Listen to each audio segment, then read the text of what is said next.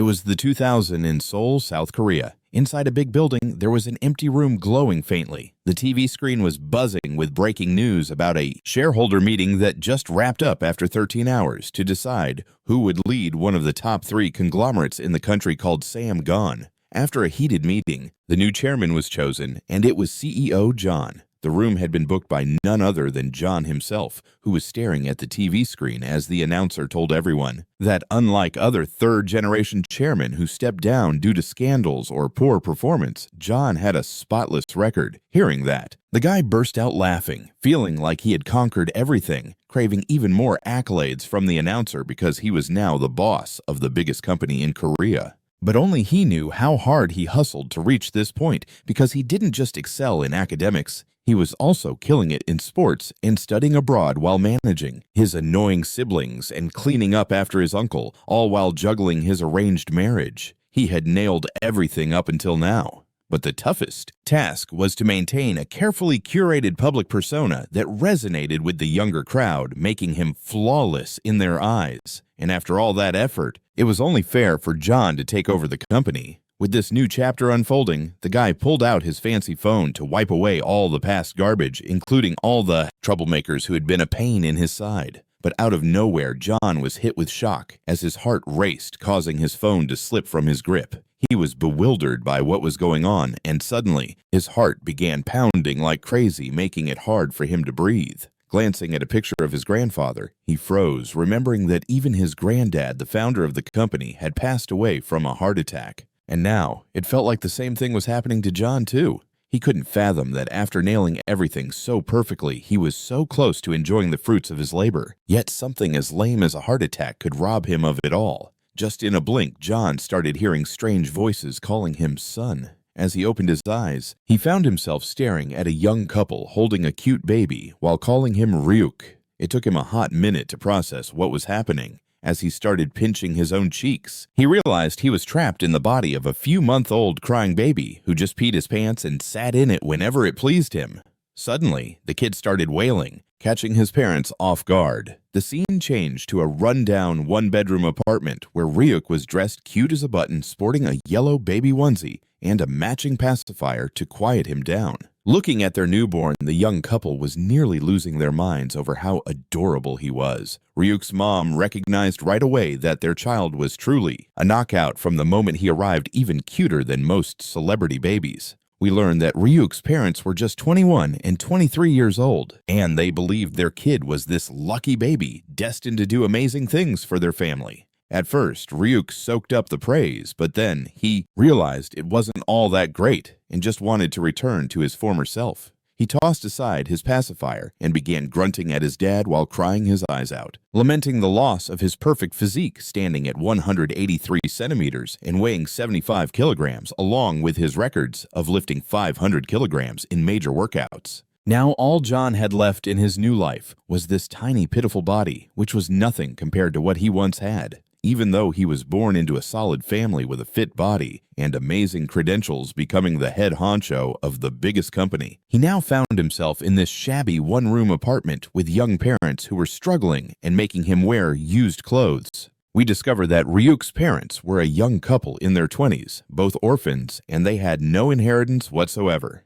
Ryuk reminisced about enjoying his favorite wine, which cost over 4 million dong a bottle. But now he was stuck with low-quality formula milk. Just then, Ryuk's mom called out to the baby, telling him it was time for a feeding. Even though Ryuk hated the milk, his baby instincts kicked in, and he started gulping it down all at once. It turns out the first instinct of a baby is that they can't resist milk, even if it's just cheap formula. Ryuk polished off the whole bottle and started burping while his mom beamed with joy that her child was eating well and being such a good boy. Watching his cuteness, his dad showered him with kisses. This grossed Ryuk out more than anything, but he knew his tiny hands were tied, and there was nothing he could do. He was still processing his previous life, collapsing on the best day of his life, and waking up as a baby, which was totally ridiculous. And that wasn't even the worst part. Adjusting to the two overly affectionate people he was living with was the hardest part, which felt super cringy to him since John had zero experience with love or what it meant to have parents. Since his biological parents were always bailing on him, leaving all the heavy lifting to little John, they kept telling him to look after his brothers and sisters. They told him it was his job as the oldest to step up. When he caught a glimpse of the mischievous face of his younger sibling, he opened his eyes again and started crying like a waterfall, even though he didn't want to. But his dad thought he was just dozing off after dinner. That was ridiculous for the kid who was baffled about how he could possibly be sleepy. But then there's this second rule. That comes into play with babies. They can't fight off sleep no matter what. So Ryuk figured he'd deal with all his worries after catching some Z's. In the meantime, Ryuk's dad decided that his mom could use some rest while he whipped up dinner. Even though she wanted to lend a hand, he insisted she just chill and catch some TV. For that, the guy turned on the old TV that was barely working, and the news blared out that Justin, the chairman of the company, got caught up in this Apple Box bribery scandal, facing allegations of bribery. Following the mess, an investigation kicked off at the prosecutor's office, and the chairman even showed up in person to help clear things up. Hearing this, Ryuk snapped his eyes open and sat straight up, eager to find out what was going down with his grandpa. This totally shocked his mom, who asked his dad if he had seen the kid wake up all of a sudden. Meanwhile, John couldn't believe his eyes. His grandpa, who had totally passed away, was alive and kicking, soaking in the chaos from his mom's scream. Ryuk's dad walked into the living room, catching sight of his son glued to the TV while the news still played, showing his grandpa giving a conference. It blew the kid's mind, and he crawled closer to the screen, flashing back to when he turned 10, remembering his grandpa ending up in court for bribing some big shots with apple boxes. Those who were scared of the growing company had bashed it as a dirty trick to bribe people, but John thought that was all just nonsense. Because if cash is power, then connections are like superpowers. Those who naively believed they could get rich just by saving cash were complete fools, which included his new parents, who were stuck in that poor mindset. But they weren't even thinking about that at all. They were just stoked their kid started crawling. Suddenly, the kid had a flashback to the day his grandpa faced the prosecutors. Young John, only 10, was pushing his grandpa's wheelchair, and it all felt like an act to win over public sympathy. But to John, it was a moment of glory the day he showed the world he was next in line to take charge of the billionaire company.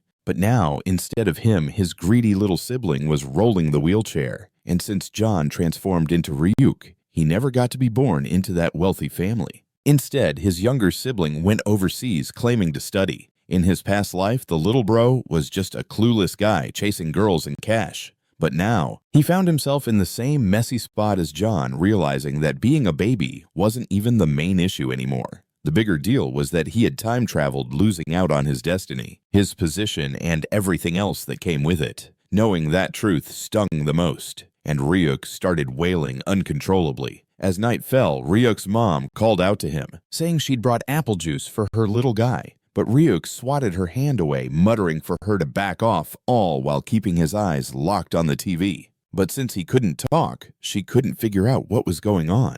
She began to worry if she was messing up how she was raising him. Just then, Ryuk's dad stepped in, telling his wife that his boss had given him some leftover meat and they were throwing a party that night. Turns out he was a chef at a pork hawk joint, so snagging some leftover food was no biggie for him. But the lady was far from thrilled, pointing at Ryuk and saying he was still glued to the TV, his entire face looking pale from not getting enough sleep. Instead of watching cartoons or anime, he was fixated on the news, which was totally not typical behavior for a kid his age. Even when Ryuk's mom tried to turn the TV off or change the channel, the baby erupted into tears. Initially, the dad thought he could handle the situation and started goofing around, telling Ryuk to stop watching TV so they could play instead. But the boy grabbed his dad's hand, shooting him a fierce glare like he was saying, "Get lost." The guy clued in he was out of his depth and sidled back over to his wife, while Ryuk kept his focus on the TV, thinking he didn't have time for this nonsense because he needed to soak up as much useful info as possible on how to return to his original body and reclaim what was rightfully his. But then the dad got angry, telling his son that he had seen enough. Since he hadn't eaten all day, he needed to chill. The lady scooped up her kid, trying to soothe him, while he cried his heart out, wanting to understand how everything was unfolding. After all, Ryuk told the grown-up to cut the TV time and play with him instead. But the kid grabbed the man's hand and shot him a fierce look, as if to say he better step aside. The guy realized he'd lost the battle and went back to his wife, while Ryuk turned his attention to the TV. He thought he didn't have time for this nonsense since he had to gather all the info he could about getting back to his original self and reclaiming what was his. Now the man was getting ticked off at his son saying enough was enough. He hadn't eaten all day and needed some rest. The lady picked up her kid and tried to calm him down while he was crying hard, wanting to know what was going on. All this commotion was driving Ryuk nuts as all he ever got to sip on was formula milk. But then out of nowhere, the boy noticed two heavy metal bars tumbling down at the construction site. Before he could even blink, they crashed down onto his mom, seriously hurting her while she clutched her baby, trying with all her strength to save him. The hard work he put in to snag his spot as the new hire made him feel like he might lose everything to someone like his little sibling, and he just wanted to reclaim his place. Not really knowing why the little kid was crying, his mom started gently patting his back, trying to lull him to sleep, telling him she'd turn on the TV tomorrow so he could binge-watch whatever he wanted. Suddenly, the baby started to drift off, questioning why he felt so clueless, and why his feelings were all over the place, struggling to form even a single thought. But whenever the woman in front of him patted his back, he felt relaxed and unknowingly nodded off. Now Ryuk was out like a light, looking all cute like a little baby. Both parents were now freaking out, wondering why their kid was acting so strangely all of a sudden. His mom was really scared since Ryuk was almost 1 year old and still hadn't uttered a single word. He was always glued to the news, and she worried she might be messing up as a parent, showing she might be a bit too proud. Ryuk's dad noticed how stressed his wife was while hugging her, and the baby telling her she was doing everything like a pro, and even if she slipped up a little, the love she had for their kid was real, and that was what really mattered. He believed Ryuk would grow up to do amazing things, and they just had to keep believing in him. A few days later, the boy was totally wiped out, realizing that watching TV all day was pointless. After soaking in news for days, he faced all kinds of distractions. Even when he pretended to be asleep, he'd secretly keep watching the news, sulking at his parents for letting him watch it. Yet still, he hadn't learned anything useful. Life kept going on like nothing happened, but he was stuck in a baby's body, feeling low on energy and always craving food. Meanwhile, his mom was shocked, wondering why her kid wasn't watching the news today. She figured they should go for a walk to get some fresh air while she grabbed a few snacks at the market, and then they could check out some pretty flowers on their way back since the weather was so nice. Even Ryuk started looking around, amazed by the tiniest things, even though he knew he'd seen them before. But suddenly, a woman's voice caught his ear. As he turned, he noticed his mom chatting with the landlady, who mentioned she had some work in the morning, so she was heading out a bit later to grab veggies. The landlady was a chill woman with a calm demeanor and super long eyelashes. While Ryuk's mom wished her a good day and carried on, Ryuk couldn't wrap his head around how the building owner was such a young woman, but he figured it was no big deal as they both went shopping. As the scene shifted to an old construction site, Ryuk's mom was all smiles now that they had hit the marketplace because the bean sprouts there were dirt cheap. Thanks to the sale, she decided to whip up some fresh bean sprout soup for her husband. All this excitement was getting on Ryuk's nerves because all he ever got was formula milk. But then he noticed two heavy metal bars starting to drop at the construction site. Before he could react, they crashed down onto his mom, seriously injuring her as she desperately tried to shield her baby. As the dust cleared, the baby could hear his landlady urging his mom to hang in there while she grabbed her phone to call for an ambulance. But the injuries were severe, and she was fading, whispering to her son that she'd protect him no matter what. Ryuk was shaking, unable to process what was happening, wondering if his mom would leave him before he even grew up. The scene then shifts to the local emergency room, where construction workers were yelling at a nurse that they had an emergency patient. One of the workers told the doctor that the lady had suffered a head injury from falling debris at the construction site, and they jumped into action to start surgery right away. The doctor looked over the report, shocked at what he saw. We don't find out what it is, but soon enough, the lady opened her eyes, looking around and realizing her husband was right there. The guy was so worried that he instantly grabbed her, asking how she was doing. But Ryuk's mom didn't care about anything except her baby asking where he was. The man was a bit taken aback that she was so indifferent to him, reassuring her that Ryuk was right there beside her, crying his heart out for his mom. He thanked his wife for keeping their kid safe and sound, but he was really freaked out seeing her get hurt. The lady quickly hugged Ryuk, telling him there was nothing to worry about, but she knew the little guy must be scared, thinking his mom was seriously hurt. She held him tight, looking at him with love, feeling relieved that nothing bad had happened to him at all. After checking on his mom, Ryuk started crying again, wrapping his arms around her and refusing to let go. As the scene shifted again, a man appeared behind the arrogant woman, asking what all the noise was about and why they were messing up the vibe. Once she turned around, everything was falling right into place according to his brilliant scheme. In the last scene, when they were both standing together, he shared an incredible tip with the kid who was feeling the heat from his mom. Ryuk told Lee that if he pushed back with everything he had whenever Lim approached, he'd get to go home sooner. At first, even Ryuk couldn't believe how easy it was to chat with a baby. But then he thought maybe that was because he was a baby too. Somehow he managed to bond with another one. His mom was going to kick the bucket before he even got older. As we cut to the local emergency room, construction workers were yelling at the nurse about a patient who needed immediate help. One of the workers told the doctor that a woman got her head bashed in by some falling stuff at the site, and the team jumped straight into action to perform surgery. The doctor was stunned when he looked at the report. We don't find out what it said, but after a while, the woman finally opened her eyes, glancing around and realizing her husband was right there. He was freaking out, grabbing her and checking if she was okay. But all Ryuk's mom could think about was her baby wondering where he was. The guy was thrown off that she was more worried about the kid than him, so he pointed out that Ryuk was right next to her blanket, crying his eyes out for his mom. He thanked his wife for keeping their child safe, but honestly, he was scared to death seeing her hurt.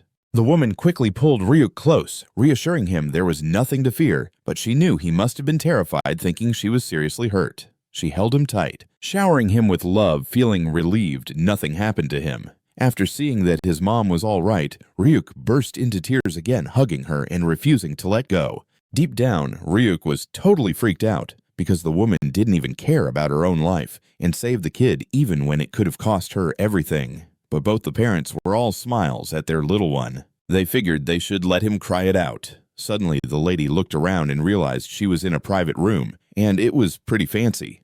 Hearing that, the guy started blushing, trying to play it cool, even though the lady knew her health wasn't that bad. Her husband had told her she definitely needed to chill, especially since there were moments when they had to be super cautious. Just then, a stunning surprise dropped. Ryuk's mom was pregnant again, carrying Ryuk's little sibling. With this news, the lady felt both overjoyed and stunned, but the guy told her to just focus on recovering and being cozy for a week. He leaned in to kiss her forehead and said goodbye. Their sweet moment got interrupted by the nurse, who reminded the guy that visiting hours were almost up. Ryuk's dad quickly pulled away from his wife, telling the nurse he'd be out in no time. He promised the lady he'd come back the next day and gently took their son from her arms, even though the little guy didn't want to leave because he wanted his mom to rest without interruptions. As the scene changed, we saw both dad and son making their way home. But even though there was a bus service close to their house, the guy didn't have enough cash for a ticket.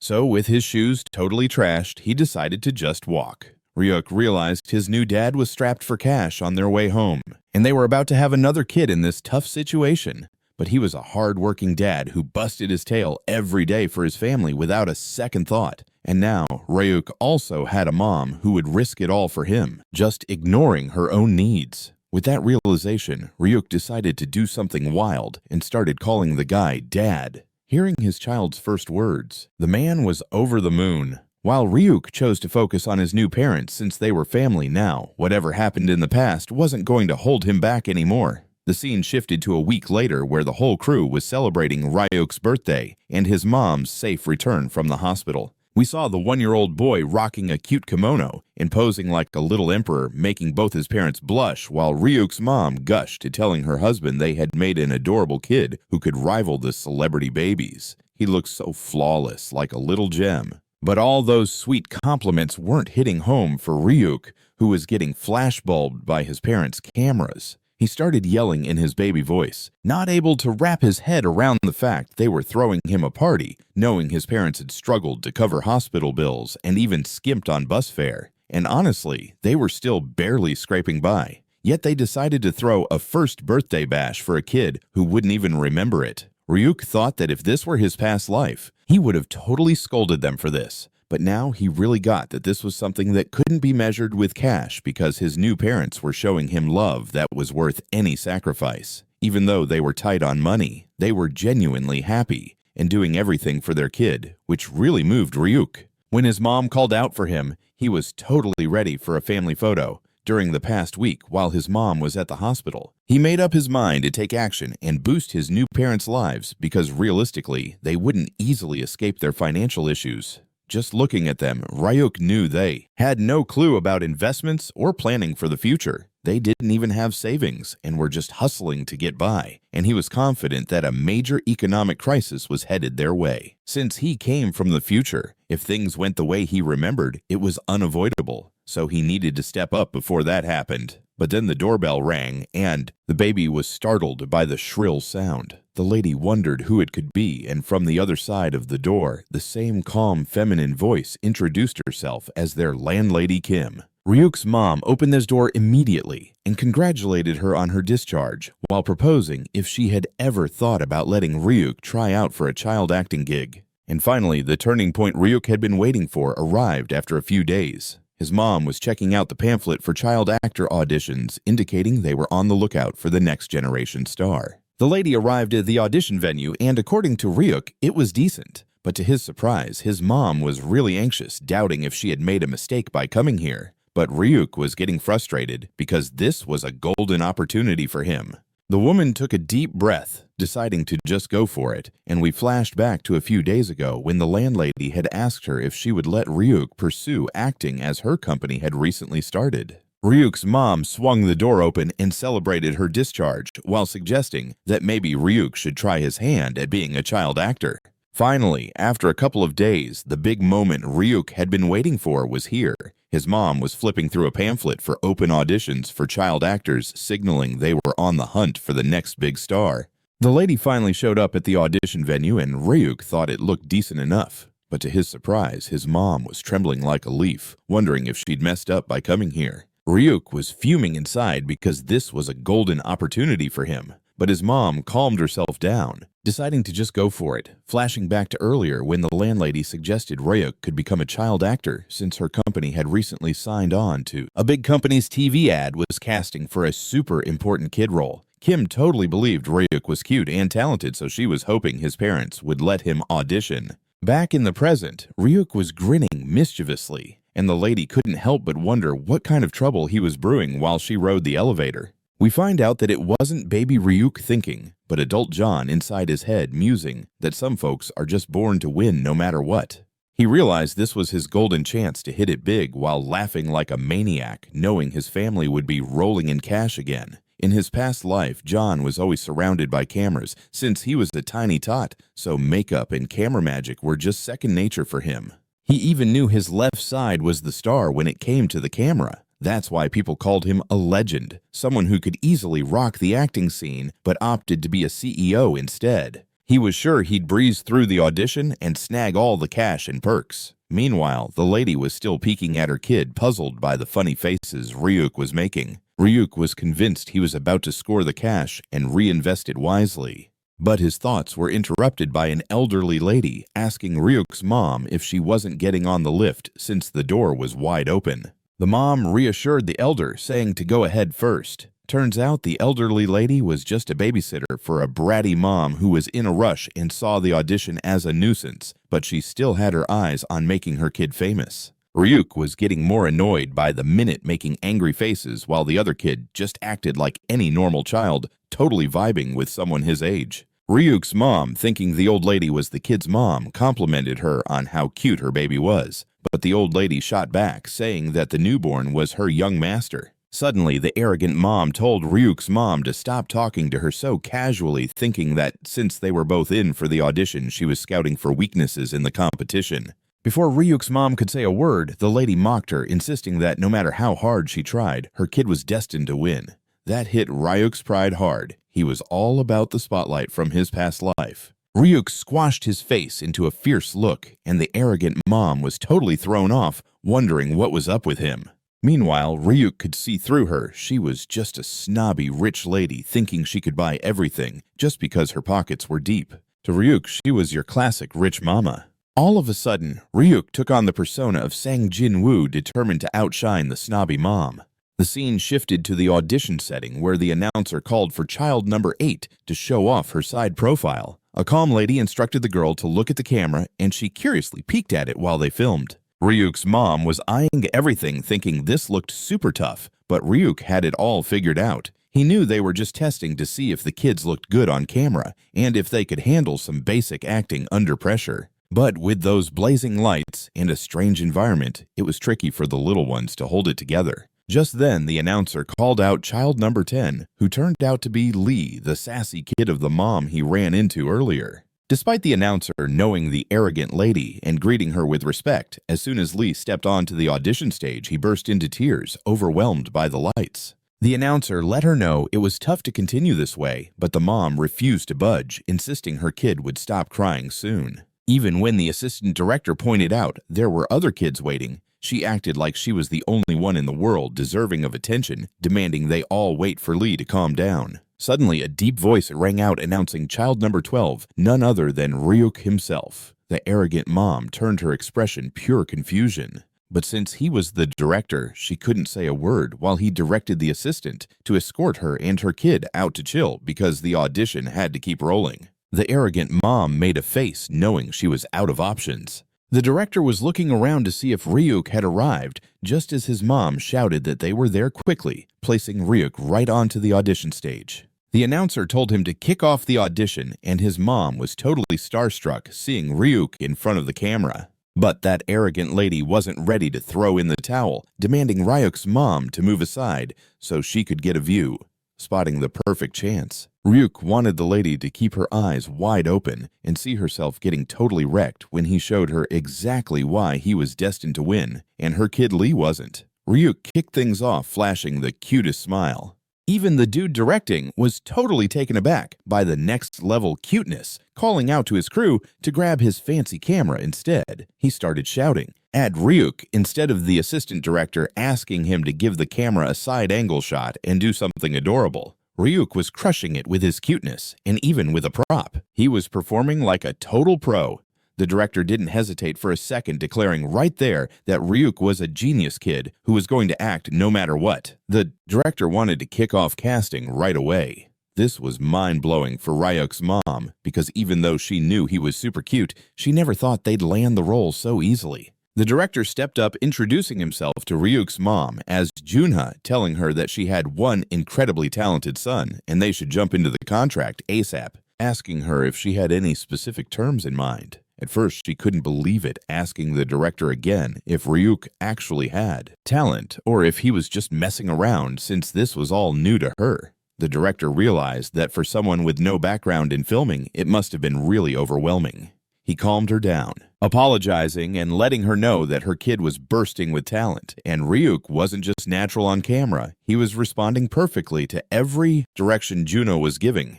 It felt like Ryuk was soaking in every word the director said. But we all know, along with Ryuk, that it was definitely true.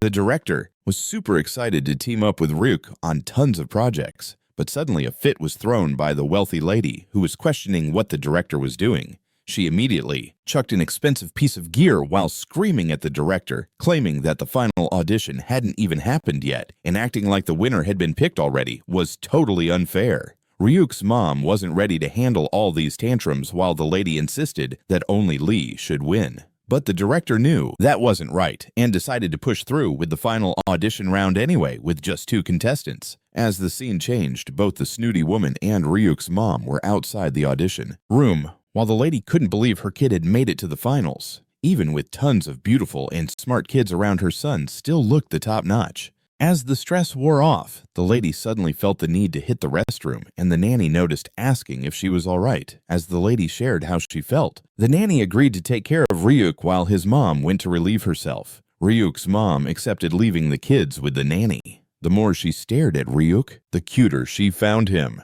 But this was overheard by the arrogant lady who was not about to take a single compliment about Ryuk, immediately telling the nanny off for comparing Lee to a total nobody and rudely asking if she wanted to get fired, claiming that if she thought Ryuk was that cute, she should just raise him instead of Lee. How charming she thought the kid was. But of course, an arrogant woman who couldn't handle anyone praising Ryuk overheard and started scolding the nanny for even saying it. Even when the old lady tried apologizing repeatedly, saying it was just a slip, the snooty lady wouldn't listen. Ryuk was not happy with the lady's tone, wanting to smack her if he had the strength to do it. Meanwhile, the assistant director stepped out of the room, and the lady got even angrier upon seeing her, telling her that since Ryuk's mom wasn't around, no matter how many times the old lady insisted it was just a misunderstanding, the snob wouldn't listen. Ryuk was so irked by her tone that he wanted to slap her. She could talk however she wanted, but Ryuk caught every single word and learned that Lee had entered the audition just for kicks. It wasn't fair for him to compete against some random kid since Lee was already guaranteed to win the commercial. This knocked him for a loop as he realized it was totally corrupt, with the model already chosen before the auditions, and the whole thing was just a front to make it seem fair. The rich lady wanted to give her kid a grand debut, using the other kids as extra props, compete against some random kid because Lee was already a shoo-in for the commercial. The child was shocked, realizing it was a classic case of corruption, where the model was already while selling dreams to their parents. It was nothing but a rigged scam all around. As the lady spilled all this out loud, the assistant director urged her to chill, because if the director caught wind of it, showing delusions to their parents, it was nothing but a rigged scam all around. While the lady was spilling the tea on everything, the assistant director urged her to take it easy, because if the director found out, it would lead to big trouble. But the lady was not about to back down, telling the assistant director that the man had no idea who her family was. And since the higher-ups had already made the decision, a mere director was nothing to play with. But the assistant director knew this guy had racked up a ton of awards abroad, and even the higher-ups couldn't control him completely. A mere director couldn't change a thing, but the assistant director knew that the director had won awards abroad, and even the higher-ups couldn't completely override him. For everything to run smoothly, they had to keep this under wraps from the director as much as possible. Out of nowhere, a question hit Ryuk hard as the assistant director asked the snooty lady if she had prepared for the final audition, and she fired back that they even hired a private tutor for practice. This was too much for Ryuk, who got mad at the sheer nerve of the rich lady, saying all the exact lines that the kid would have to say inside. As the session went on, Ryuk started grinning mischievously because he finally knew what he had to say. When the scene shifted back to the audition room, the director announced that they were about to kick off the final audition, and the baby who could effortlessly deliver the lines and perform would take home the win.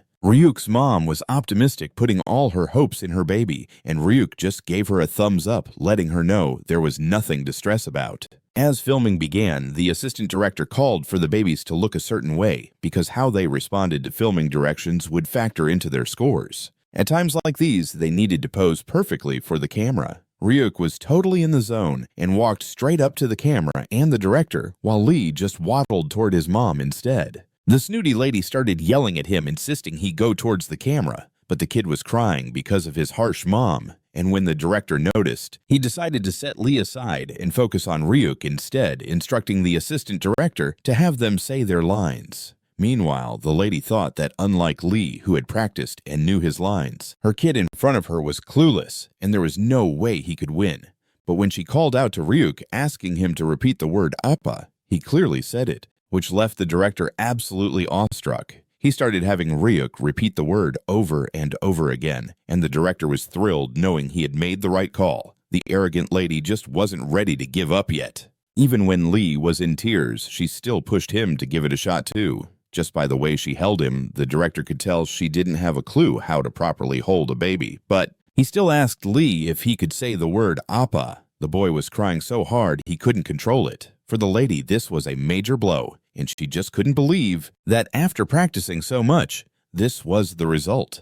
The director quickly caught on to something, and as he started to piece it together, the assistant director wrapped up the audition and told everyone to head home. Ryuk was feeling confident that victory was his, but when the results day rolled around, both Ryuk's mom and the baby went pale after reading the announcement that the winner of the final audition was none other than Lee. Ryuk's mom sensed something was off because Ryuk had clearly outperformed the crying kid who only whined, and he was the one that should have taken home the victory. But the assistant director was already swimming in bribe money and was just trying to soothe the lady instead of giving her the real deal. Suddenly, the arrogant lady strutted over to Ryuk's mom, telling her that just being cute doesn't make someone a kid actor, and that aiming for a win based solely on cuteness was just plain dumb. The lady was actually enjoying deceiving Ryuk's mom, thinking she had put the poor woman in her place. But she still wasn't done, telling Ryuk that for a lower-class kid, second place wasn't half bad. Ryuk's mom was not about to listen to her talking smack about her kid grabbing his ears and yelling at the arrogant lady. But the lady was soaking up every moment of it, turning away and strutting off from the shoot. Ryuk's mom couldn't wrap her head around how one woman could say such awful things about another woman's child right in front of him. But Ryuk was unfazed. He grabbed onto his mom's shirt, trying to get her to chill because everything was going precisely as he had planned. If his calculations were correct, something epic was about to go down. A huge grin spread across Ryuk's face as he heard footsteps and a familiar deep voice that stopped his mom in her tracks. It was none other than the director who wanted to have a chat with the lady. We flash back to when Ryuk realized Lee had already been chosen as the winner. So he completely reworked his strategy since he had seen this kind of corruption once or twice in his past life. He knew you can't beat money when it comes to winning, and there's no need to get caught up in a fight you can't win. So, as a savvy businessman, Ryuk figured he should aim higher and focus on building connections instead of chasing quick cash. This plan was the outcome of that thinking as the director started panting and pulled Ryuk's mom aside for a discussion. The guy was stunned to find out that the audition was rigged from the top down, and he started patting the baby's head, telling him that he had unintentionally made the child witness something ugly. But Ryuk was growing weary of all the small talk. He wanted the director to get straight to the point. Finally, the director offered Ryuk a spot in a commercial shoot in a week. And this was exactly what the baby had been waiting for because he wasn't looking for a one-time commercial gig. He wanted a steady paycheck. Flashing to a flowchart in the baby's mind, the plan started with impressing the director and then landing constant child acting roles from him to become a child star, ultimately leading him to riches.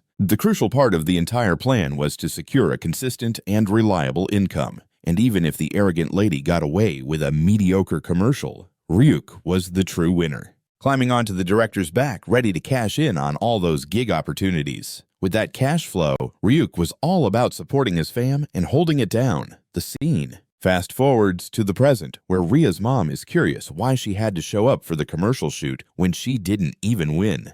The director chimed in saying they always have one or two backup models for baby commercials since they can be super moody and won't perform when they're not feeling it. Honestly, the director was pretty skeptical about the winners because all the kids did was cry nonstop. Out of nowhere, he bent down in front of Ria's mom, pleading for her help just this once so he wouldn't lose the project. But the mom was just worried about her kid wondering if it was even safe for him.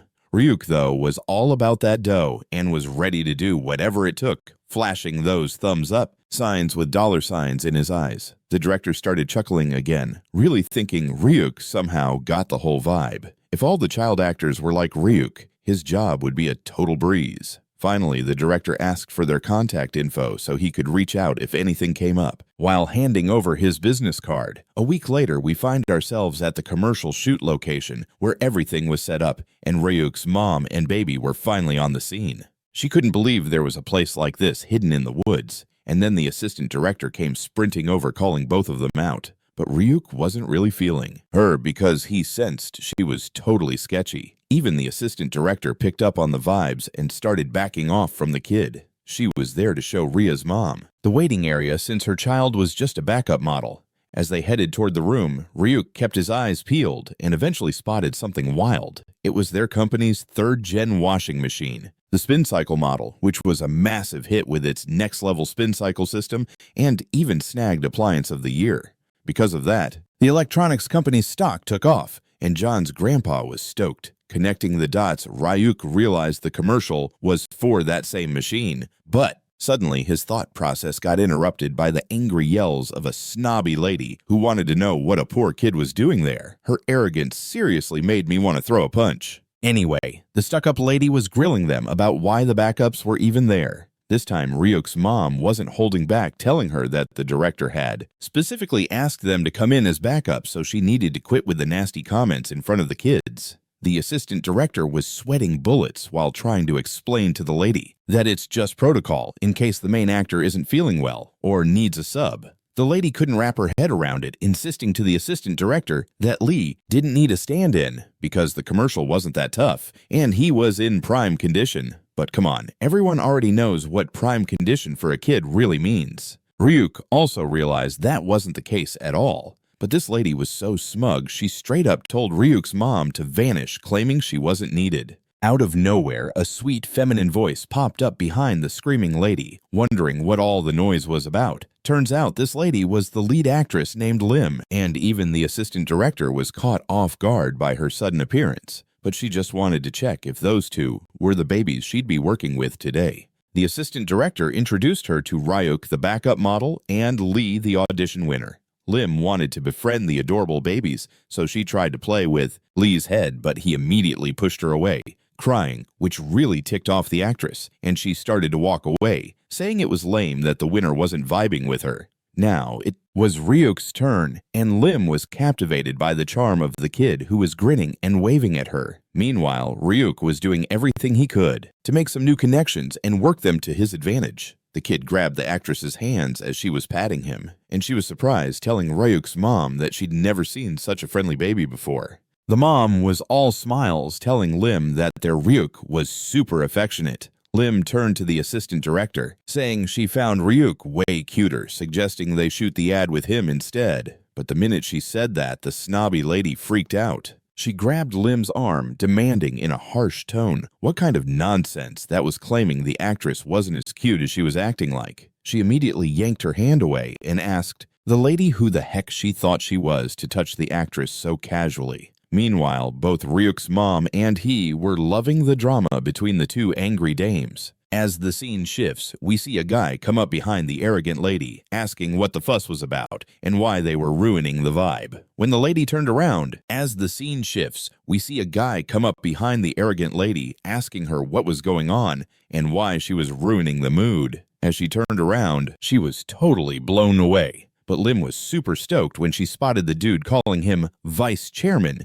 curious about what brought him to the scene. The man told the actress there was no way he was missing this gig since they were filming an ad for their new product. Meanwhile, Ryuk was sweating bullets, staring at the guy. It dawned on him that this was none other than his father from his past life, Hyung, who also happened to be the vice chairman of the company. Ryuk started, recalling that his past dad wasn't as big as his grandpa, but he was still a competent vice chairman leading the company's overhaul during tough times. He was known as a future-focused exec for his generous investments in niche markets and was featured in many magazines as the next big thing. He was definitely a skilled and successful vice chairman, but as a man, husband, and dad, total fail. With endless cash to blow, he had tons of mistresses. When John hit the age of 10, he met a special one, the 9th mistress his dad had. Yep, you guessed it. It was actress Lim herself. Fast forward to now. Lim turned to the vice chairman, telling him that the kids they were filming with were the ones on set, but she liked Ryuk way more because he seemed like a smart kid. The chairman heard that and started walking toward the boy, greeting him with a fake smile. But before he could get any closer, one of his subordinates interrupted, reminding him it was about time to head inside. Realizing he had more important stuff to deal with, he decided to leave, even though the ad was crucial. But the guy turned back, eyeing the sassy lady and telling her he was counting on her for the shoot. This sent a chill down her spine, and she bowed, promising to put in the effort for him. Ryuk was pretty intrigued because even though this lady was loaded, it was tough for her to brush off the vice chairman due to his clout and rep, which intimidated all their competition. Ryuk knew his past dad could be a player chasing after multiple women, but when it came down to business, he was a charming corporate leader, no doubt about it. The man gave Ryuk a playful pat on the head and told him to do his best as he turned and walked away. Even though Ryuk felt a bit nostalgic for his dad, he understood he was charting a whole new life different from his last one. Now he actually had a real family, and he was keen to protect them with all his heart. Someday, he was convinced he'd build a company that would outshine what his father and grandfather had, and they'd face off as competitors. Once that chat wrapped up, the assistant director called everyone over, letting them know they were kicking off the shoot, and the director would arrive soon. She wanted everyone on deck and the child actors ready, while Lee's nanny and Ria's mom lined up. Finally, the baby was prepped, pushing aside all thoughts of his past and focusing on what mattered right now. Ryuk started transforming back into son Jin-woo, gearing up to crush his rivals. As the scene changed, the director explained the ad's concept, telling both the actress and the child that in a beautiful forest cabin, a mother and her baby would be doing laundry. Whenever the mom washed Dad's sweat-stained white shirt, it was stinky and filthy, even after a bunch of wash cycles. So the lady tried out this new spin cycle washer, and the baby cutely hugged her while smelling Dad's fresh shirt, calling out for him right after. The final scene showed both the actress and the child super happy about the product. Listening to this, Ryuk remembered in his past life. The commercial was a mega hit and snagged the advertising award for the year thanks to its top-notch planning. And the kid actor in it skyrocketed to fame, even scoring the Child Actor of the Year title. So that ad should have been his not-some-arrogant rich kid. As the scene shifted, we saw Lim getting really annoyed by the baby who was constantly crying and not saying a single word. She started yelling at his mom, demanding to know what was up with Lee since he kept throwing punches at people who got close. Even Ryuk's mom was puzzled, wondering why the kid was suddenly acting out when he was usually so chill. Hearing this, Ryuk smirked devilishly and told everyone eavesdropping on this that everything was unfolding according to his master plan. In the final scene, when they were standing next to each other, he gave the kid a genius tip. Ryuk told Lee that if he fought back hard every time Lim got close, he'd be able to head home early. At first, even Ryuk couldn't believe how easily he was communicating with a baby, but then he figured maybe it was because he was just a baby too. Somehow, he found a way to connect with another little one. After all the chaos went wild, the director immediately announced they were shifting to the backup actor instead. But that didn't sit right with the rich lady who kept on. Everything was going just as he had planned. In the last scene, when they were both standing together, he dropped a genius tip to the kid who was dealing with his mom's pressure. Ryuk told Lee that if he pushed back hard whenever Lim came near him, he could wrap this up and head home sooner. At first, even Ryuk couldn't believe he could connect with a baby so easily. But then he figured maybe it was because he was a kid too. Somehow he made it work with the other baby. After all the drama was getting way out of line, the director quickly announced they were switching to the backup actor instead. This didn't sit well with the wealthy lady who wouldn't stop. Bringing up how her kid totally nailed the audition, the director was seriously losing it, telling her they'd been stuck for like an hour and the kid just wouldn't listen, no matter what. He smacked the actress's face, which was bugging her too, and if the lady ended up getting hurt, they would have to put the ad on hold, which they really didn't want to do and couldn't afford. Hearing that, she started flexing her rich girl vibes, pulling out her bulky phone and calling someone important, letting the director know that the chairman of their company totally adores his grandkid and would do anything for him. She started yelling that she was going to call all the big wigs and have them all replaced, since they wouldn't get any gigs moving forward. The lady's temper was seriously blowing up, and she must have been annoying everyone nearby.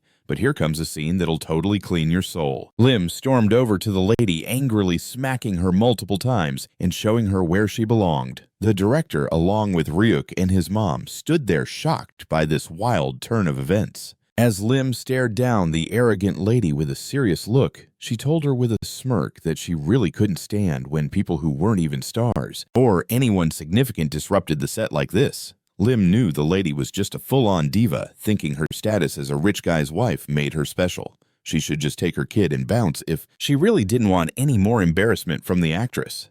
After saying this, the actress snapped back to her usual self. Meanwhile, Ryuk was loving the fact that the arrogant lady got slapped around something he would have done himself. The actress turned to the director, telling him to roll again, and this time they'd be shooting with none other than Ryuk, the actual winner. The director jumped right into action, telling Rio and the crew to get ready again, while the arrogant lady was totally crushed. Unable to believe the actress pushed her kid aside to film with this nobody instead. She was completely losing it, questioning what a low-class kid like Ryuk could even do. Ryuk's mom couldn't handle all the insults, pulling her kid close and telling him to ignore everything. According to the arrogant lady, the shoot was bound to be a total flop, but Ryuk was over all of this drama. He knew that the camera and its red light haunted him from his past life, and all the reporters wanted him to gaze into their cameras and throw out some words for their shareholders. But for Ryuk, Nailing a confident performance in front of the camera was one of his secret weapons.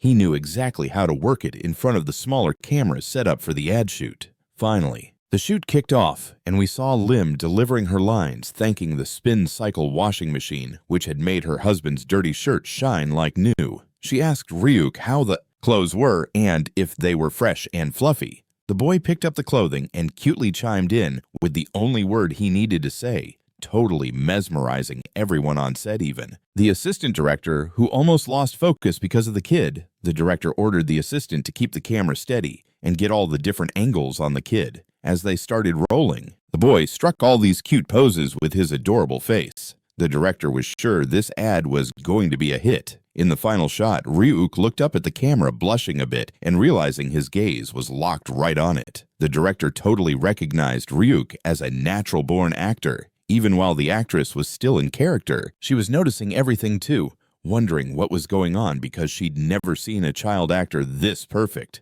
The lady went blank on set, and the assistant director slowly called out for her to deliver her next lines. She snapped back to reality, realizing she had an ad to shoot, and looked over at Ryuk with a smile, telling everyone on camera that even her kid loved fresh and clean laundry. They started waving their hands in the air, striking a happy pose, wrapping up the ad by telling everyone to trust the spin cycle washing machine for spotless clothes, and that they should try it out now. The advertisement closed with the smiling faces of both the lady and the kid, and the director knew right away it was perfect. Everyone was thrilled with how the shoot turned out, and it was already evening. But the drama wasn't over yet, because the lady stormed back onto the set still in disbelief that just because Ryuk acted a little cute, they were going to roll with him as the main model instead of Lee the winner. The director was totally unfazed by her tantrums, telling her that since Lee couldn't even film properly, this was what they had to do.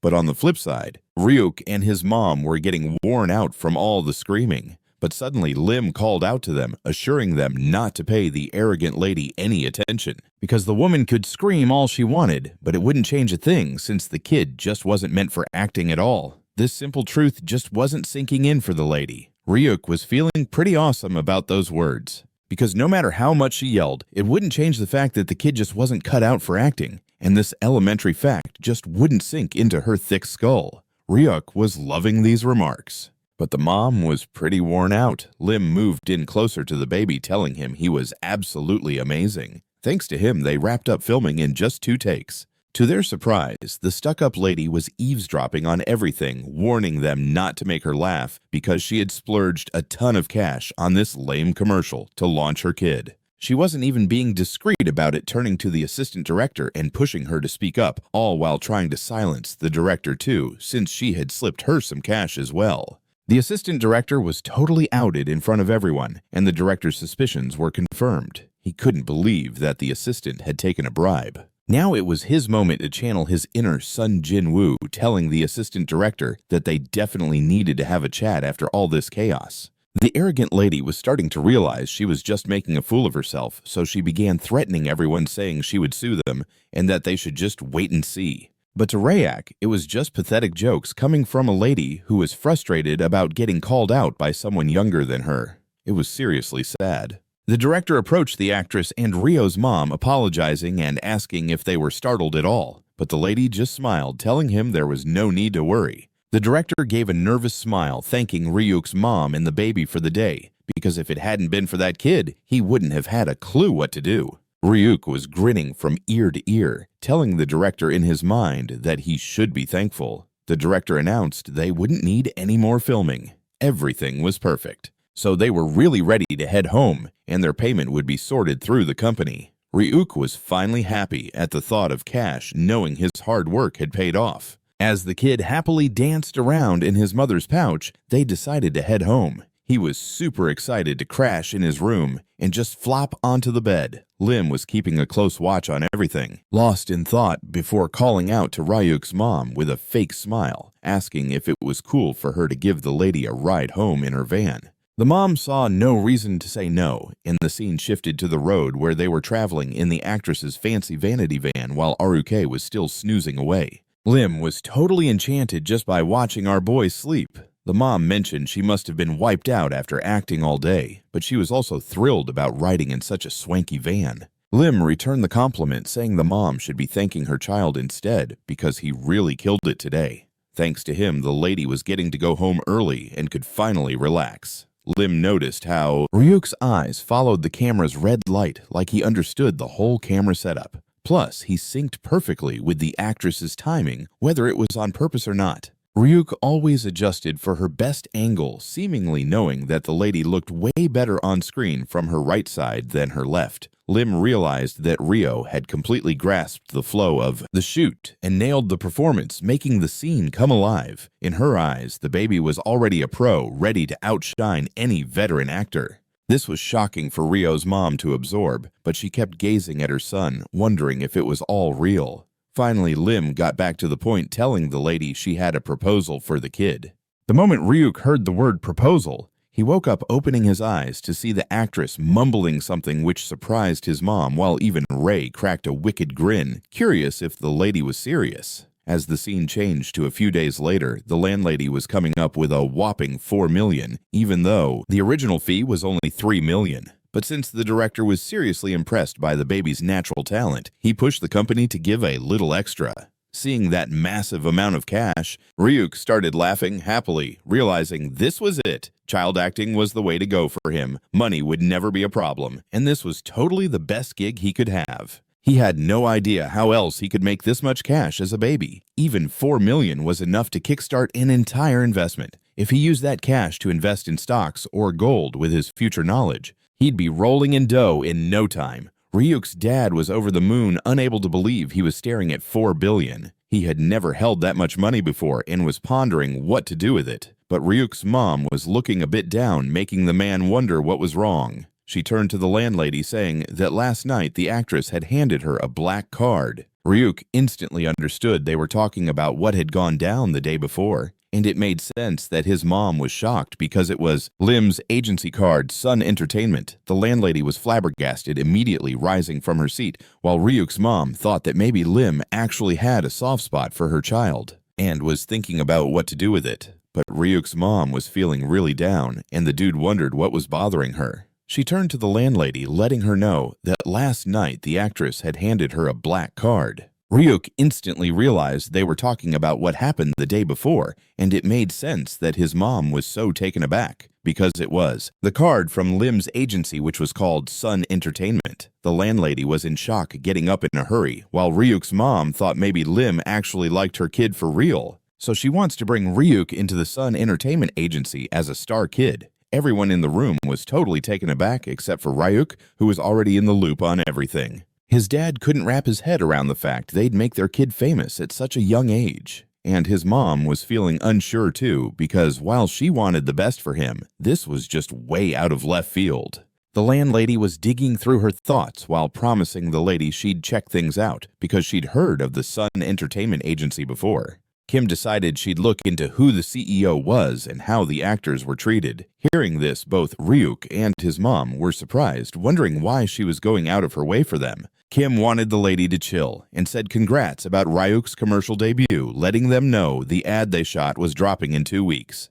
With a ton of stuff to handle, Kim decided it was time to bounce. But as the lady headed to her room, Ryuk's mom stopped her, asking her to hang on a sec. Kim thought maybe the lady was still feeling a bit off, but the mom went straight to the point, asking why she was helping them so much. She realized Kim was the one who recognized Ryuk's talent and was always there for them, even just as their landlady. But Kim kept her cool and told Ryuk's mom she just wanted to support them. We learned that Kim had a rough upbringing, making do with little. She saved up every penny on food and clothes to buy this place. Then, when she decided to rent it out, Ryuk's parents moved in, a young couple hustling together, which really inspired the landlady. So she made up her mind to root for them, no matter what. In the end, this led Kim to be a bit nosy. But honestly, Ryuk's mom shouldn't feel pressured at all. All this info left Ryuk's mom totally stunned, and she suddenly asked the landlady if she could call her sister. Kim was caught off guard by this surprise revelation, while the lady explained she wanted to call her sister to feel more like family because she wanted to give back to someone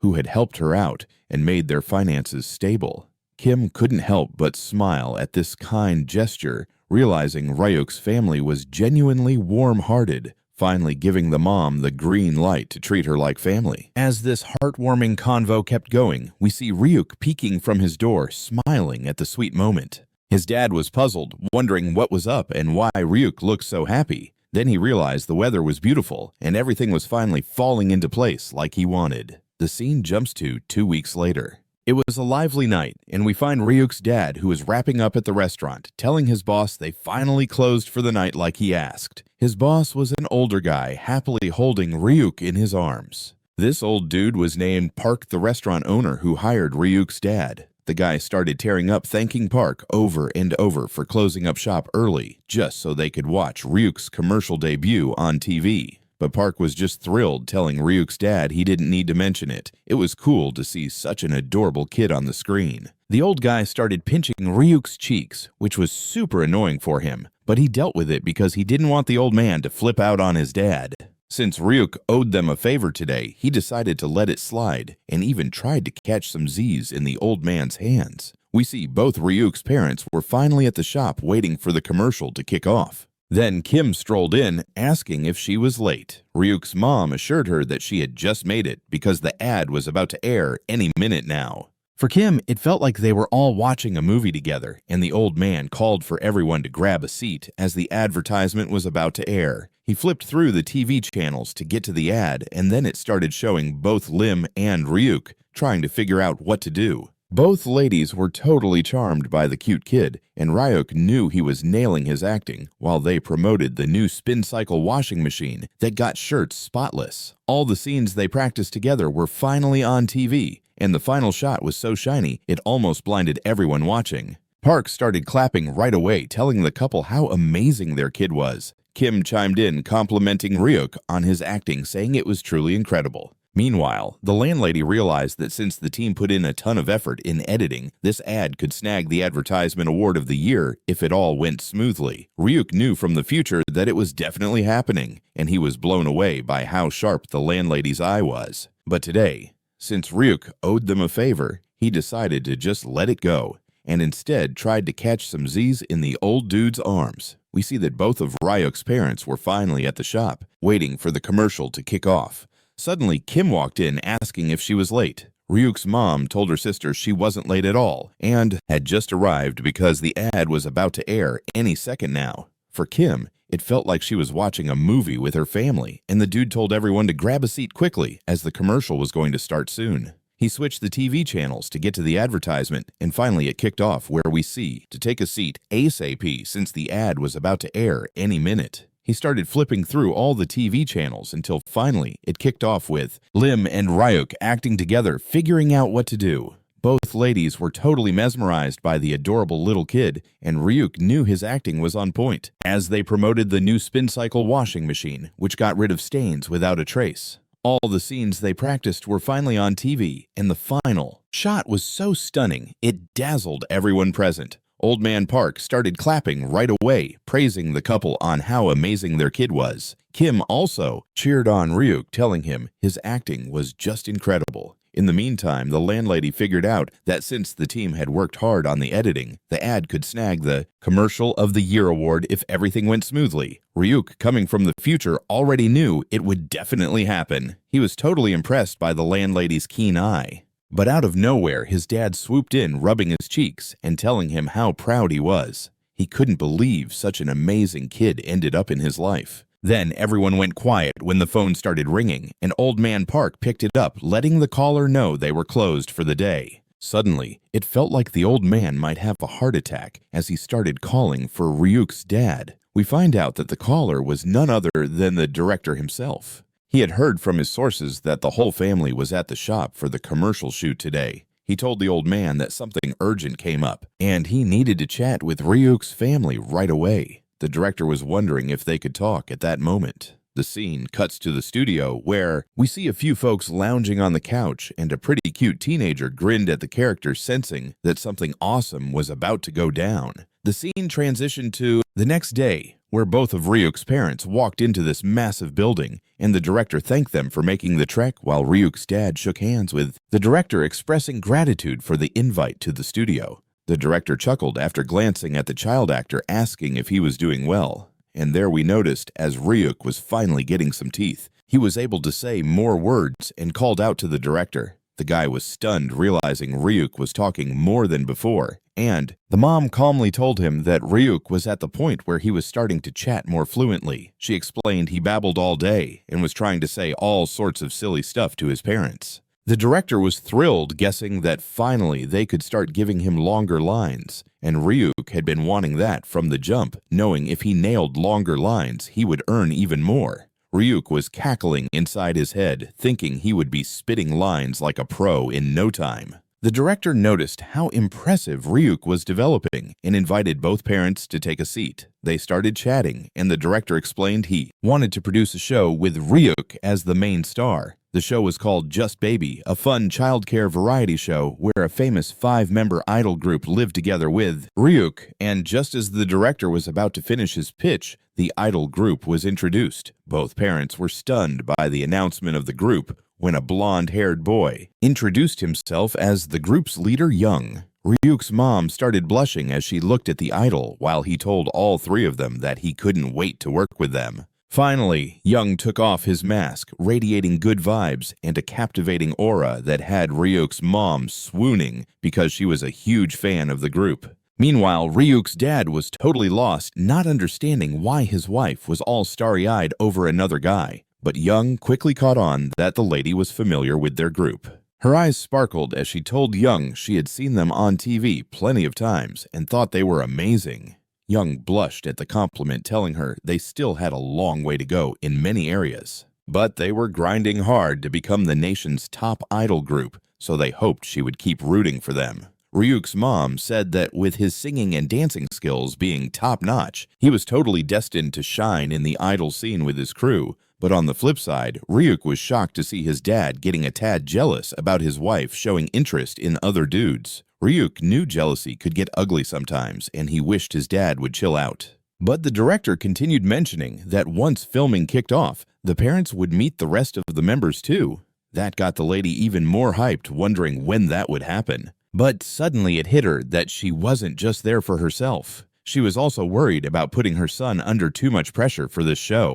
Ryuk was really touched by this, thinking he would never forget that his mom picked him over her favorite idol. The director was feeling a bit concerned too, but he believed Ryuk was the secret sauce to this show's success. The director knew Ryuk was already picking up conversations and showed great expressiveness with intense camera focus, which felt so natural. So he couldn't picture anyone else as the star of Just Baby. He asked Ryuk how he felt about doing the show, and Ryuk was already lighting up with a huge grin because he remembered he had watched the show in his past life. It was this unique mashup of a baby and an idol group that instantly hooked viewers with its original concept. Everyone loves adorable babies, and that's a fact. Folks were totally supporting the idols dealing with childcare struggles, and people of all ages were happily tuning in, reflecting on their own challenges of raising kids. And Ryuk was already grinning at the director, feeling pretty happy because he knew he had to deliver, since he recalled watching the show in his past life.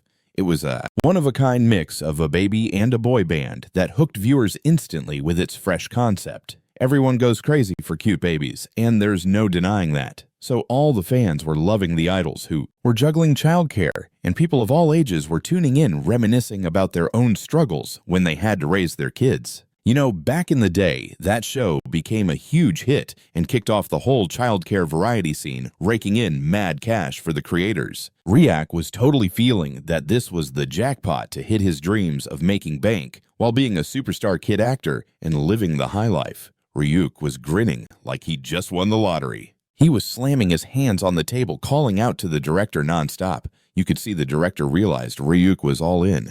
Still, his dad had some serious worries, telling the director that if Ryuk kept showing up on TV, he might grow up way different than normal kids. The dude wanted Ryuk to have a regular childhood, filled with family love, not just chasing fame and cash for his folks. The director was thrown for a loop, trying to figure out how to get through to him. But out of nowhere, Young spoke up, letting the guy know he got where he was coming from. We find out that Young, also a child actor, knew that being on TV meant living under constant scrutiny, but honestly, he'd never regretted it since he had mad skills in showbiz and was thriving as an idol. He wanted the dad to trust his kid, saying if Ryuk ever said he was done with it, they could totally step back without any hassle. The director jumped in, giving the guy some pep talk, saying he should let a child with star power shine so he could become the next big deal. The dad started to look at his kid, realizing he was more talented and charming than anyone else around. If Ryuk was destined to rise and shine, then who was he to hold him back? Eventually, the dad came around, and everyone started celebrating as he shook hands, with the director asking him to take care of his kid. The meeting wrapped up, and Young was over the moon,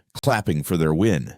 This is how they got the first childcare reality show Just Baby off the ground, prepping for the first shoot and meeting. Everyone was busy signing contracts and doing concept shoots for the cameras. Finally, the big day arrived. It was showtime. We found ourselves in a studio with cameras all over the place. The whole team of teens was finally in the studio, ready to introduce themselves as the future of entertainment. They went one by one on TV. First up was the leader Young, followed by the second member Lucas. Then came the third with pink hair. Yoon the fourth was Seon, and last but not least was Michael, rocking that devilish grin. They all gave a warm welcome to Ryuk's parents, and his mom was totally hyped, starstruck by the idol group she always watched. The whole crew was ready to roll and excited to team up with them. Yoon made a beeline for the lady, grabbing her hand and asking if she was a fan. She was totally enchanted. As you can imagine, Dad was about to blow a gasket while Ryuk just grinned, watching his funny reactions.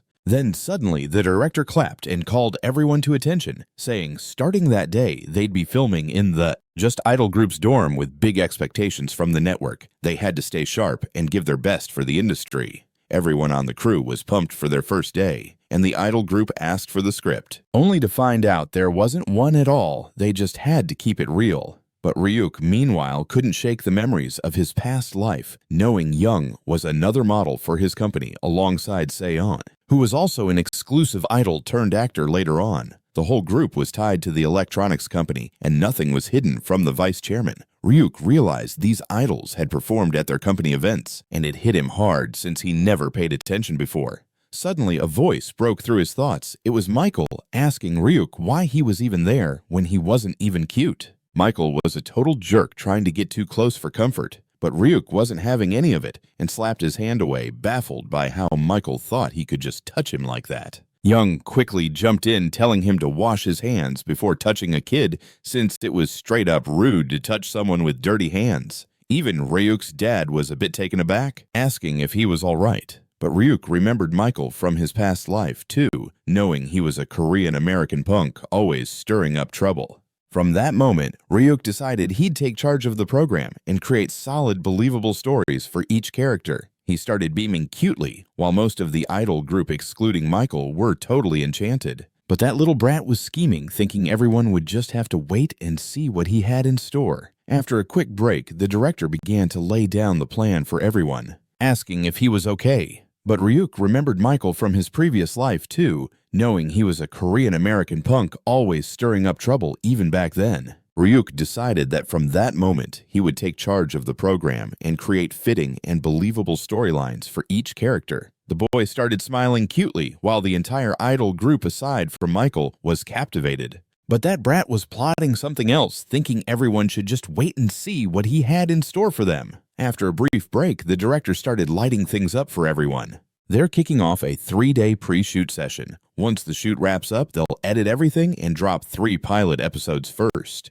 Depending on how the audience vibes with it, they'll decide whether to go ahead with the full series. During the day, the director made the call to keep filming regularly. Then at night, the crew would switch it up, rolling with observation cameras instead. And Ryuk's parents were set up at a nearby hotel for easy access, so if anything pops up, they can be reached without fuss. The director turned back to the parents, reassuring them that even if leaving Ryuk with the director felt sketchy, they should totally trust the idol group and him to look after the little one with care. The entire idol group even jumped in, smiling and telling the couple to just relax and let them handle everything. Finally, it was go time and they kicked off the filming.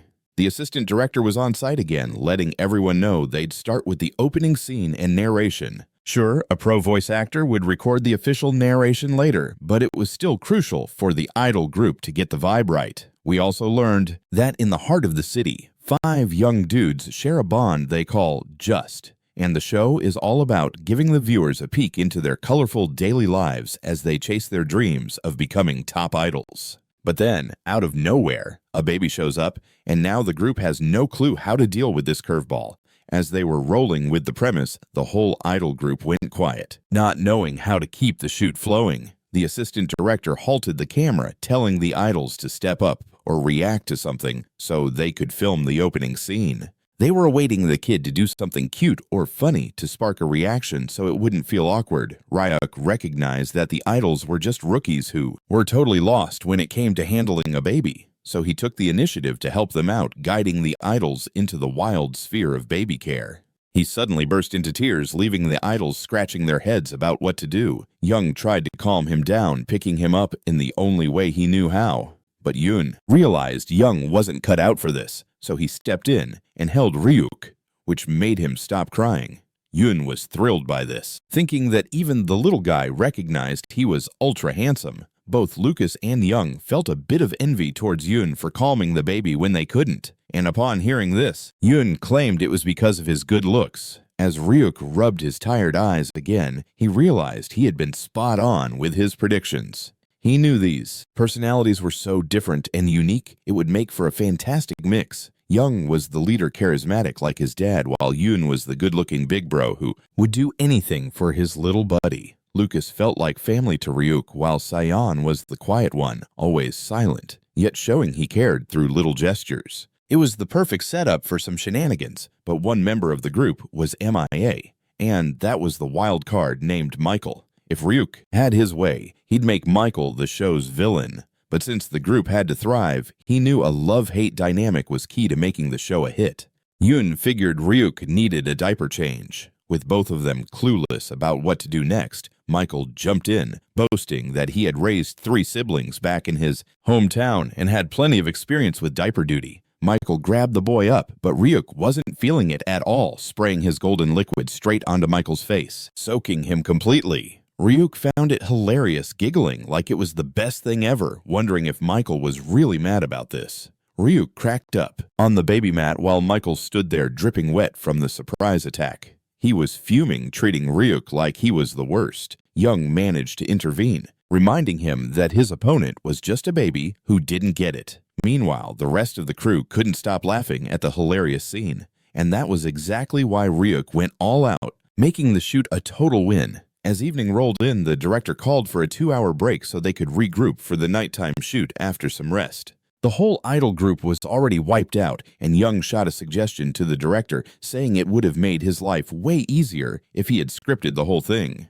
On the flip side, Ryuk was with his mom and dad, all smiles, getting hyped for his meal since his mom had brought him a bunch of bananas. We find out that Ryuk is a huge fan of bananas. Even back in the day, he would have passed them over, but now Ryuk just couldn't get enough. Suddenly, Young sneaked up behind Ryuk's dad, telling him to feel free to just talk normally to him, and adding that Ryuk is genuinely a fascinating kid. Young himself noticed that every time Ryuk was around, he found himself swept up in the fun without even realizing it. And everyone's just chilling. And scene after scene, they capture these endlessly fun, totally natural moments. For Young, it was like Ryuk was completely in the zone, knowing his role and playing it flawlessly. But for the baby's dad, it was just a pure coincidence, since Ryuk was simply a baby who was way too sharp for his age and the others. To his dad, Ryuk was even more amazing than he ever thought possible. In another room, we see Michael trying to scrub his face clean from the golden goo, totally frustrated about getting upstaged by a kid.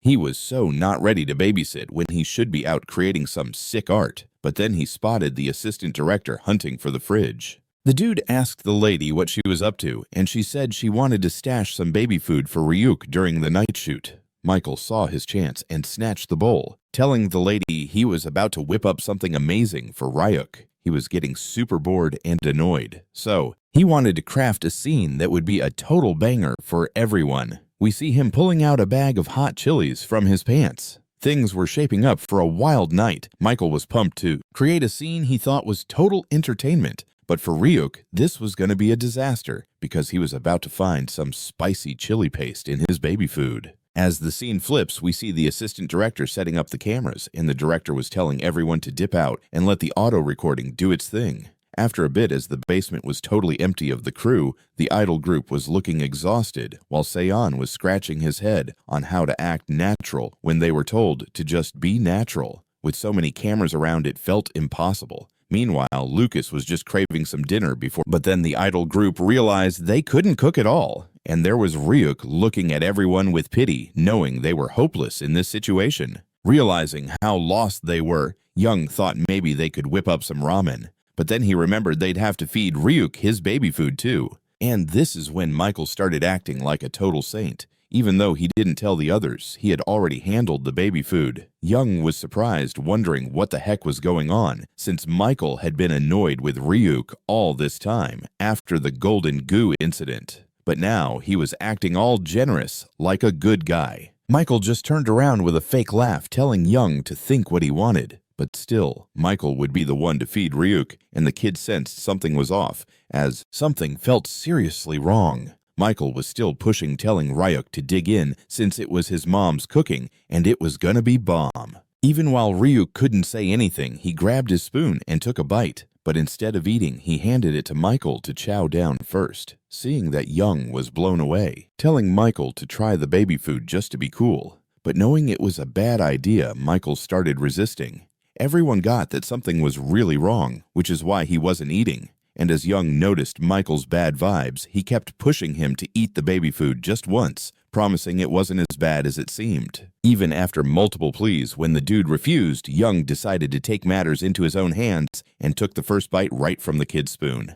And that was when Michael got totally wrecked. Young fell to the ground screaming like crazy because his tongue was on fire from the extra spicy chili sauce. Yun came running, wondering what was going on. And on the flip side, Rio realized Michael must have put something wild in the baby food. This time the baby had really turned into a little devil with a serious vibe, ready to get back at Michael for messing up his meal. But before he could do anything, Young stood up, telling everyone that the food tasted like hot sauce. And the whole idol crew instantly figured out it was Michael who did this. Knowing he was totally caught, the dude started yelling that he accidentally mixed in some hot sauce. He thought a prank like that would bring the fun since babysitting was getting kinda dull. Plus, it would make the footage more entertaining. But Lucas lost it on Michael, telling him it was so dumb to think messing with a baby's taste buds was a good idea. Yun was boiling with anger as he grabbed Michael's collar, demanding to know who would take charge if Ryuk ended up sick from eating hot sauce. The dude was sure Michael was just some maniac trying to get attention. But surprisingly, Ryuk was actually smiling, realizing the show was getting interesting.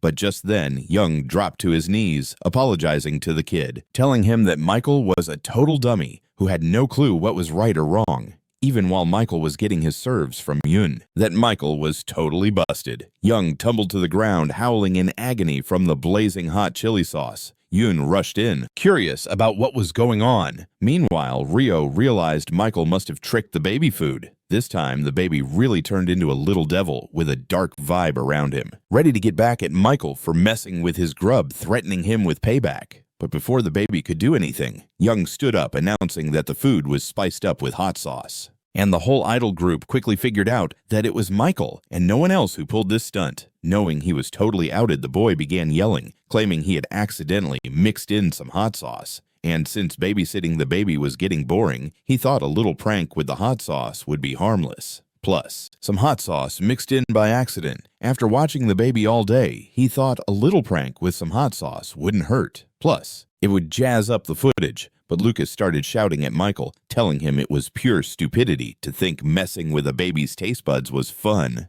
Yun was boiling over with anger as he grabbed the collar of the boy, asking who was going to take care of Ryuk if he got sick from that hot sauce. The guy was convinced Michael was just some kind of weirdo wanting to become popular, but Ryuk was actually smirking, realizing the show was definitely getting interesting. Suddenly, Young knelt down, apologizing to the kid. He was kind of a nut who always wanted to be in the spotlight. But Ryuk was actually smiling, realizing the show was about to get lit. Then suddenly, Young dropped to his knees, apologizing to the kid, saying Michael was just a childish fool who didn't understand right from wrong, even when Michael was getting it from Yun. He wasn't about to back down, telling Young to chill and not to say stuff like that because the baby couldn't even get what the grown-ups were talking about. but Young was totally fired up at Michael too, telling him that Ryuk is no fool, he gets everything, and even if he doesn't fully understand, Michael should man up and apologize for whatever he was planning to do with the baby. Meanwhile, Ryuk was checking out the idol group, realizing they had some serious potential, and he couldn't help but flash a devious grin. As we jump 2 weeks ahead, we find ourselves at Ryuk's place where his parents were blown away that the viewer ratings for the first episode of the reality show hit 20%. That episode had dropped on Friday. Kim asked the folks if they caught the episode too, and the mom jumped in telling the landlady that of course they had a blast watching because her kid was in it. But seriously, a 20% rating was an insane accomplishment way beyond the norm, because according to the landlady, even the big-name entertainment shows usually only pull around 15%. They've also heard from the director who informed them that they were officially set for regular airs due to the crazy support. And when Kim heard that, she rushed over to Ryuk, congratulating him for the win. This made the boy beam with joy, projecting confidence because he knew he was the boss. And this level of success was basically expected. But Ryuk wasn't just going to be satisfied. His ambitions were for a mind-blowing amount of cash, fame, and success he'd snagged in his past life as John. This time he was determined to grab it again and reach the top. Ryuk realized he was a real genius and burst out laughing maniacally, while Kim thought her tenant was a really quirky kid, unique in so many ways. Suddenly, Ryuk's mom told the landlady that someone from Sam Gon Entertainment Company showed up at their place for a contract. As they congratulated the whole family for the reality show's success, they also mentioned that the CEO wanted to meet them, so they should swing by the agency whenever they could. Now, Ryuk's mom was stuck in a tough spot about what to do. We learned that Kim had checked out Sam Gon Company and discovered it had some serious clout in the entertainment scene. But there were a ton of shady rumors about the company and its CEO, even connecting him to some sketchy folks. Kim wondered if they should consider the offer, and since it was coming straight from the CEO, it was hard to turn down. Finally, the landlady advised that if they didn't vibe with the offer, they could just say no and bounce. Hearing Sam Gon Company come up over and over, Ryuk started thinking if he had come across that name. He began shaking his hands in a huge no, trying to warn both the landlady and his potential boss, because in Ryuk's mind, Shin Sung was not someone you'd want to sign a deal with. After a few hours, they were inside the company's main office, finally meeting the CEO, an old dude with flashy rings on each finger. The old man wanted the ladies to sit back and make themselves at home, but Kim kept it pro, thanking the CEO for the invite, but still staying a bit distant. She jumped straight into the point, asking the old guy what he wanted to discuss. The man wasted no time telling them he had a fantastic opportunity for Ryuk. But even before hearing the offer, the kid was already feeling annoyed, sensing something was off. The old man mentioned he was proposing an exclusive contract with their agency, which claimed to be the top dog in the entertainment industry. According to the old man, having Ryuk as a partner was a big deal, and the contract was set for 10 years with super vague terms. Kim wasn't feeling the contract's vibe at all, as the old man kept explaining how their agency was the go-to for many top-tier talents, promising they would really appreciate Ryuk's skills along with some prime contract terms. But when Kim glanced at it, she was shocked because the profit split was 30-70, with 70% going to the company and only 30% to the kid actor. Ryuk recognized that as crazy, and even the landlady got it, because the company was raking in all the cash from everything Ryuk earned, which basically made this exclusive contract a downright slave deal. And pushing a ruthless contract on a rising star was the kind of tactic old dudes like this always pulled. Meanwhile, he started laughing along with his assistant, thinking everyone was speechless after hearing such a great opportunity. But Ryuk knew it was nothing but exploitation the old man was after. He remembered from his past life that Sam Gon had tight connections with Jay's electronic company, especially with Jay's dad, and Sam Gon had also funded all the ad deals that Jay's dad was doing, walking away with a ton of cash and sending their stars to all of the company's events. But eventually, Sam Gon ended up in jail for blackmailing and harassment. Putting a harsh contract on a rising rookie was this old man's classic move. On the flip side, he started laughing with his assistant, thinking maybe after hearing such an awesome opportunity, everyone was totally stunned. But Ryuk knew the old dude was just pulling some exploitation nonsense. He remembered from his past life that Sam Gon was super tight with Jay's electronics company, especially with Jay's dad, and Sam Gon company covered all the advertising gigs that Jay's father worked on.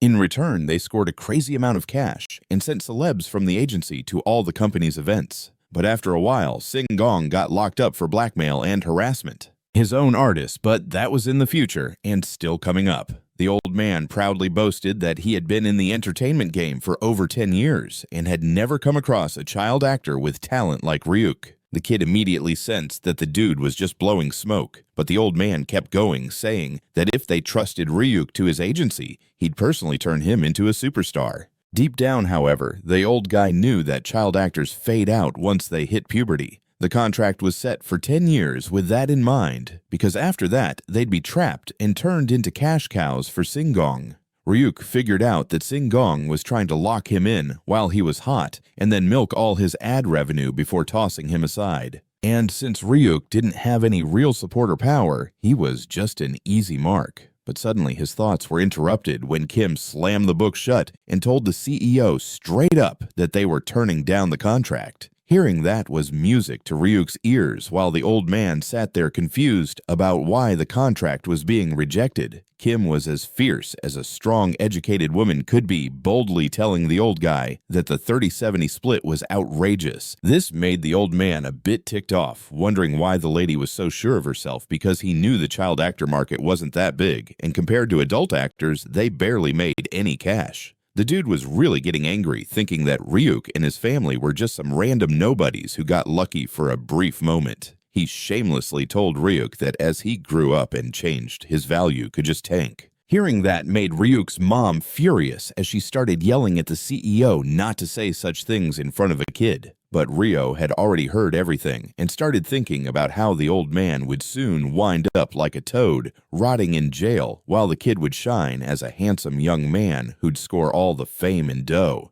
As the boy was getting heated, his mom was trying to cool him down, but that was backfiring big time. Kim stood up, telling the old dude he clearly lacked vision when it came to talent. Since that was the case, they were out of there like right now. But the old man was still grinning, asking the landlady why she was talking when she wasn't even Ryuk's mom, telling her that outsiders should keep out of it. Even before Ryuk's mom could jump in, Kim spoke up, telling him she was Ryuk's manager, and as his full-time man. Plus, since she had worked at an advertising company, she could say without a doubt that the contract was unfair and downright cruel. So they decided to stand up and bolt out of the office without wasting any more time. This was the first defeat the old man had felt in a long while, and it was eating him alive as he started warning the ladies that they'd regret this decision, because without his company's backing, they wouldn't even get a foot in the door of the entertainment industry. Ryuk had been waiting for this moment forever, knowing this was the old man's true nature. But Kim just turned around, telling the cocky guy they'd see how the future played out. As both ladies left the office, it was clear that the landlady was getting worked up because the old man was threatening a kid's mom over nothing. This made Ryuk happy as the landlady asked if she was all right and if she felt scared by the threats. When Ryuk's mom said she wasn't, Kim explained. Suddenly, Ryuk's mom stopped the landlady's manager for real. Even Ryo was taken aback by this surprise twist, thinking and realizing that it actually seemed like a smart move, because even in business, John had learned that there were a ton of talented people, but really only a few you could trust. The landlady had industry knowledge and trustworthiness, which she had proven time and again. All these qualities made Kim a solid and reliable choice, which was perfect for being Ryo's manager. But Kim was feeling unsure, telling Ryuk's mom she wasn't exactly an expert in the entertainment world. But when Ryuk looked at her with those big sparkling eyes, she found it tough to say no, especially when Ryuk decided to flash a cute smile and point a finger at her, asking her to join his squad in his little kid voice. Seeing this, his mom was even more convinced that Kim had to be his manager. And since Ryo's parents knew nothing about the entertainment biz, they wanted someone trustworthy to look out for their kid and future. Kim started blushing, telling Ryuk's mom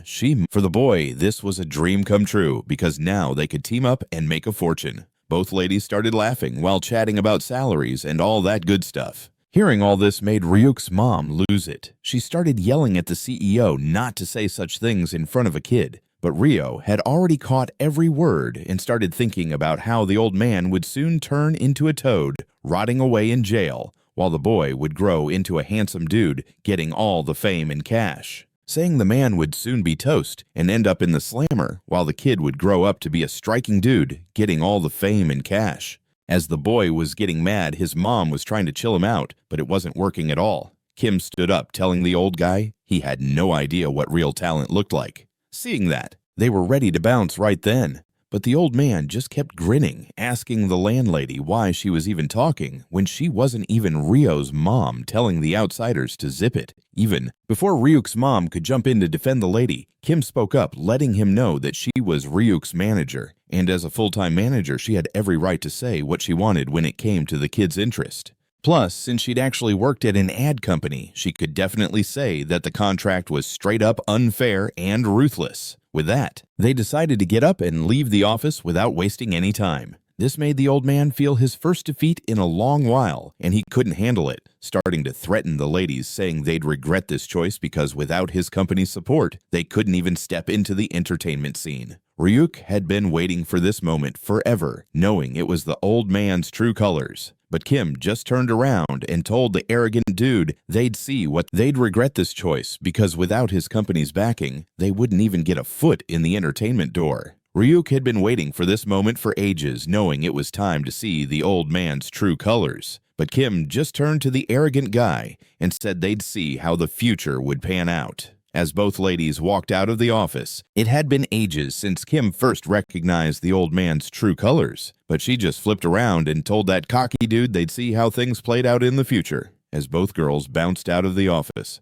we could see the landlady getting mad because the old man was threatening a child's mom, and she wasn't even fighting back. This defense put a smile on Ryuk's face as the landlady asked if she was okay and if she was scared of the intimidation. When Ryuk's mom said no, Kim started explaining that guys like the arrogant dude were everywhere in the industry and there was no point in signing any contract with such a trash company. They decided to catch the bus across the street and head home. Arrogant folks were all over the industry, and there was zero reason to sign any deal with a lousy company like that. They decided to catch the bus across the street to head home. But suddenly, Ryuk's mom stopped the landlady's manager for real. Even Ryo was stunned by this sudden turn, realizing it actually wasn't a bad call at all. Because even in business, John had learned that there were a ton of talented people, but very few you could actually trust. The landlady had the industry smarts along with trustworthiness, which she had proven to be true. And all these qualities made Kim a solid and reliable choice for being Ryo's manager. But on the flip side, Kim was feeling a bit unsure telling Ryuk's mom she wasn't exactly an entertainment expert. But since Ryuk looked at her with his sparkling eyes, she just couldn't say no. As Ryuk decided to smile adorably and point at her, asking her to join his squad with his cute little voice. Seeing all this, his mom felt even more confident that Kim should be his manager. And since Ryo's parents were clueless about the entertainment biz, they wanted someone trustworthy to look out for their kid and his future. Kim started blushing, telling Ryuk's mom she might finally be able to dream of something new after a long time. And finally, she declared she was quitting her job to focus on managing Ryuk full-time. For the boy, it was super exciting because now they could totally make some serious cash together. Both ladies started laughing while chatting about salaries and stuff. As the scene cuts back to the company office, the assistant filled the old man's CEO in about the woman claiming to be Ryuk's manager, saying her name was Kim and she works at an ad agency. She's also the landlord of the place where Ryuk and his family live as tenants. The CEO turned, telling his assistant that if the family didn't submit to the mighty Sam Gon, they needed to learn how cutthroat the entertainment biz really is. He ordered the assistant to reach out to the reporters while grinning, with a wicked scheme brewing in his head. Back in the basement where the idol group was chilling, Young asked Michael what he was up to, and we see both Ryuk and Michael engaged in an intense banana-eating contest. Michael was fuming, claiming to Young that he loved bananas too, but everyone kept handing them all to Ryuk, so he wanted his share. And because of that, Ryuk wasn't going to get any. Young tried to intervene, questioning Ryuk's silliness alongside Michael, but Ryuk was still acting like a baby and chomping down more bananas because he wasn't about to let his rival get any. Young yanked all the bananas from their hands, while Ryuk's cheeks puffed out like a little squirrel, making the assistant director and director crack up, along with the rest of the crew, as they watched Michael and Ryuk bicker. Young was at a loss for how to handle the chaos, yet it was boosting their viewership since the audience found it adorable. Fast forward a couple of months later, and winter was in full swing as the director called out to the idol group, letting them know it was time to wrap up their morning shoot and take a lunch break. Meanwhile, Ryuk's mom was expected to have another baby soon and called out for her child. The director noticed her approaching and asked if it was tough for her to be on set waiting for her little one. But she was all smiles, replying that even after months being part of the shoot was still exciting, and witnessing everything live was a whole other thrill. Aware of her condition, the director reminded her to let the team know if things ever felt overwhelming. She beamed back at him, thanking him for his concern, and he asked when she was due. She replied that it might be happening soon, perhaps late December or January, and realized the director was pleased, mentioning that viewers were loving the playful banter between Michael and Ryuk on the show. However, the director was concerned that Michael sometimes went overboard and wondered if it was bothering Ryuk's mom. She chuckled, assuring him that she trusted him with her child and found their little antics entertaining too, but just wanted him to watch out for Ryuk. The director nodded and promised he would be more careful.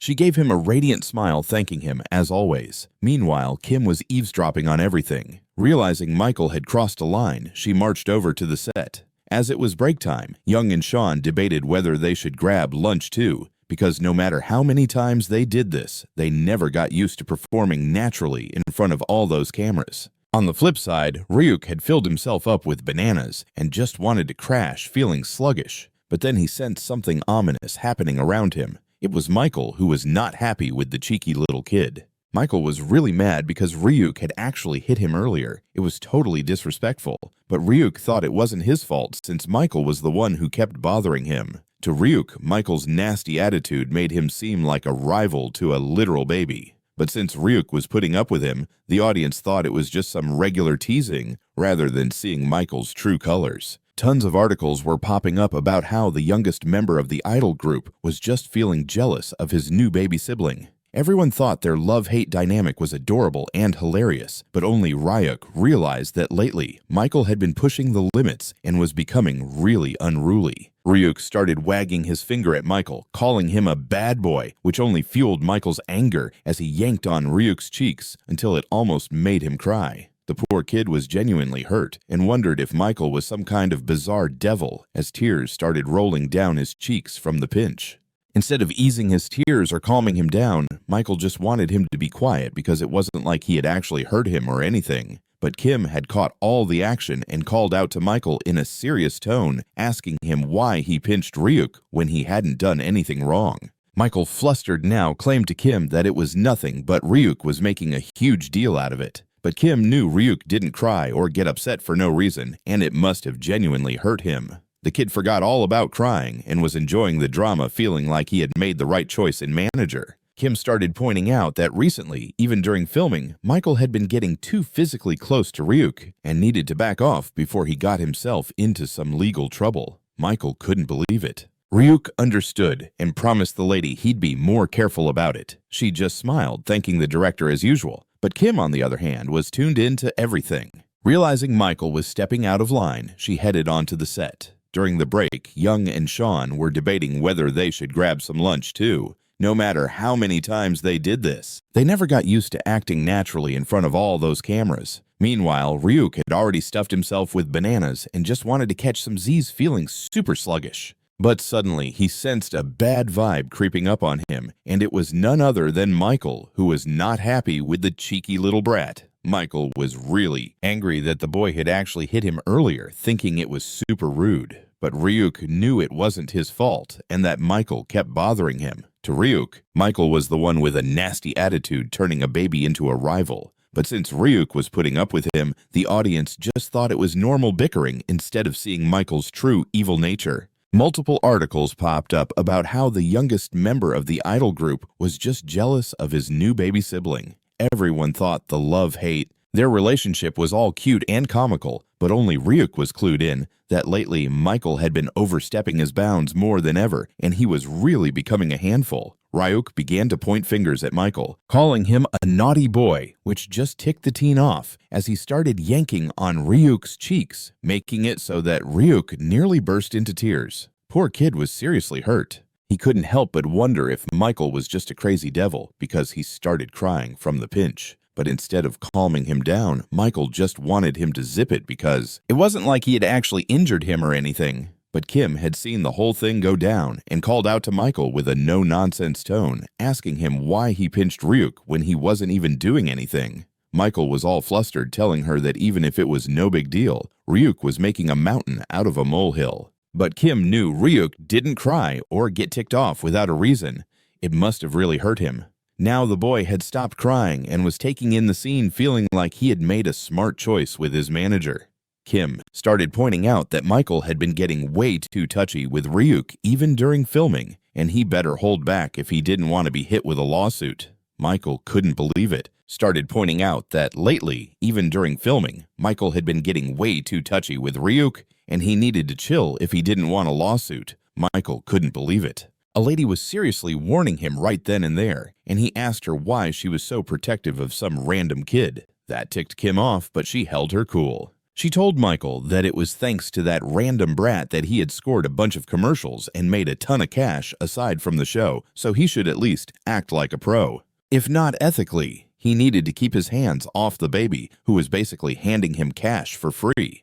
Kim quickly scooped Ryuk into her arms and said to Michael that she was always watching and he had better not pull any more shady stuff. Michael found that hard to believe. To him, he was above everyone else. He almost cursed at the lady while thinking that he came to this country to be a real artist and not a babysitter. Still, the other members were giving him side-eye over the hot sauce incident from last time. Michael wasn't about to admit he messed up, even when he did it on purpose, and it could have put the baby in danger. Yet he still had the urge to totally sabotage the show, not realizing how stupid that would be, since he wouldn't make any cash after that. But he didn't care, and thought he didn't need the dumb stuff to make it big anyway. Suddenly, his train of thought was interrupted when his phone started ringing. When he answered, he was super angry. But upon hearing the voice on the other end, Michael was shocked it was a call from Sinung Entertainment.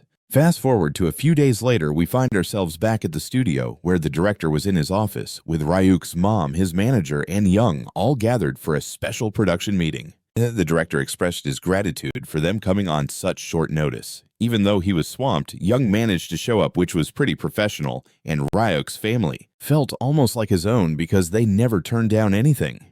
The director was ready to kick things off, but before diving in, he gave everyone an envelope saying it contained their performance bonus. Ryuk was pumped about this, but his mom was taken aback, wondering why they were racking up bonuses after bonuses so quickly. The director explained that last week, their viewership rating finally hit over 30%, and the higher-ups were totally loving Ryuk, since they didn't have too many episodes left until the final shoot. The higher-ups wanted to throw them some bonuses to keep them motivated. Ryuk, still trying to wrap his head around the money, was just counting the pages and realized it was a lot.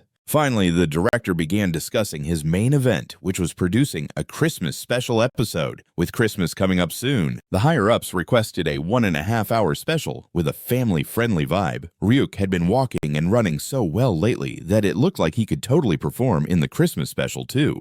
Ryuk stood up once more, thinking about how he'd been training tirelessly every single day, walking and running to get faster. The director thought it would be awesome to have Ryuk and the idol group members dress up for Christmas, have a party and dance together. Ryuk's mom was already envisioning how adorable her boy would look alongside the famous idols and couldn't wait to see it all come together. Ryuk was totally into the idea, and the director wanted to go over the details. But then the assistant director bust in, killing the happy vibes, shouting that they had a major problem because an article about the Ryuk family just dropped in the newspaper. It claimed that the Ryuk family was just a greedy crew making the baby work overtime. The scene then cut to two news reporters announcing that they had another week's hottest scoop. The first report turned heads. It was about a baby, specifically the show featuring Ryuk as a child actor, and now his family was under fire because a serious article. was released, suggesting that Ryuk was being mistreated by his parents. Even though it was an unfounded and irresponsible claim, people were genuinely concerned about Ryuk's health. The director quickly turned off the TV, realizing that things were getting shady since Ryuk's mom was on the verge of tears, questioning what they had done wrong.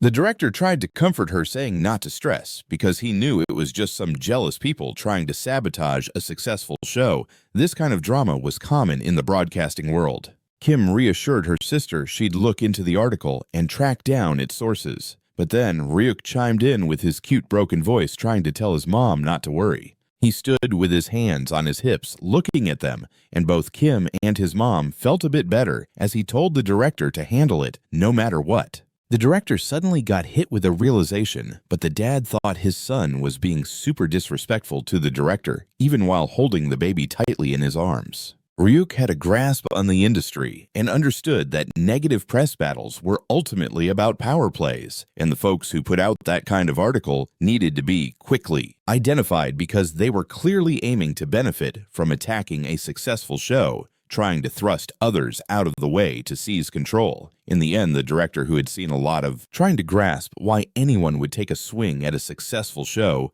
just to get ahead of them. In the end, the director, who was pretty experienced, people in the biz gotta step up or nothing's gonna get sorted. Even the director was chuckling a bit, finding it hard to believe that such a young kid was spot on, and now he had to make things right. He understood that since this whole mess started because of the show, it was only fair for the director and the network to deal with it the right way. And Ryuk felt a sense of relief, glad that the director wasn't totally losing it. The guy realized there might be reporters lurking around, and even though it felt like too much, Ryuk's family really needed to stay home as much as they could. If things weren't going to clear up anytime soon, it was better for them to take a step back from the filming scene too. But then Ryuk's mom started worrying about what would happen to their kid. That's when the cool, calm lady manager jumped in, letting her know she'd take Ryo out for a bit. She was a total lifesaver for the mom while she dove into planning the routine with the director. It was truly mesmerizing for the young lady who just wanted to shield her child. The director bowed to the family, assuring them he'd handle the mess ASAP. They shouldn't stress too much because this would blow over soon. As the scene changed, it was night, and the director called out into his assistant, stepping out from the house, curious about the article, recalling that it said the scoop came from a credible inside source. According to the report, Ryuk's parents were popping up at the entertainment show daily and were meddling in everything. To them, it seemed super sketchy that the article had insider info, and the director figured there had to be a mole among them. He straight up asked the assistant director if it was her reminding her of the time she had pulled something similar after getting bribed. But the assistant director totally freaked out, insisting there was no way she would do that, since she almost got canned by the director back then. That's when she vowed to stay out of that kind of drama and be a good girl. Hearing that was a bit of a shocker, but the director believed her, wondering who the rat could be, if not her. It was Christmas Eve, and snow was coming down hard. We find ourselves on a night where everyone was out and about in their winter gear, gearing up to celebrate Christmas together. They thought a white Christmas Eve was just the best. But then there was a weird masked and hooded figure wandering the streets, rocking a cradle full of blankets. A couple walking by couldn't help but notice the suspicious dude. For one, why was he wearing shades at night? And two, why was he bundled up so tightly when it wasn't that cold? But then, the cradle let out a baby's cry, and the strange guy was doing all he could to hush it. While everyone was trying to pinpoint the source of the baby sounds, it turned out to be none other than Ryuk's mom trying to sneak out for a breather because she was feeling totally trapped. The contractions were no joke, even though she promised the director she'd stay home. It was too much to handle, and she was getting really restless. But Ryuk was the one who had to bear the brunt of being stuck in the heavy cradle. His mom thought it'd be sweet to go for a walk and meet up with his dad after work. But for Ryuk, this was not a fun experience whatsoever. Even his mother got that, knowing her son wanted some freedom to roam. But if people spotted him, it would not end well. So he had to hang tight a little longer. Ryuk couldn't believe he was still getting pushed around in a stroller that was way too small for him. It felt super embarrassing. Even though he didn't really grasp the situation, he just wanted to walk and get some fresh air, yet he kept it to himself. But all of a sudden, found it deeply embarrassing. Even though he didn't know the full story, he just wanted to take a stroll and get some fresh air, but he remained silent. Then, all of a sudden, Ryuk's mom overheard the couple chatting about Just Baby, which had aired a Christmas special episode featuring Young in a Santa outfit, looking both cool and adorable, alongside Ryuk, who was dressed up as a reindeer, looking cute as always. As he was getting praised in real time too, Ryuk was turning red while the lady was gushing over how adorable he was. The couple couldn't get enough of the reality show every week, but they were bummed it was coming to an end. Then, out of nowhere, the vibe shifted as they started discussing the article, and it was revealed that fans were tuning in every week for the reality show, but they were bummed that it was wrapping up soon. All at once, the mood shifted as they started discussing an article, and we learned that this time it had dropped with even more dirt claiming the parents were cash hungry, and Ryuk was being calculated to make more bucks. Even when everyone knew there was no way a kid that small could act deliberately, it was still making waves, and articles were flooding the internet like crazy. Ryuk was seriously fuming, feeling like the couple was doubting his epic directing and acting skills. But as the light turned green, Ryuk noticed that his mom wasn't crossing the street yet. Even before she could reach her husband, raised suspicions that the couple may have been doubting his incredible directing and acting abilities. But as the light turned green, Ryuk noticed that his mom wasn't crossing the street at all. Before she could even reach her husband, he came sprinting toward them asking if she had come all this way just to see him. Even though he told her not to be out in the cold, he was genuinely stoked to see his wife. But the mood crashed when the man spotted his wife sobbing behind her sunglasses. He was instantly concerned, realizing that as the general public started getting swept up in the fake reports, it was really weighing on the lady who couldn't bear to see or hear the bad press. Ryuk knew some serious action was needed.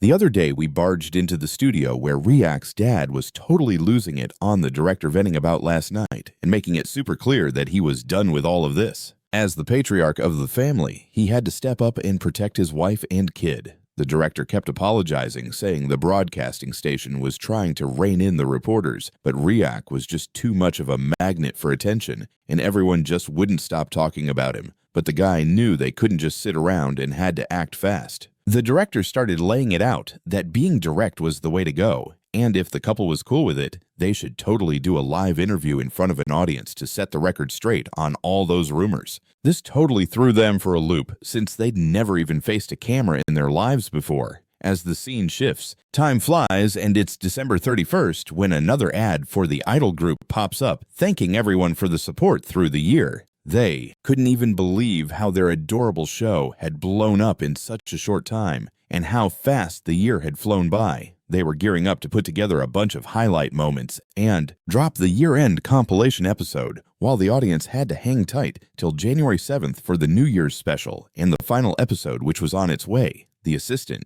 director caught wind of everything and was stoked the compilation episode was rolling out. But Ryuk's mom and dad were also chilling in the studio, gearing up for that live interview. To maybe avoid too much media frenzy, the assistant director asked if they were ready to kick things off. And since it was just a private live gig, the assistant boosted their spirits, letting them know they made a solid choice. Nothing beats an interview to clear up the nonsense. Plus, they were filming this privately, so it wasn't like they had to sweat it too much. Even the director would be there with them, so they just needed to chill for a bit. Even when the lady was feeling the jitters, she caught a glimpse of her husband and saw how hard he was trying. In that moment, the man apologized to her, saying that even with the baby due any time now, and how much she was already struggling, he was only making things harder. But she soothed him, saying that all of this was for their baby, and she was all in for it too. And honestly, she felt it was pretty awesome how he was stepping up as a dad. They wrapped their arms around each other, but then Kim showed up right on cue,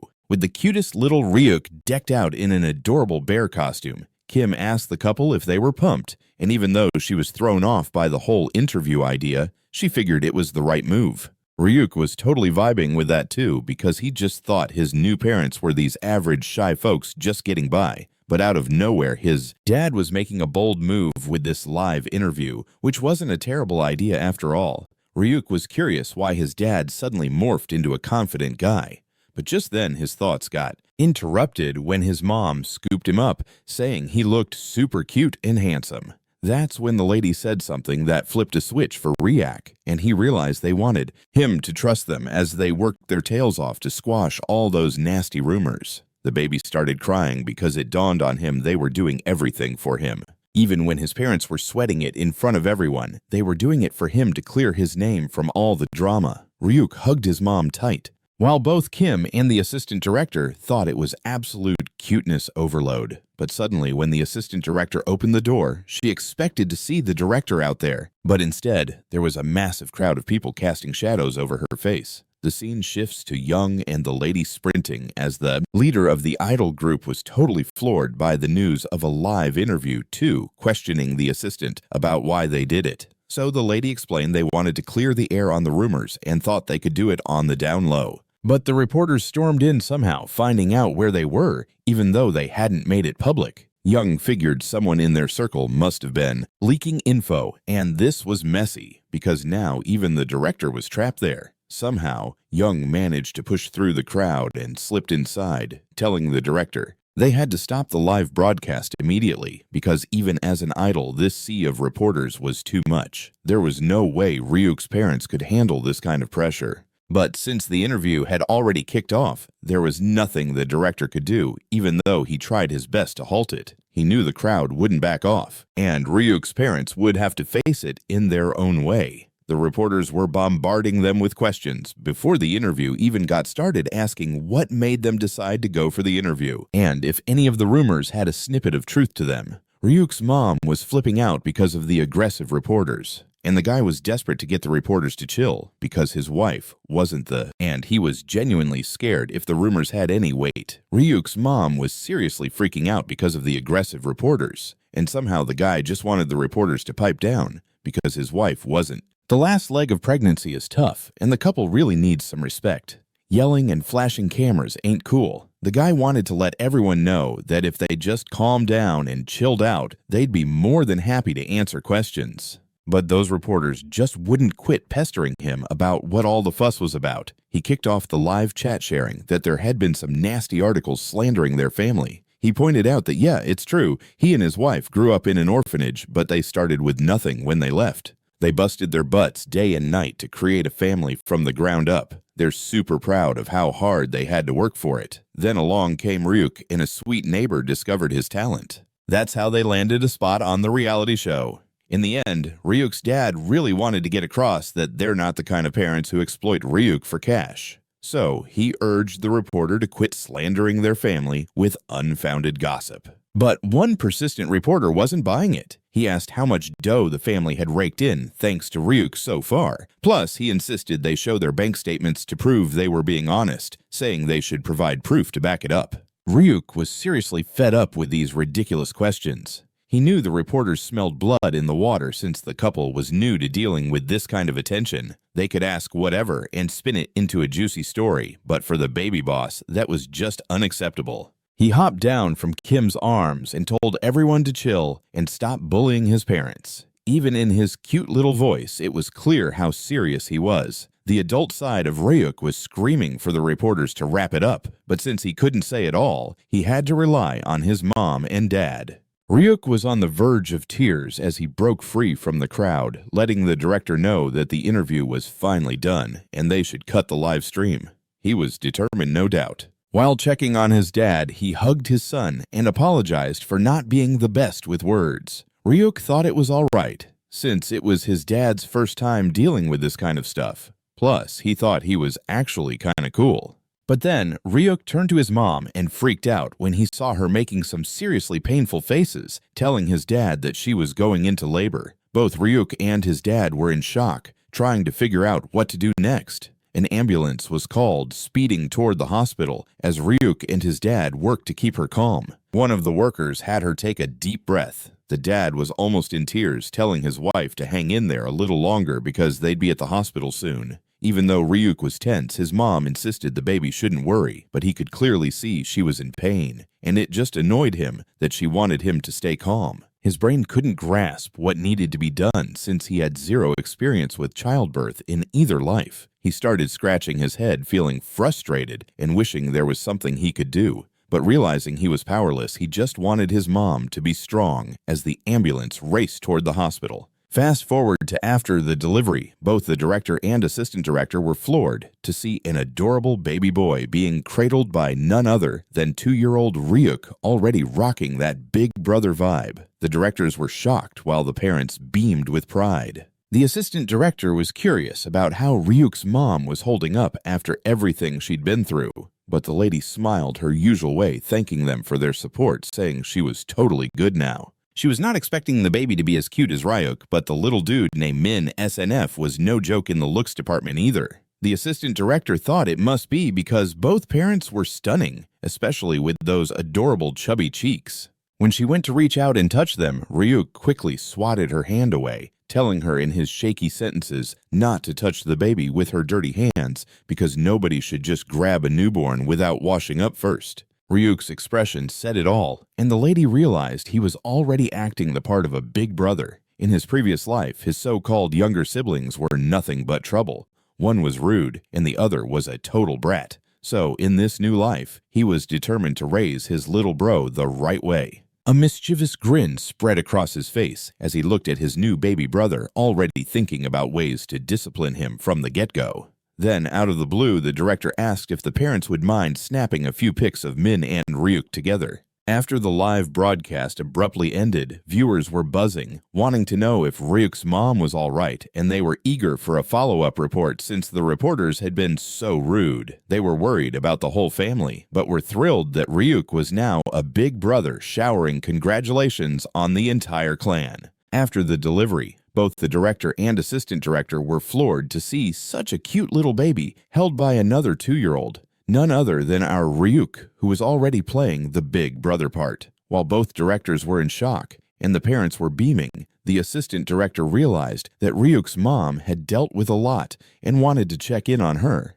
But the lady smiled like always, thanking them for their support, saying she was none other than our Ryuk, who was already rocking that big brother vibe while cradling his baby bro. Both directors were taken aback, and the parents were all smiles, but the assistant director was super concerned about how Ryuk's mom was holding up after everything. She was just her usual cheerful self, thanking everyone for their support. So she was doing just fine. The assistant director seriously didn't expect the baby to be as gorgeous as Ryuk, but this child named Min SNF was definitely a knockout too. The assistant director wondered if it was just because both parents were drop-dead gorgeous, especially with those chubby baby cheeks. But as she reached to touch them, Ryuk swatted her hand away, telling her in his little kid speak not to touch the baby with her dirty hands, because nobody should handle newborns without washing their hands first. Ryuk's expression was saying it all to the assistant, and she realized he was already acting like a protective big brother. In his past life, Ryuk's so-called younger siblings were nothing but a pain. One was rude, and the other was completely wild, so in this life he was determined to raise his little brother the right way. A mischievous grin popped on his face as he looked at his new baby brother plotting to keep him in line from the get-go. But suddenly, the director asked both parents if they would mind taking a few pics of Min and Ryuk together, because after the live broadcast suddenly cut off, the viewers were going nuts worrying about Ryuk's mom and looking at his new baby brother, already plotting how to school him from day one. Then the director jumped in, asking if the parents would mind snapping a few pics of Min and Ryuk together, because after that live stream wrapped up unexpectedly, the viewers went bananas wanting to know if Ryuk's mom was all right, and they wanted the director to do a private follow-up, since those reporters were being complete jerks. They were concerned about the whole family and were stoked that Ryuk now had a little brother, sending tons of congrats to the whole family. The director expressed his gratitude to the assistant director for nailing the shots of the baby brothers, but the dad was curious about what went down after they pieced out so suddenly. Yet the director reassured them that there was no need to stress because it was nearly all sorted out. As the scene fades to a flashback, a pager clattered to the ground as Young and Sean pressed Michael to explain himself, since that pager belonged to none. Weird stuff was happening on set, with articles spilling secrets that only the crew should know, and interviews popping up that even the staff weren't aware of. Somehow, reporters were digging up all this intel. Michael clicked his tongue, realizing he was being thrown under the bus, yet he still acted clueless, asking what he did to deserve being accused. Young pointed out that Michael's recent behavior had been super sketchy, vanishing in the middle of shoots. So they decided to have Lucas tail Michael, which led to them discovering his secret relationship with Shin Sung, the CEO of Sin Sang Entertainment. Michael understood he was being exposed, and manager Kim was eyeing the CEO of Sensing Entertainment suspiciously. All the reporters who penned those slanderous articles were also tied to the last voicemail numbers on Michael's pager were from Sam Gon Entertainment. Young was furious that Michael was cozying up to a thug who was messing with the entire family of that kid and wanted to know what Michael was thinking. He was really furious and decided that both Michael and the CEO had to face the music for their actions. Out of nowhere, a wave of newspapers dropped, tearing apart the CEO instead of the Ryuk family this time. Even with all the security he had, the CEO was getting his rep dragged through the mud. The reporters grilled him, asking if he had given the green light for those slander articles and why he would make such wild claims about the family being greedy. They also uncovered accusations of him threatening his own talents. And hearing this, the old man lost his cool, insisting he had. The scene bounces back to present times, and Ryuk's dad was stunned to find out the CEO of the entertainment company and Michael were in cahoots in this mess, and even the director had no idea about Michael's discontent with the crew. But later, he made sure that Young would personally escort Michael to apologize, and as part of the apology deal, the entertainment company would foot the hospital bills, with the broadcasting station pitching in too. The director was slamming his fists in anger, urging the man not to hold back and let them know what else they wanted from the broadcast station, while he ensured that Michael would get what was coming to him. But Ryuk's dad just thanked the director for providing a comfy prize. The director let them know that because of their heartfelt interview, the public now realized they had jumped to conclusions and misunderstood the family due to deceitful people. Now everyone was cheering for them instead. The manager lady and the director ensured they would clean up the mess that Michael and the reporters created. Kim was over the moon after filing a bunch of lawsuits against the reporters for spreading false rumors. Because of all the chaos, they were thinking about taking a 2-month break from the show, since even Ryuk's mom needed some recovery time after giving birth. The dad questioned if such a long break would be cool, but the director reassured him that they had pre-recorded footage, so he shouldn't worry, and just kick back with his family, where we see Ryuk doing a great job taking care of his little brother. People were getting hyped to see them back in spring as the scene transitioned to the spring season, with cherry blossoms creating a magical backdrop. They were delivering even more exciting news that their nation's favorite baby Ryuk was jumping back into his show. We see the actress from the commercial he did getting cozy with the vice chairman of the electronics company while they watched TV together. The actress was hanging on to the vice president, asking. She spotted Ryuk on the screen, finding him as adorable as ever. The man was taken aback, wondering if the lady had ever seen the kid before, and the actress was shocked that the vice chairman had such a short-term memory since they had hung out during the washing machine commercial shoot. The man started to ponder, and the princess wondered what else he could possibly be thinking of at such a crucial moment when he should just be focused on her. The man explained that all of a sudden, a mountain of newspapers came out bashing the CEO. This time, instead of the Ryuk family making headlines, it was the CEO who was taking the heat, even after securing all the protection he could. But the reporters were relentless, wanting to know if he ordered those slanderous articles and why he instructed the media to make false claims about the family being greedy. The reporters also uncovered accusations that the CEO had threatened his own talents, and hearing that the old man was getting seriously annoyed, insisting to the reporters again and again that he had no clue about any of it. But the reporters were so persistent that they wouldn't leave him alone. Super frustrated, telling the reporters over and over that he had no clue what was going on. But the reporters were relentless, not leaving the guy alone at all. The scene shifts back to the present, and we see Ryuk's dad in total shock that the CEO of the entertainment company and Michael were tangled up in this mess, and even the director had no idea Michael had issues with the team. But afterwards, he made sure Young would personally take Michael to apologize, and also, as a gesture of goodwill, the entertainment company would cover the hospital costs, with the broadcasting station kicking in too. Michael was fuming with the team, but later he made sure Young would step in and apologize personally. Plus, to smooth things over, the entertainment company would cover the hospital bills, and the broadcasting station would pitch in too. The director was pounding his fists in frustration, wanting the guy to spill the beans. The hospital bills would be covered, and the TV station was pitching in too. The director was fuming, pounding his fists in frustration, urging the guy not to be bashful and just speak up. They asked if there was anything else the broadcast station could do while making sure Michael faced the music for his actions. But Ryuk's dad just thanked the director for the cozy private room where the whole family could chill together. Thanks to that, Ryuk's mom was bouncing back really fast.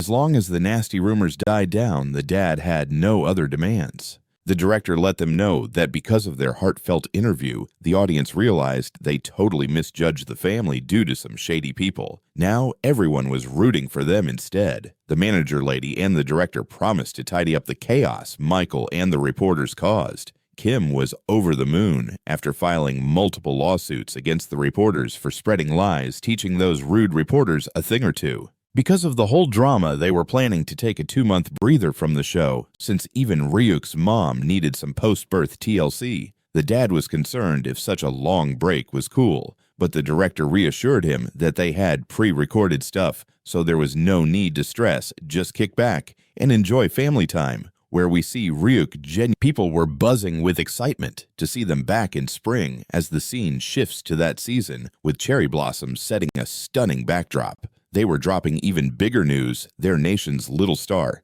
Ryuk, was making a comeback. We spotted the actress from that commercial with him cozying up to the vice chairman of the electronics firm while they were glued to the TV. The actress was all over the vice president, asking him what he was tuning into, but before he could even respond, she spotted Ryuk on the screen and squealed about how adorable he was as usual. The guy was taken aback, wondering if she'd seen the kid before, and the actress was floored that the vice chairman had such a short memory since they met during the washing machine commercial shoot. The man started pondering something, and the princess was curious what else could be on his mind at such a critical time when he should be thinking of her.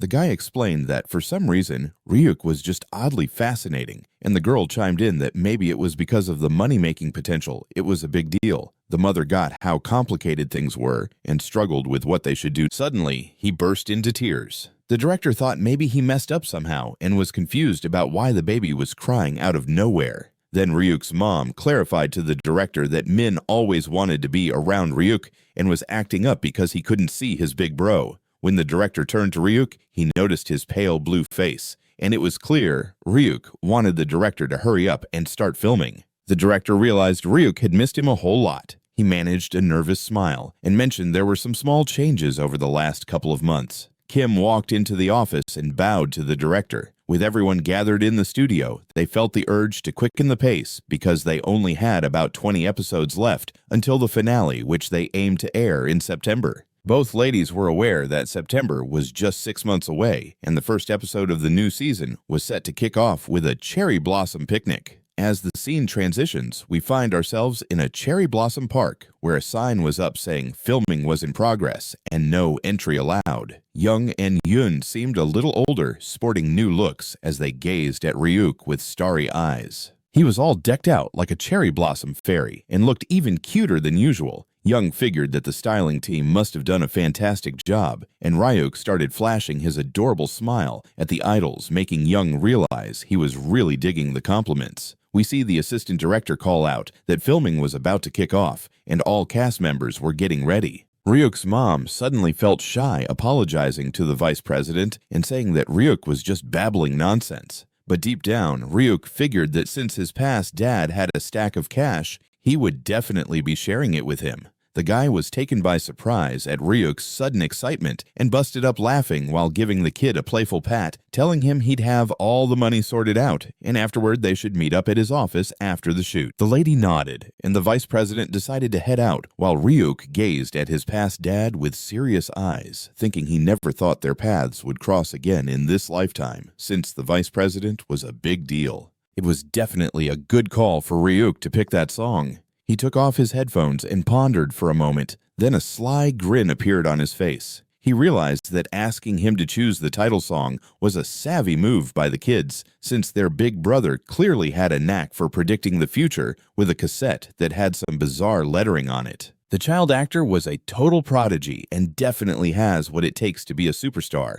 The lady mentioned that Ryuk was a kid who could seriously go far in life. The guy was taken aback by this because, to him, Ryuk was just some kid actor who was getting a bit of fame for the moment. But it wasn't just some flash in the pan, as the lady reminded him that even when she got well known, thanks to the vice chairman pushing her into different gigs, she still had a good eye for real talent. Plus, this time, the Shin-Sung Entertainment Company tried to cash in on Ryuk, but they were totally flopping due to their decline. Their CEO was facing a ton of charges and lawsuits. As per usual, they tried to lowball a rookie kid actor, and now they were in total chaos. The vice chairman knew the lady was linked to the company, but now she was canceling her contract and bouncing because the deal was completely unfair, and it was working out nicely with everything going on. The guy was curious about where she planned to head next and if she had a company in mind. She told him she had a cool idea for something fresh, so she was going to take it easy and see how things unfold. But that wasn't the main point. She suggested that if he was interested, he should think about investing in Ryuk because it could be a solid move. The guy was pondering this suggestion and thought it didn't sound too bad. The scene flips back to Ryuk's house where it was mealtime and they were having seaweed soup for lunch, which was good for nourishing Ryuk. While Min was eyeing the gorgeous landlady and his big brother's manager, Ryuk's mom was sitting back and watching everything as Ryuk took in the pleasant aroma of the soup, feeling all happy because it smelled amazing. He had no idea that Manager Kim was also a whiz in the kitchen, now that he was enjoying such tasty meals. He gobbled everything up as the lady also served some soup to their mom. She expressed her gratitude again, telling the landlady how she always takes care of their meals like this. But the lady chimed in, saying it was a no-brainer since she was Ryuk's manager and had to make sure he stayed healthy. But for the mom, it was really eye-opening because now the landlady was not charging them rent and also providing food and snacks. But Kim insisted that she just enjoy the meal and not worry about returning the favor. And since they were practically family, she should at least do this much for them without expecting anything back. The mom was genuinely touched by this gesture.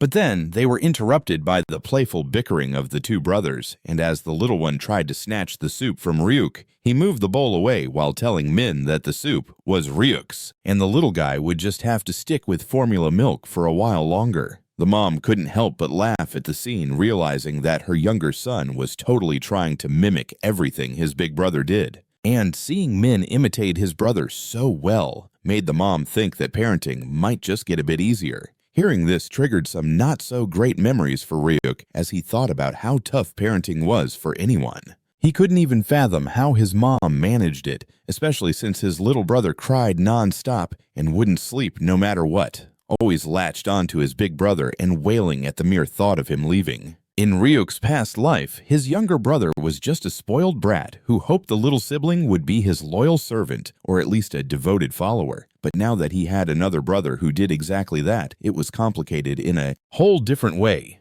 Ryuk tried to tell Min that his big brother was exhausted and needed some chill time. But then he glanced at his adorable sibling with eyes shining in admiration for his big brother. It made his heart swell with love as Min grabbed Ryuk once more, determined to feed the baby all by himself no matter what. This made the little guy over the moon. Kim was totally enchanted by the sight of one kid looking after another, while Ryuk encouraged him to hurry up and grow so they could chat in real human speak. Their mom was really pleased, telling Kim how much she relied on Ryuk to take care of his little brother. But out of the blue, Kim interrupted, asking their mom if she'd ever considered moving to a bigger place. Since even though she was the landlord, she knew that now the young couple had 2 kids. It sounded ridiculous coming from the landlord herself, but the house was way too cramped for raising children and a family of 4. The mom had some worries because they were low on cash at the moment, but Kim suddenly had an idea, asking the lady if she'd think about moving once they had some money coming in.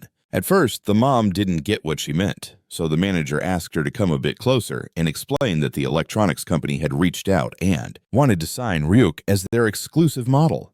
Ryuk wasn't catching any of it as he was too lost in playing with his little brother, but the mom was genuinely shocked, unable to wrap her head around the fact that such a huge company wanted her child to be their exclusive model. Kim explained that the company had already made them an offer and that they would send the contract details soon. So the lady needed to have a serious discussion with her husband because this was a massive chance to grab a lot of cash. The mom got the gravity of the situation and found herself struggling to decide how they should move forward. Chatting with her husband because this was a massive chance to cash in big time. The mom knew it was a tricky situation and was stuck on how to move forward. But Kim told her not to stress about it right now and just chow down so she could clear her head. Plus, they had to hit up the broadcast station later since it had been 2 months. Kim let the lady know that the station was sending a ride so they didn't need to rush. But out of nowhere, the doorbell rang and the manager was caught off guard, wondering if the car had already arrived. Meanwhile, Ryuk was trying to catch some Z's by his mom because he was wiped out from keeping an eye on Min. But when the manager opened the door, she saw the devilish dude who could only be Michael. The manager was stunned by his surprise visit, and Ryuk stepped in front of his mom, demanding to know why the punk was in their house. Ryuk hadn't forgotten how Michael had betrayed their family, teaming up with Sinsung to spread all those nasty rumors. But now, Ryuk was just curious about what Michael thought he was doing showing up like this. He figured maybe Michael was there for payback. But then they heard another familiar voice that totally shifted the vibe, saying hello to everyone. It was none other than Young himself with his usual smile that threw the whole family for a loop. He knew Michael wasn't exactly welcome there, but everyone wanted to see him again, and Michael was ready to say sorry. So they both decided to drive over to the house. Young immediately asked Michael what he was up to and told him to just be straight with it. Michael wasn't playing games anymore. He apologized sincerely to the whole family, admitting it was all on him. But for Ryuk, that just didn't cut it. After all the trouble Michael caused, a simple sorry wasn't going to fix things. But then he heard his mom thanking Michael for his apology with a smile, thinking the kid must have had his reasons for messing up. At that moment, Ryuk really thought his mom was being totally naive, and both Kim the manager and Ryuk facepalmed as Ryuk realized that she was feeling exactly as he was. Meanwhile, the mom was daydreaming about how she and Michael could totally be cool again. They all knew their mom was sweet, but now they were figuring out that maybe she was just way too sweet. But Ryuk also knew he couldn't change his folks. So if his parents were going to be kind and naive, he just needed to be sharper and more vigilant. Ryuk started giving Michael the cutthroat sign, letting him know there wouldn't be a second chance. Even when the punk wondered how he learned that, Young jumped in, asking if they should roll out to the studio now, since everyone was waiting for the family to continue the show. Now we switch back to the big studio building, where we see the director practically on the verge of tears taking in Ryuk. It was wild to see that Ryuk matched his energy, and they both embraced like long-lost siblings. The director thought maybe it was because they hadn't seen each other in forever that Ryuk was being so warm, unlike his usual cool demeanor. The director was moved. He was totally over the parenting gig and just wanted to dive headfirst into work. But as the boy walked away with the director, Min started crying again. The director caught the sound and turned to greet Ryuk's mom. Meanwhile, we see Min going absolutely nuts, nearly in tears. The director had no clue and thought that Min had somehow gotten even cuter in just 2 months, unable to believe it. But Min didn't care. He just wanted to get to his big brother as he burst into tears. The director started thinking maybe he'd messed up somehow and was puzzled as to why the little guy was crying. At that point, Ryuk's mom explained to the director that Min was always wanting to be with Ryuk and was acting this way because he hadn't seen his brother. When the director turned to Ryuk, he noticed his pale blue face while Ryuk was silently begging him to rescue him and get the filming started. That's when the director understood why Ryuk seemed to miss him so much, chuckled nervously while mentioning that there had been a few minor changes in the last 2 months. Kim stepped into the office and bowed to the director. With everyone assembled in the studio, they were eager to get moving because they had around 20 episodes left until the finale, which was likely to drop in September. Both ladies noted that September was 6 months away, and the first episode of the new season would kick off with a cherry blossom picnic. As the scene shifts, we find ourselves at a cherry blossom park where a filming in progress sign was up along with a no entry sign. We see both Young and Yun looking somewhat grown up, with their styles changed as they stared at Ryuk with starry eyes, since he had been styled like a cherry blossom fairy and was just way too adorable. Young realized the styling crew really nailed it, and Ryuk started beaming at both idols, making Young see that he was genuinely happy with the compliments. The assistant director announced that filming was about to start, and all cast members. He started crying like crazy. The director thought he must have messed up and wondered why the baby was suddenly so upset. That's when Ryuk's mom clued the director in that Min always wanted to hang out with Ryuk and was crying because he couldn't see his brother. As the director turned to Ryuk, he was really noticing his pale blue face, and Ryuk was silently begging the director to help him out and get the filming started. This is when the director finally realized how much Ryuk missed the guy. The director nervously smiled while saying there had been a few minor changes over the last couple of months. Kim came into the office and bowed to the director. With everyone gathered in the studio, they were eager to get moving since they had around 20 episodes left until the grand finale, which would probably drop in September. Both ladies acknowledged that September was 6 months away, and the kickoff episode of the new season would kick off with a cherry blossom picnic. As the scene transitions, we find ourselves in a cherry blossom park with a filming board, in progress sign plastered up indicating no entry. We see Young and Yoon looking a bit more grown up with fresh styles as they stared at Ryuk with dreamy eyes because he was dressed up like a cherry blossom fairy, looking way too adorable. Young quickly realized the styling team worked some serious magic, and Ryuk beamed at both idols, making Young catch that he was soaking in the compliments. We see the assistant director announcing that filming was about to kick off, and all cast members, idols, making Young realize he was genuinely stoked about the praise. We then see the assistant director announcing that filming was about to kick off, and all the cast members were, everyone needed to gather right away. Yoon scooped up the adorable baby as they headed over to where the filming was happening, but out of nowhere, a black car showed up and interrupted everything. It parked close to where everyone was, and the driver informed someone that they had arrived at the set like they were told. It turned out to be none other than the vice president and Ryuk's father from the past. He always appeared to be pretty serious, and it made you wonder why he felt the need to come all the way to the film set, but he was determined to do it. Next, we flash back to a moment where the assistant was handing over the business report to the vice president, who asked about the exclusive contract situation with Ryuk. The assistant explained that they had clearly expressed their intention to sign, but the kid's parents were hesitant about the terms, so it was dragging on. The assistant wanted to know if the vice president thought they should push a bit harder, but he wanted Ryuk to keep doing his thing because he was more interested in the secretary's opinion about the contract. The assistant noted that it seemed a bit much for a kid like Ryuk, questioning whether the kid was really worth that kind of investment. But the vice president shared that he'd always felt an unexplainable connection with Ryuk, almost like a blood bond. Suddenly, the flashback cut off as the driver kept reminding the man that they had reached the scene. The man told the driver to stay put and wait for him while he checked something.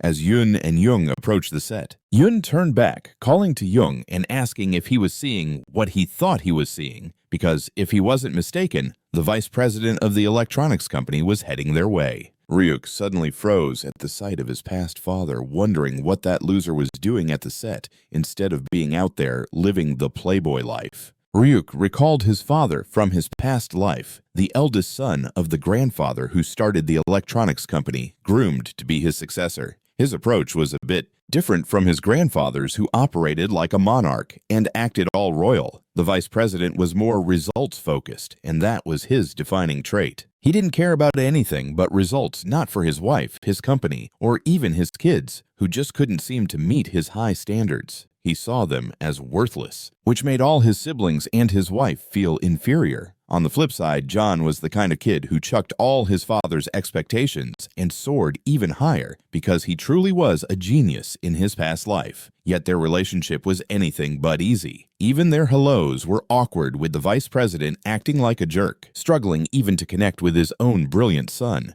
Without realizing it, Ryuk accidentally called the vice president Dad, and the man heard him loud and clear. Ryuk instantly clamped his mouth shut, realizing he had just let that slip before he could catch himself. The man greeted Ryuk, asking if he remembered him from the washing machine commercial shoot, but Ryuk turned away dismissively, claiming he didn't know the guy. Yet the man pressed, pointing out that if he didn't know him, why did he call him father? Ryuk tried to deny it, pretending it never happened, but the man wasn't letting go, insisting he heard it right. He got closer and kept pestering Ryuk, who was reminded that his dad was always this relentless. Just then, both the director and Ryuk's mom came rushing toward him, asking the vice president what brought him to the set. The man explained that he merely wanted to quietly check on Ryuk and leave, but he ended up interrupting everything. The director asked why. He wanted to see Ryuk, and the vice president just repeated that he wanted to see him in the flesh. Now that he'd seen those bright eyes, they somehow reminded him of his younger self. Seeing him like this, the man was even more convinced that Ryuk was worthy of becoming the exclusive actor. He asked the mom if she had looked over the contract, reminding her that they were ready to sign at any time, so just hit them up when they decided. Ryuk was so crucial to him that the vice president told his mother that if she had any special requests, she should just let the agent know. Ryuk couldn't help but shout out that he wanted even more cash.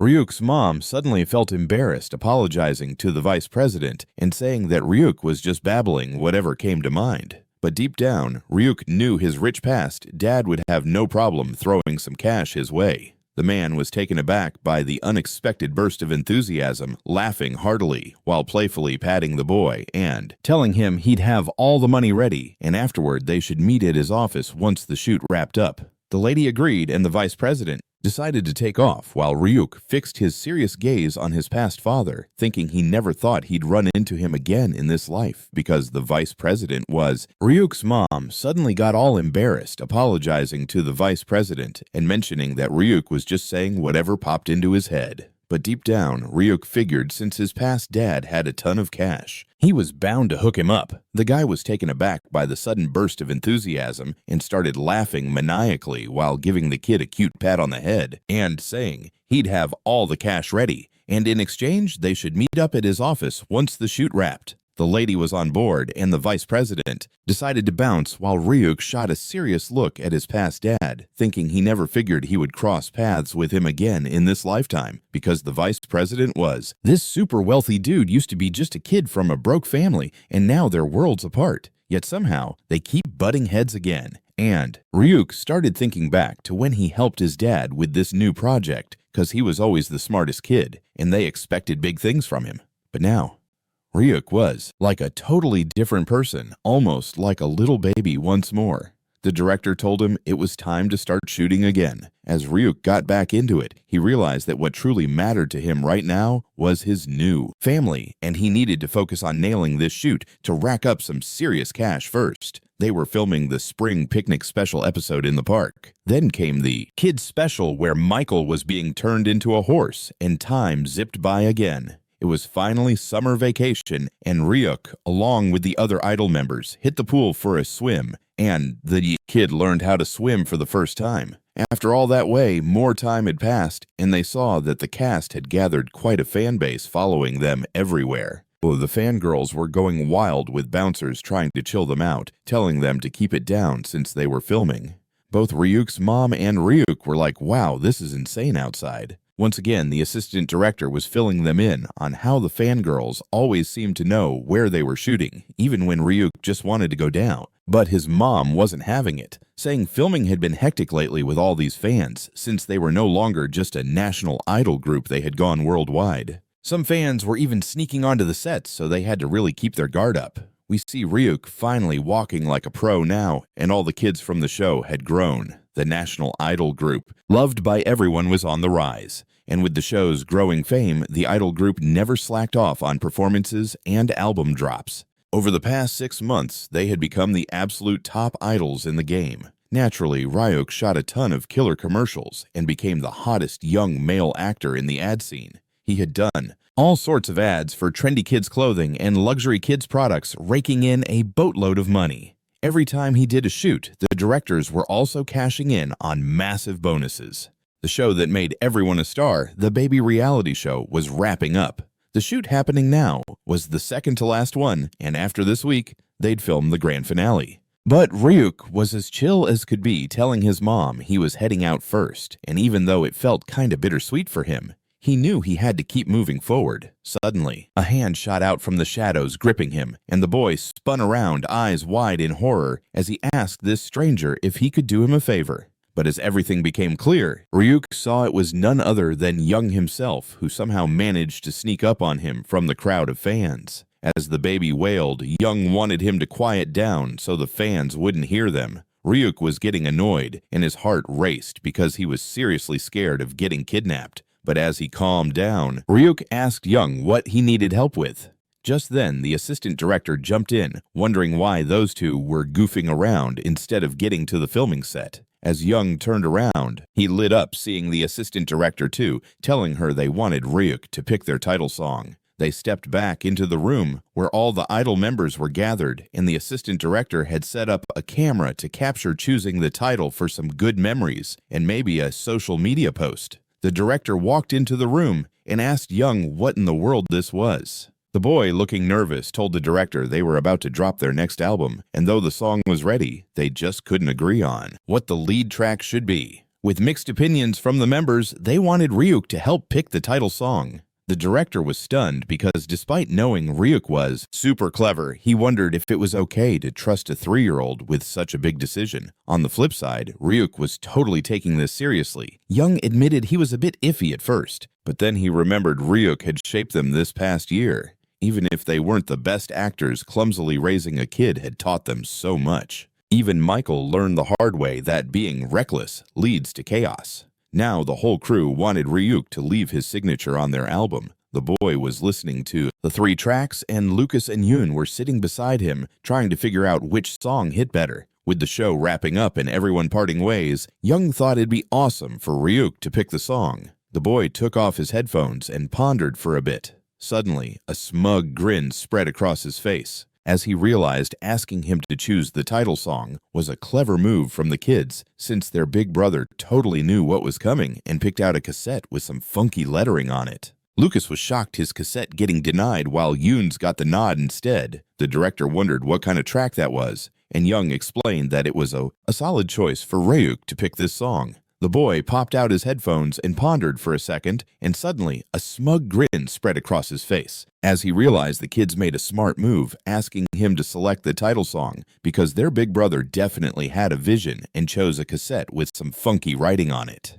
Lucas was stunned since his cassette got tossed aside and Yoon's was the one chosen instead. The director was curious about what kind of tune that was, and Young explained it was the track that Yan worked on along with the other contenders for the title track has this super unique vibe. Except for Yoon and Seon, everyone else thought it should have been a backup track. But Ryuk, knowing how things would play out, picked that one as the title track instead. In his previous life, that backup track was the one that held the #1 spot for 5 weeks straight on the charts. Even when it was just a backup, everyone still remembered it, including John, who was totally surprised to find himself recalling some lyrics without even trying. If it had been the title track back then, it would have blown up even more. So yeah, this switch was necessary for the idol group to level up their fame. But Lucas wasn't ready to throw in the towel, insisting the boy should pick again. But Ryuk kept saying no, insisting this cassette was it, and if they believed in him, they should stick with it as the title track. Seeing the seriousness in his eyes, Lucas backed off, and Young started to wonder what was going through Ryuk's mind. Still, he decided to roll with it because Ryuk was such a big part of their lives. Finally, with the title track locked in, Young was all fired up to promote everything. This whole recording got shared all over social media and was broadcast on TV to hype up the album. Everyone was stoked that their fave had chosen the title track.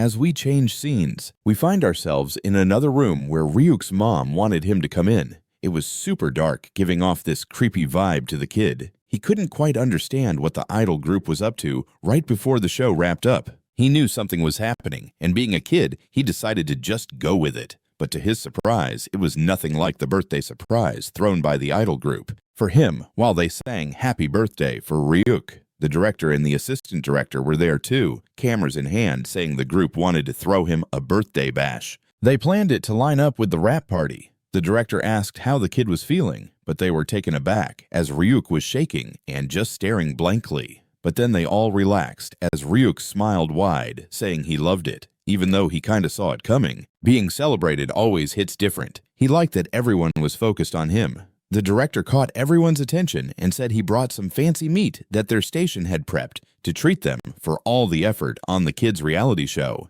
Ryuk was practically drooling when the director told him he could chow down as much as he wanted. Hearing that, Lucas burst into tears, pulling out a bowl full of meat and starting to munch while crying together. The whole crew started to enjoy their party while Ryuk was digging into the spicy chicken. And finally, the wrap-up party came to a close and the whole group was appreciated for their hard work. For Ryuk's mom, it was super emotional since it felt like the end of a long chapter in her life. But out of nowhere, a dude in a black coat walked into the room and called out to Ryuk's mom, saying he was sent by the vice chairman to congratulate the group on finishing the show, handing her a small gift. When she opened the box, she found some fancy ginseng. Seeing a chance, the secretary told her to go over the contract again whenever she had the time. The lady was so thrilled, she agreed right away, telling the secretary they would stop by ASAP. As the scene shifts again, we see Kim Ryuk and his mom heading to the electronics company headquarters, and Kim asked if she wanted to take a break for a few more days. But since she promised the secretary to visit right after the wrap party, she went for it. And with Ryuk not feeling tired, she felt even more pumped. On the flip side, Ryuk knew there was no time to rest and had to stay sharp because his sly father might have some strings to pull and he needed to figure out his true agenda ASAP. As they got to the main office, a pretty attendant greeted them, saying the vice chairman had been waiting for them. When the door swung open, we got a cool reflection of the surroundings, and the vice chairman was all smiles that Ryuk was finally there. At first, his mom felt a bit uneasy, but the guy turned around and grinned, saying it had been a while, and he loved that the kid was there too. They settled down at a fancy-looking table while the secretary rolled in, serving them tea and snacks, telling them to dig into the spread on the table. Ryuk noticed his favorite cookies from his previous life and wanted to snack on as many as he could for that nostalgic taste. Kim gave the vice chairman a thank you for his warm welcome while his mom sipped on the tea. But the man wanted them to not worry too much and asked if they reviewed the contract terms. Kim told him that it seemed like a crazy generous offer, and she could hardly believe that for a 3-year exclusive contract, the signing bonus was $150 million. This made Ryuk spit out the cookie he had in his mouth, since this was the first time he heard the actual figure. He started to think he wanted to chow down on those snacks as much as possible to relive that old school vibe. Kim showed appreciation to the vice chairman for his generosity while her mom sipped the tea, but the guy didn't want them to bring it up. He asked if they had gone over the contract details yet. Kim told him that in her eyes, it felt like a crazy generous deal, and she could hardly believe that the signing bonus was $150 million. That made Ryuk drop his cookie because he had never heard the actual figure before. He started thinking about whether their contract and the signing bonus was $150 million. Ryuk dropped his cookie in shock because this was the first time he heard the actual figure. He began to wonder if there might be some sketchy stuff going on with this contract since he knew the guy who pitched it. But the deal was wild and he was getting $150 million. Only the biggest stars get treated like this. He couldn't wrap his head around what his pops was thinking. But the vice president was taken aback seeing how surprised the ladies were. Kim got real with the guy, straight up telling him she didn't get why the company was throwing such a massive amount. But the dude was super straightforward, saying it was an investment in Ryuk. The kid started feeling suspicious.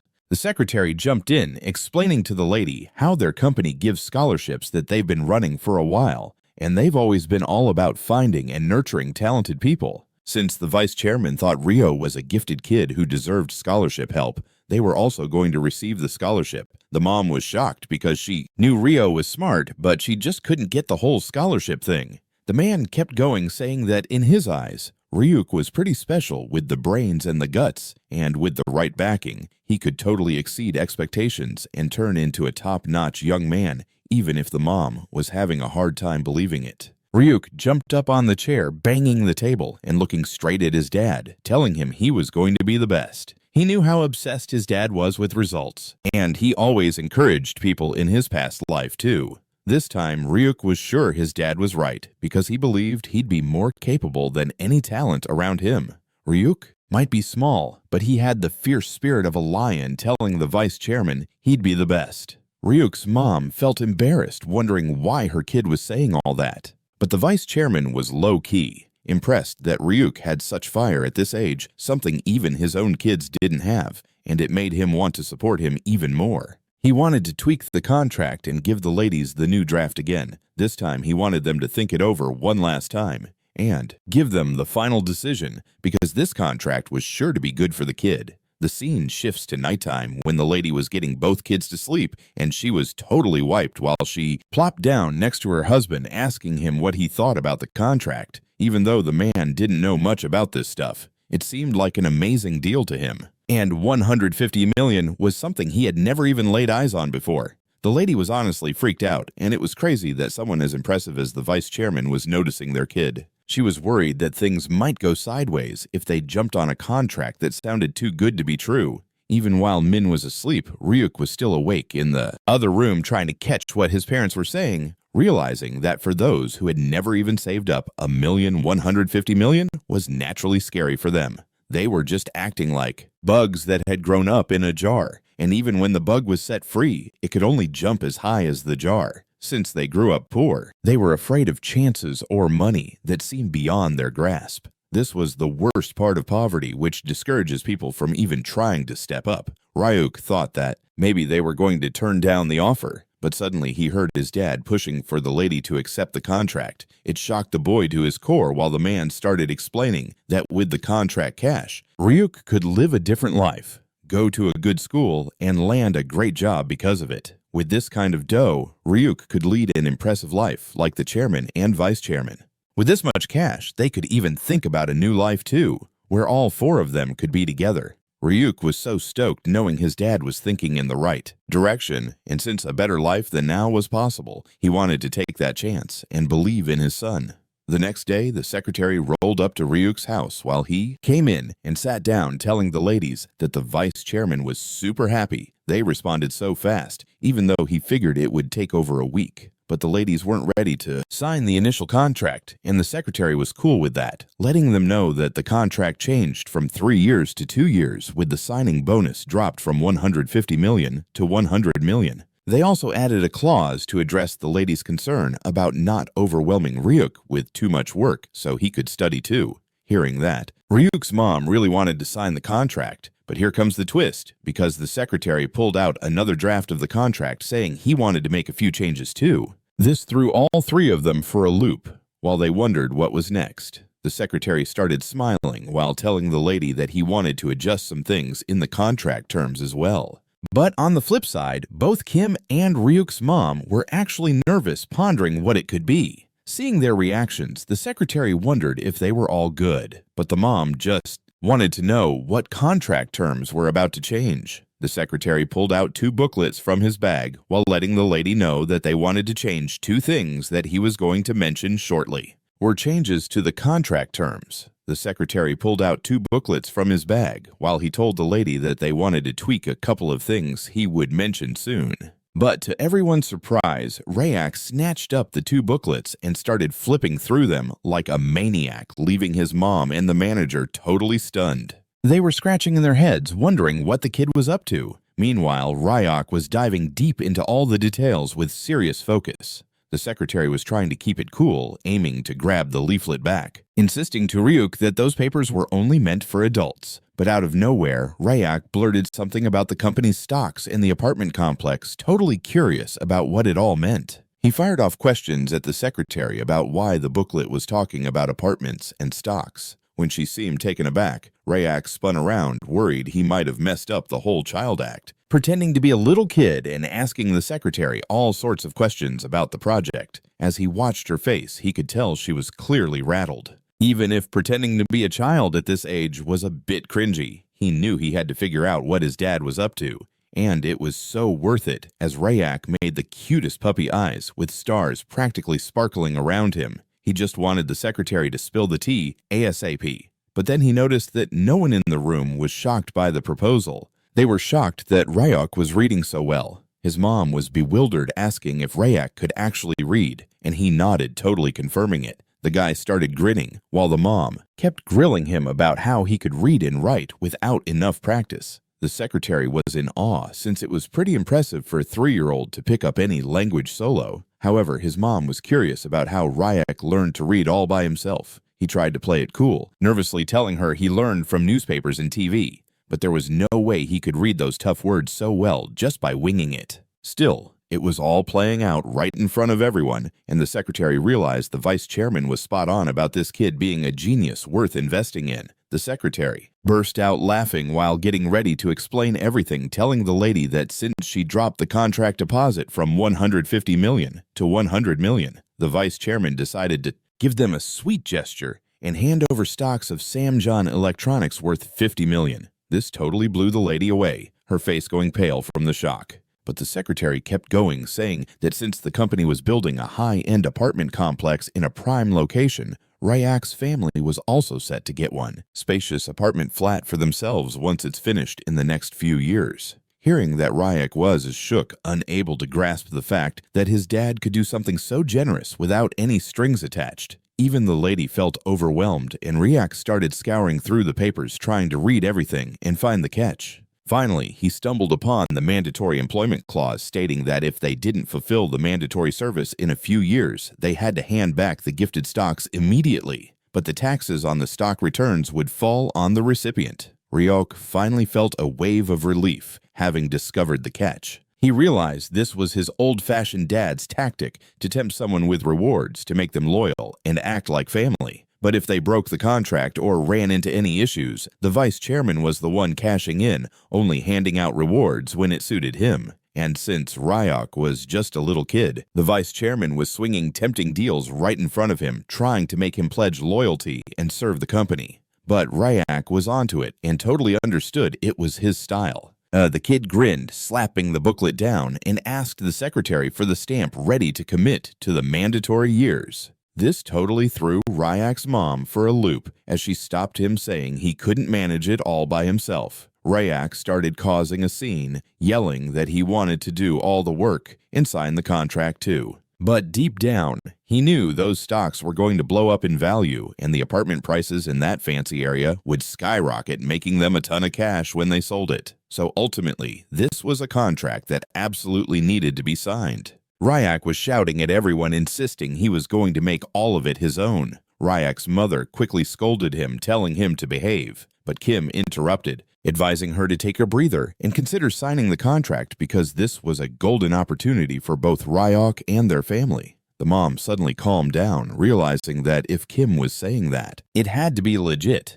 Now it was the manager's turn to chat with the secretary, thanking him for such awesome contract terms. But Kim knew that the contract was way too big for just one person, so she spilled the beans that they were planning to start a company, and it was going to be a business-to-business deal. This made the mom even more concerned, as she stopped her kid, telling him he couldn't do it alone. Ryuk was throwing a fit, yelling and demanding to do all the work and sign the contract too, but only he knew those stocks were going to be pure gold because they were about to blow up, and the apartment prices in that fancy area would skyrocket, meaning they could cash in big time. Wanted to handle all the work and wanted to sign the contract too, but he was the only one who knew that the stocks were going to be super profitable because they were about to soar in the future, and the apartment prices in the pricey areas would climb even higher, making a fortune on the flipping. So in the end, this was a deal that absolutely had to be signed. Ryuk was shouting at everyone, saying he wanted it all for himself. Ryuk's mom instantly scolded him and told him to behave. But Kim stepped in, telling her to take a minute and think it over before signing the contract, because this was a sweet deal for both Ryuk and his family. The mom suddenly chilled out, realizing Kim was onto something. If Kim was saying it, then it had to hold some truth. Now the manager chimed in, thanking the secretary for dishing out such awesome contract terms. But Kim knew this contract was too big for just one person, so she let it slip that they were planning to start a company and it would be a business-to-business setup. But Kim figured the contract was way too massive for one person, so she revealed they were planning to launch a company and it would be a business-to-business agreement. The secretary was totally taken aback, trying to wrap her head around what kind of company they were about to create. Even Kim couldn't believe she was going to be running a management company just to manage our boy Ryuk. They were gearing up to launch a solo agency for this whole thing. Its name was the SKJ Entertainment Company, and just the name alone blew the secretary away even more. This was spot on, and now they could finally tackle contracts without any more holdups. The secretary was all about it, saying it was a genius move since they'd be taking on more contracts in the future. When Ryuk heard this, he couldn't help but grin, with his adorable smile showing through. He realized that SKJ Entertainment was actually the first company to have his name on it. Even though manager Kim first pitched this plan to help Ryuk, this was just the beginning of something huge. We flash back to a few days ago when Kim was wondering if they should go for a one-person agency or not. Ryuk was in shock because even with his business background, he hadn't thought of it. But now that the company was on the verge of opening, Ryuk was scheming something way bigger than just a solo operation. Though they were starting small, this could blow up into a massive global entity. We snap back to present day where the secretary cheerfully notified the manager that he'd also backed the agency's launch to avoid any hassles, and they wrapped up the chat while the secretary was excited to work with the kid. Ryuk was over the moon, stamping his adorable thumbprints on the paperwork and hugging the contracts, proclaiming that all the money was his to claim. Ryuk's mom was getting sharper, but was still thrilled that her kid was loving all this, while Kim, as always, was in awe of her boss. As the scene transitions to the nighttime, we see that Ryuk's mom had shown all the brochures to the dad, explaining everything and how they ended up signing the deal. Meanwhile, Ryuk was peacefully snoozing on his dad's lap, soaking in the whole conversation. But for the dad, it was a lot to take in because first it was company stocks, then a new place in their name. And the biggest surprise was realizing that their kid was learning to read without them even knowing. He felt a bit left out, realizing all the amazing stuff that had gone down in just one day. To him, the cash and the new place were great, but he went pale when he realized their son could actually read. As his dad started tearing up, he told him how proud he was of his son. Even when Ryuk tried to wiggle free, his dad's grip was just too strong. Out of nowhere, both guys got hit with another surprise when it was time for dinner. And this time, it was a fancy feast. They were digging into some pricey meat and even fish with caviar on their plates, and the little guys couldn't help but wonder what those colorful foods were. The mom explained that since they had already gotten part of the contract deposit, she thought it would be nice to treat themselves to a little luxury as a family without blowing too much cash. But she still jumped ahead and added some meat into Min's baby food too. It was the baby's first time trying meat, and his mouth was watering with curiosity and hunger. The boy started munching with his mom's help while she turned to the big bro asking if everything was all right and if the food tasted good. The boy just shot her a thumbs up and kept eating, thinking that there was no point in skimping on grub because if bad health hit them, then there wouldn't be anything left to earn. Ryuk couldn't wait and dove right into his food while the mom was feeding the little one, and the dad was enjoying watching his family. But out of the blue, Ryuk's mom asked the dad if he had chatted with the boss yet. The guy started explaining that he had already let the boss know he wanted to try doing something independently, and the older guy got that the dad was looking to prep for some freedom too. So now he suggested the dude start getting ready and maybe open his own shop in a good spot. Both Ryuk and the mom were stunned by this news, and the guy thanked his son for giving him some cash, realizing that if they budgeted right, they could possibly snag a small commercial space in about 2 years. Even his old boss said he'd be there to teach the guy everything from making gourmet food to running a shop solo. The younger guys started giggling with their mom as she cheered her husband on, telling him to go for it no matter what. Ryuk wasn't far behind, showering his dad with love and grinning up at him. The man was in awe, gently ruffling his kid's hair while thanking him for helping his dad chase a dream job he was eager to pursue. For his part, Ryuk wasn't sweating it at all, wishing his dad the best in going after his passions, because in 2 years he was confident he'd rake in enough to buy 10 or more commercial spaces for the whole fam. Meanwhile, the scene shifts to another spot where we find actress Lim trying to figure out what went down with the contract deal from Secretary Yang. The secretary was quizzing her about her curiosity, but the lady just casually mentioned that she was the one who put in a good word for that kid to the vice chairman.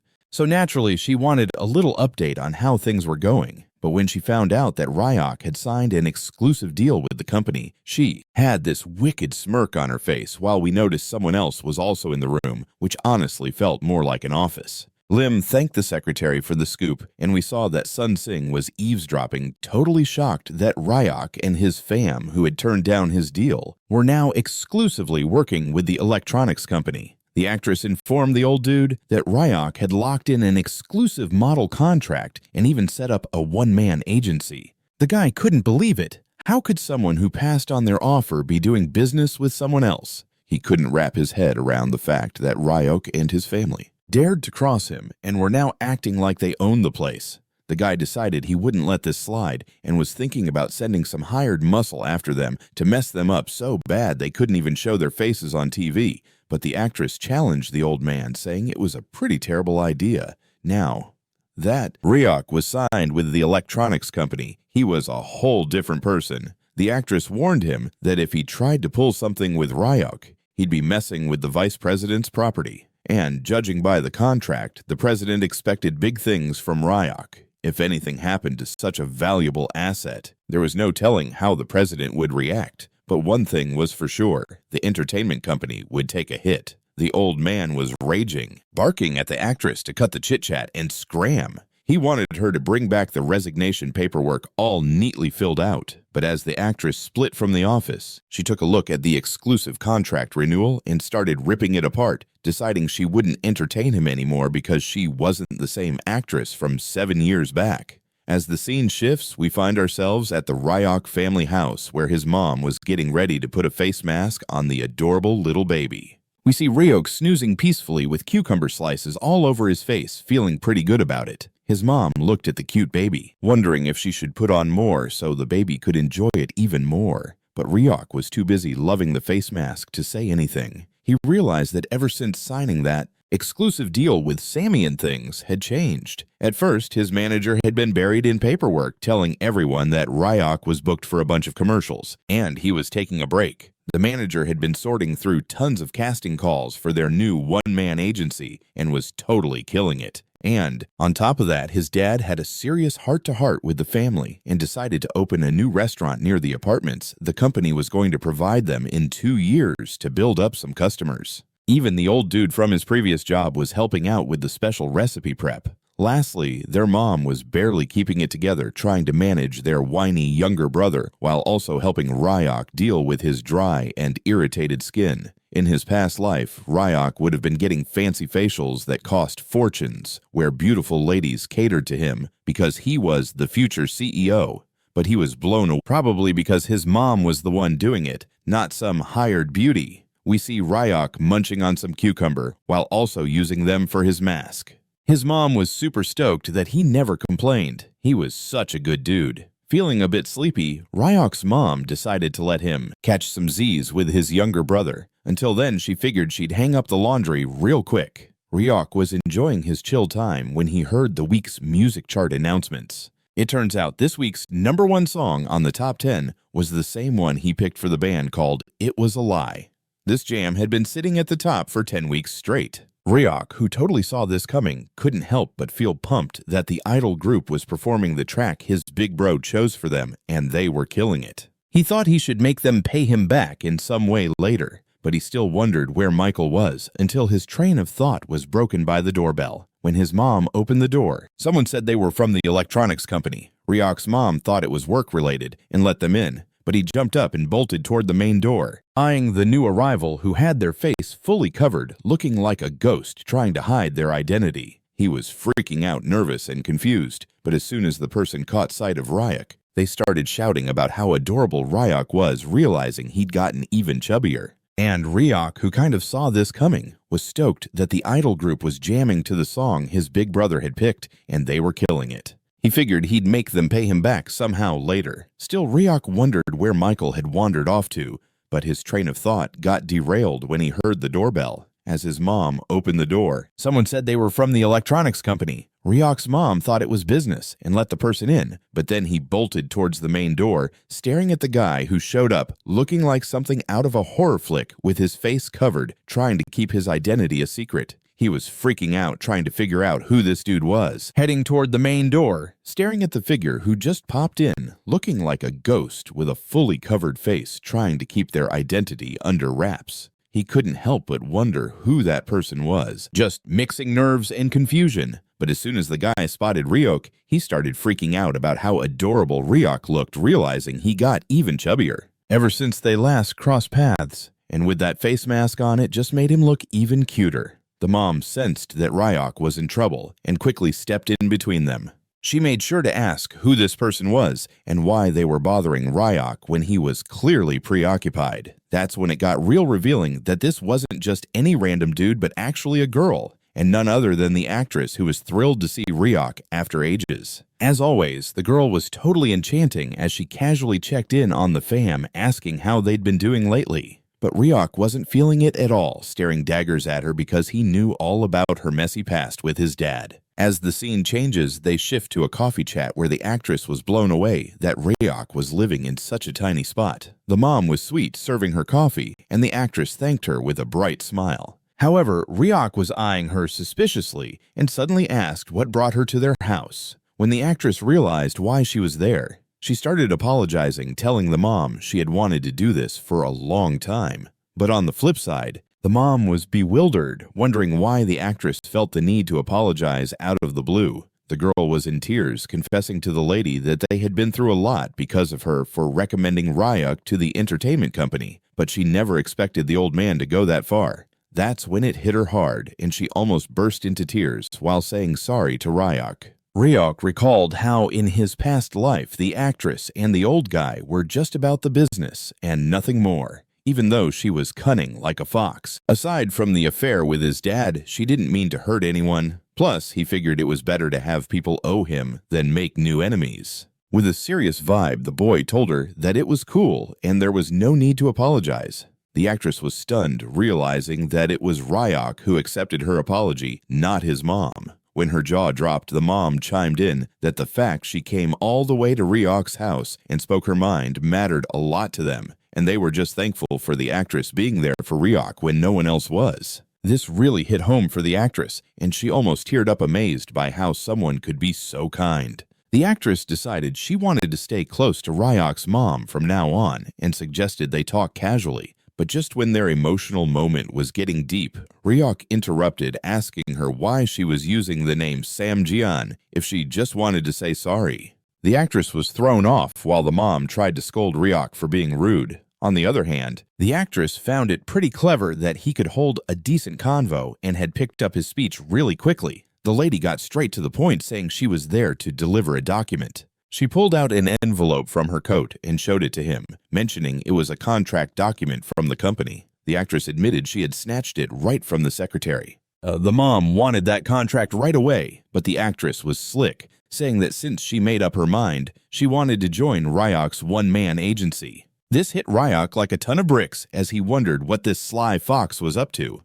Now, Ryuk's mom was curious how the actress found out about the one-man agency. The lady revealed that she begged Secretary Yang to spill the beans because she was in the entertainment biz too. Plus, her exclusive contract with Shin Company had just wrapped up, which meant she was free to go. She was super let down by the CEO, and there were no reasons left for her to stick around after all the drama he caused. What she wanted was to join an agency that treated their actors like family. You're part of the fam too, so smash that subscribe button to keep up with your favorite series. Ryuk's mom was totally touched by this, and the actress seized the moment, asking her to consider it, claiming this was a golden opportunity for everyone. She'd get an agency, and Ryuk's family would get her. Since the actress was pretty famous and made good cash, she was confident she'd help take the agency to the next level, ready to bring in the dough, fame, and power. But deep down, she craved a spot in the agency because it would let her steer things her way more easily.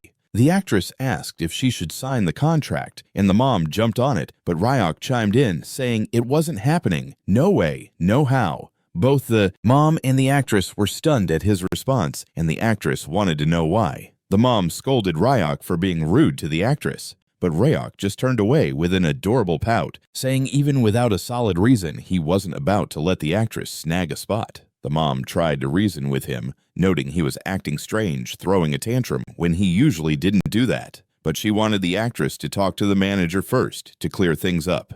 As Ryuk saw his mom still considering bringing the lady on board, he started rolling around on the floor, pulling off the ultimate floor roll move, which was basically an infant's secret weapon. The actress was taken aback while the mom wondered why Ryuk was acting like that. The actress asked if she should sign the contract, and the mom was all in right away, but Ryuk stopped them, saying it was so not going to happen, no way. Both the mom and the actress were taken aback, wanting to know what was up with that. The mom scolded Ryuk for being rude to the actress. Ryuk just turned around with a cute look, letting his mom know that even without a reason, he wasn't about to let the actress have a spot. The mom tried to explain that Ryuk was being an unpredictable little dude throwing a weird fit. But still, she wanted her to chat with the manager first to sort things out. Seeing his mom still considering bringing the lady in, threw a weird tantrum even though that wasn't his usual style. But still, she wanted to make sure to hash everything out with the manager first for clarity. As Ryuk noticed his mom was still on the fence about bringing the lady in, Ryuk started rolling on the floor and went full on with the epic floor roll, which is basically a baby's secret weapon. The actress was thrown off while the mom wondered why Ryuk was acting up.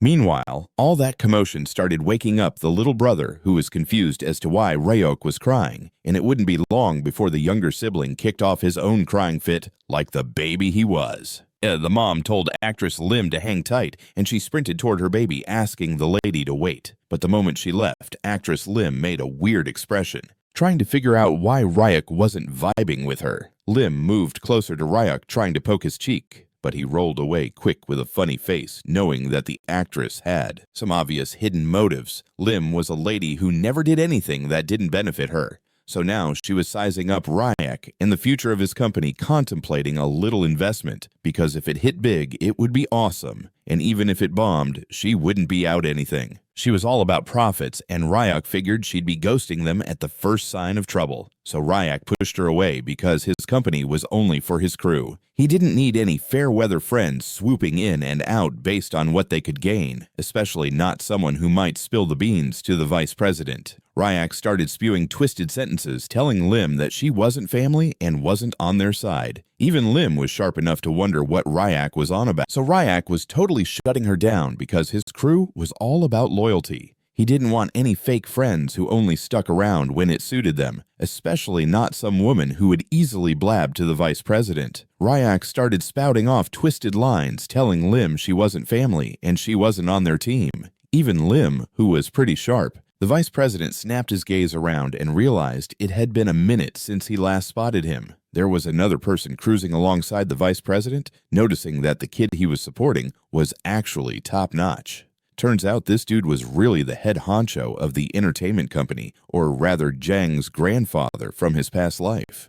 The mom returned, apologizing to the actress because her kid just wouldn't chill. But then the mom was thrown off when she noticed Lim starting to leave. Lim told the lady she was going to bounce. She mentioned she wanted to join Ryuk's agency even more, but now she figured she should show a bit more. Honestly, Ryuk was never going to budge and wanted the lady to give it her best shot. Eventually, she pulled out the papers from the company to reopen things and left, vowing to the family that she'd see them again soon. Lim slipped back into her disguise as she made her escape. Even the mom realized the actress came in like a whirlwind and left like a hurricane without much hesitation. Even Ryuk didn't completely dismiss the actress's worth. It's just that he needed someone who actually wanted to stick around and not just cruise through their agency for personal gain. But now a bigger issue was brewing since Ryuk's mom was totally furious with him, calling him a naughty boy and questioning what kind of manners he was showing in front of grown-ups who were trying to help them.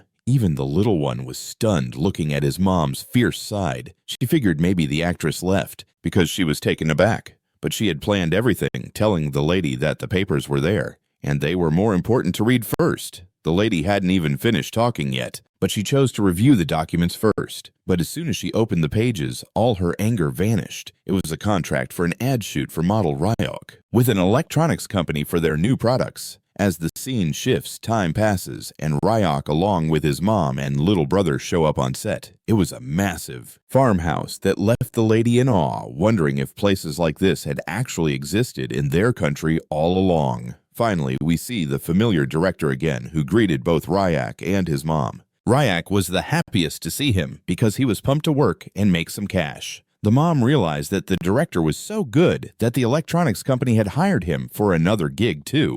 The director was taken aback seeing how much Ryuk had grown up, and he was even more handsome now. Ryuk was rocking the sponsored gear from the company, making it look even better. The director agreed that the outfit looked fantastic. The mom was curious about the brand, and the director told her it was called Petite Cachan. The boy immediately caught on that the name meant little pig in French, and since he was already self-conscious about being a bit chubby, he started throwing a fit again, but stopped when his mom told him to settle down. Meanwhile, we see the vice president pulling up to the set, spotting Ryuk throwing a tantrum with the director. The vice president took it all in and realized it had been a hot minute since he last saw him. Another person was riding along with the vice president, noticing that the kid he was sponsoring was actually pretty great. We find out this person was the president of the entertainment company, or rather Jang's granddad from his previous life. The vice president took a look around and noticed it had been a hot minute since he last spotted him. Another person riding next to the vice president realized that the kid he was sponsoring was actually pretty awesome.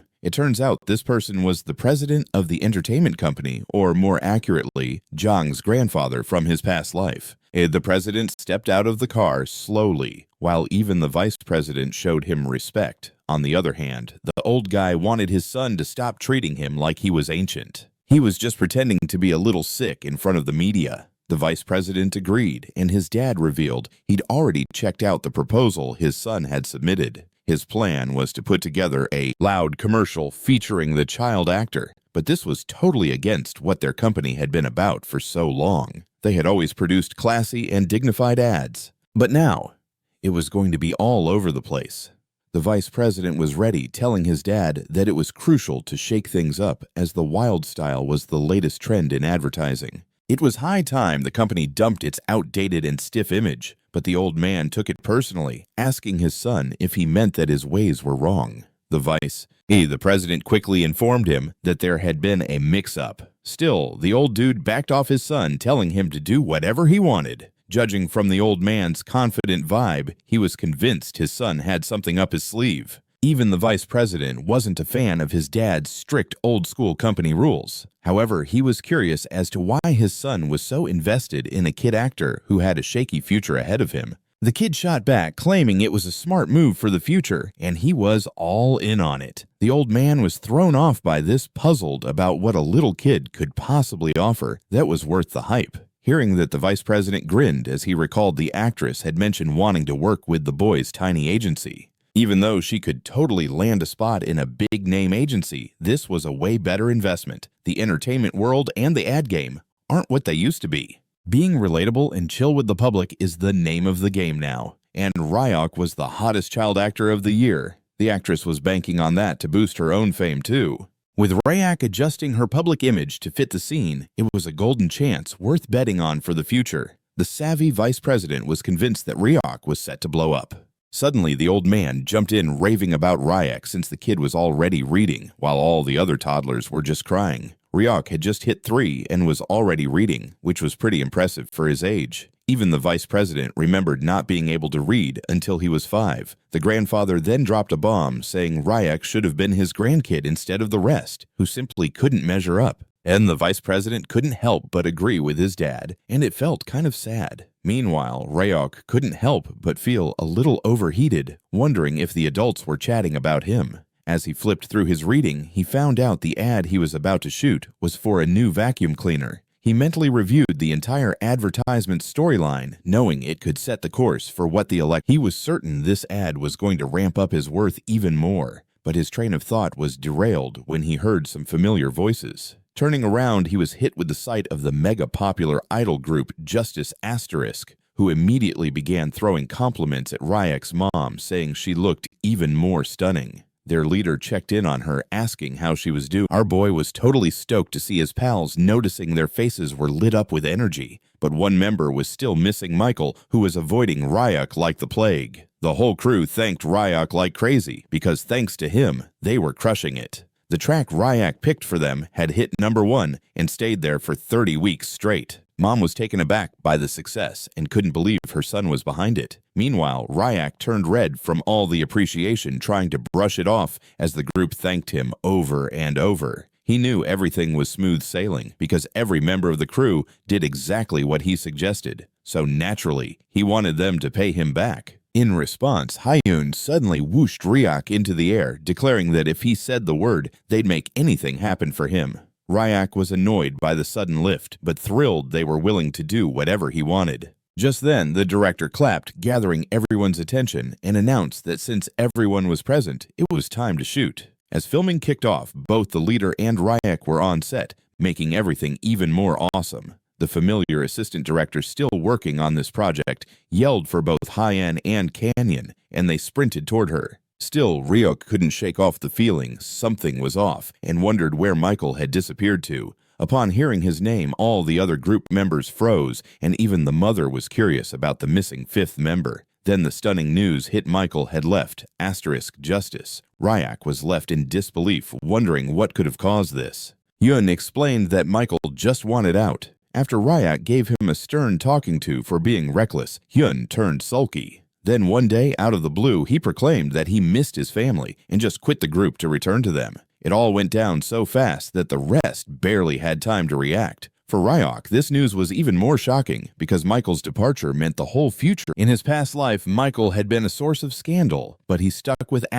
Justice until the end. Even after all the trouble, he eventually faded into the background. But now, everything had shifted. Ryuk figured it all stemmed from Michael meeting baby Ryuk. That meant he was the one steering the future's course. This shook him to his core because it was way beyond his plans. But his shock level ramped up even more when he spun around to see two group members in a heated argument, something they'd never do. Despite all the attempts of the assistant director to calm them down, nothing worked. The boy was left wondering why all of this was happening. There was just too much chaos going on. Then he spotted Jay, who was super ticked off at Sion for looking down on him because of his acting skills. Kan immediately chimed in, saying all he had to do was ask and they'd whip up anything he wanted. Ryuk was still annoyed by the unexpected lift, but couldn't deny he loved how they'd do anything for him. Before he knew it, the director clapped again, gathering everyone's focus to remind them it was time to kick off the filming.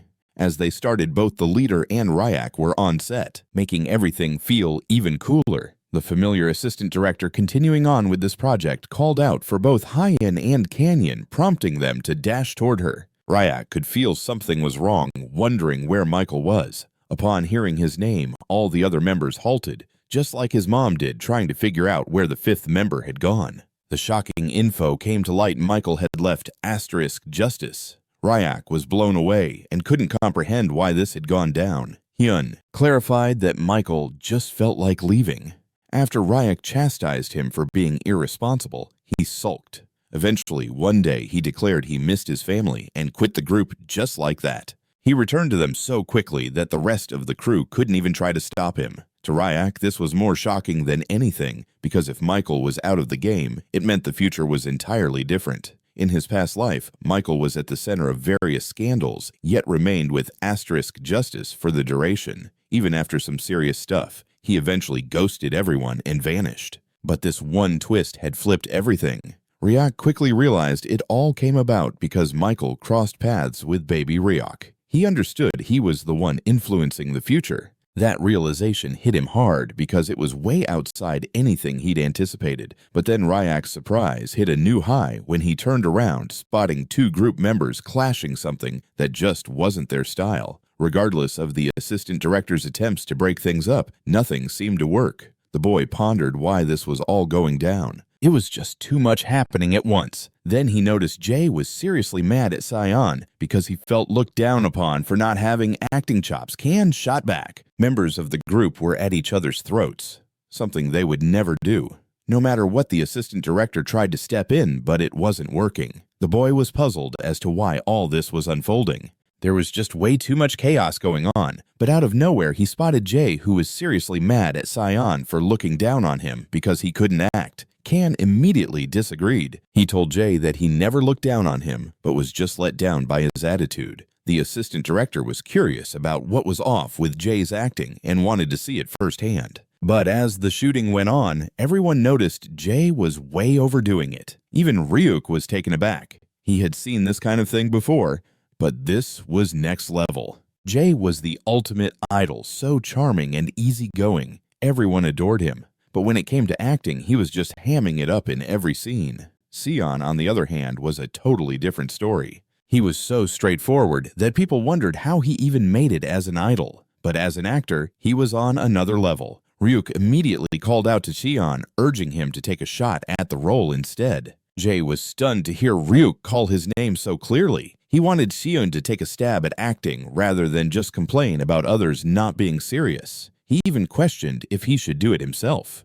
Ryuk's eyes lit up as he pushed Cheon to give it a go. Once Cheon hit the stage, Ryuk wanted him to show off just how great his acting skills really were. Sion nailed it like a pro, hitting every mark and knowing exactly how to play his part without anyone telling him what to do. Even Jae was shocked, wondering if this was really the quiet, shy Sion he knew. The assistant director was thrilled that Sion had done the scene, and she never expected the quiet guy to be such a natural actor. But now she faced a problem. She had to let Jae know he was out and Sion was in. She worried about how Jae would take it, but Ryuk wasn't sweating it, confident that Jae was the type to face reality and not get caught up in pride. We see Jae giving Sion props for an awesome performance, telling him to go for it if he wanted to pursue acting. Jae realized why Sion had previously mentioned he wasn't taking things seriously. As Jae agreed to let his friend take the role, the assistant director saw that Jae was genuinely a good guy.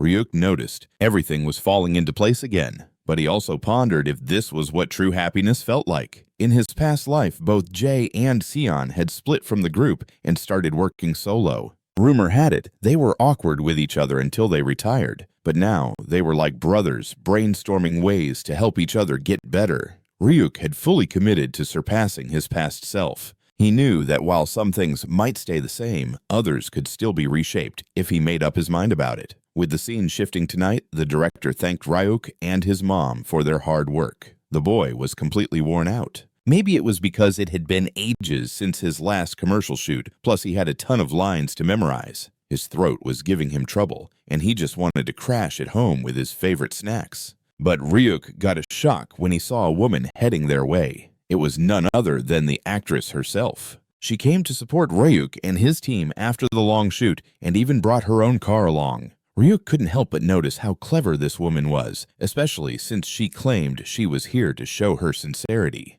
It was clear she was trying to weasel her way into the agency by any means necessary. Since Ryuk was too beat, he figured he had to pretend to be oblivious to her true motives and accept her goodwill. The actress told Ryuk's mom to hop in comfortably so they could head home. Then she dropped the bomb that she'd booked a really posh spot for them to crash at a fancy hotel. She even called over to Ryuk, telling him to check out the room she had especially booked for them. Ryuk felt totally shocked to be back here because in his past life, this was his go-to food spot. It had the best black bean noodles around. He couldn't believe his eyes seeing this amazing place again and immediately jumped up craving the soup. His mom tried to hold him back. In his previous life, he would sneak in and feast without a care. Total overeating. But this time, he couldn't even imagine affording a hotel like this, let alone enjoying black bean soup again. Ryuk figured it would be at least 10 more years before he'd get a shot at this restaurant again. But still, it was happening. So he unleashed his ultimate move of instant devouring and polished off his entire bowl of black bean soup in one go. Meanwhile, Ryuk's mom was fretting because the dishes looked way too pricey. But the actress just flashed a smile, telling Ryuk's mom she was showing her sincerity to get into the agency no matter what. And the surprises kept coming. Another display of sincerity happened when the actress told Ryuk that she and her crew had also handled Shin Entertainment Company. After wronging Ryuk, Shin Entertainment showed no remorse and even spread nasty rumors about both her and the vice president. So she decided it was time to teach them a lesson. Ryuk enjoyed his meal while listening to all of this.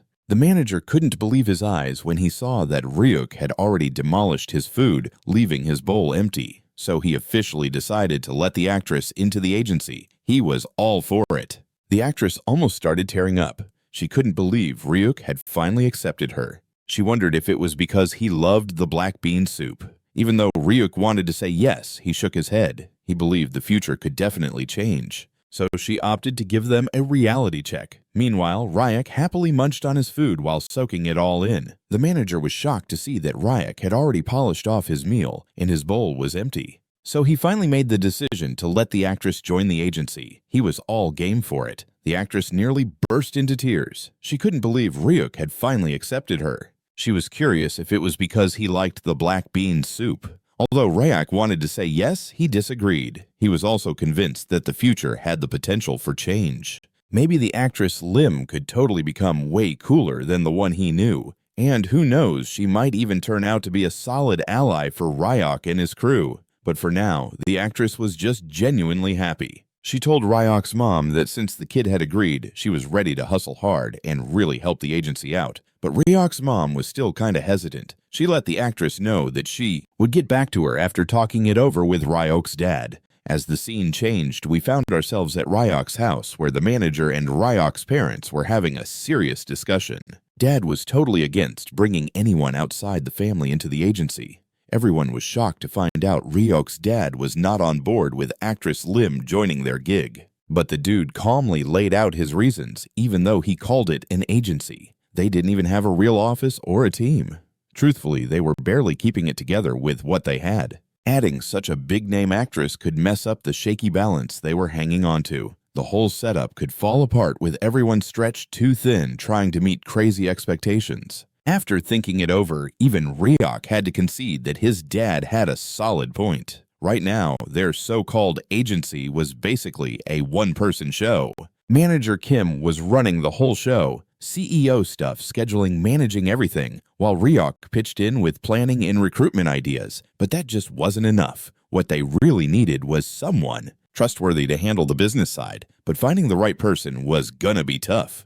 Out of the blue, an idea hit Ryuk. He dashed out of the room, leaving his parents scratching their heads. Back in the living room, his dad kept going, suggesting they should at least hire a bookkeeper first to take care of the finances properly. Hearing that, Ryuk's mom froze, totally shocked. Moments later, Ryuk burst back in, waving a book in his hands. He yelled for his mom to check it out. It was a textbook on accounting and basic bookkeeping, and the wildest part, it was actually his mom's. Everyone turned to her in surprise. Her face went pale while Kim stared at the book with wide eyes. Curious, Kim asked her about it. Ryuk's mom confessed shyly that she had graduated from a commercial high school and had worked in bookkeeping for a bit. She had thought about going back to work to help her husband, but since she had limited experience and no recent credentials, no one wanted to hire her. Before she could start feeling down, Ryuk lit up and told her she could definitely do it. This was a small company. It was their own gig. And in this scenario, experience didn't matter as much as trust. She would be handling their cash, and who better to trust than family? No need to stress about hidden agendas or sketchy deals. Ryuk's grin turned cheeky as he declared that they'd found the perfect hire. Kim and Ryuk's dad both cheered her on too, reminding her how often she'd said she wanted to work again.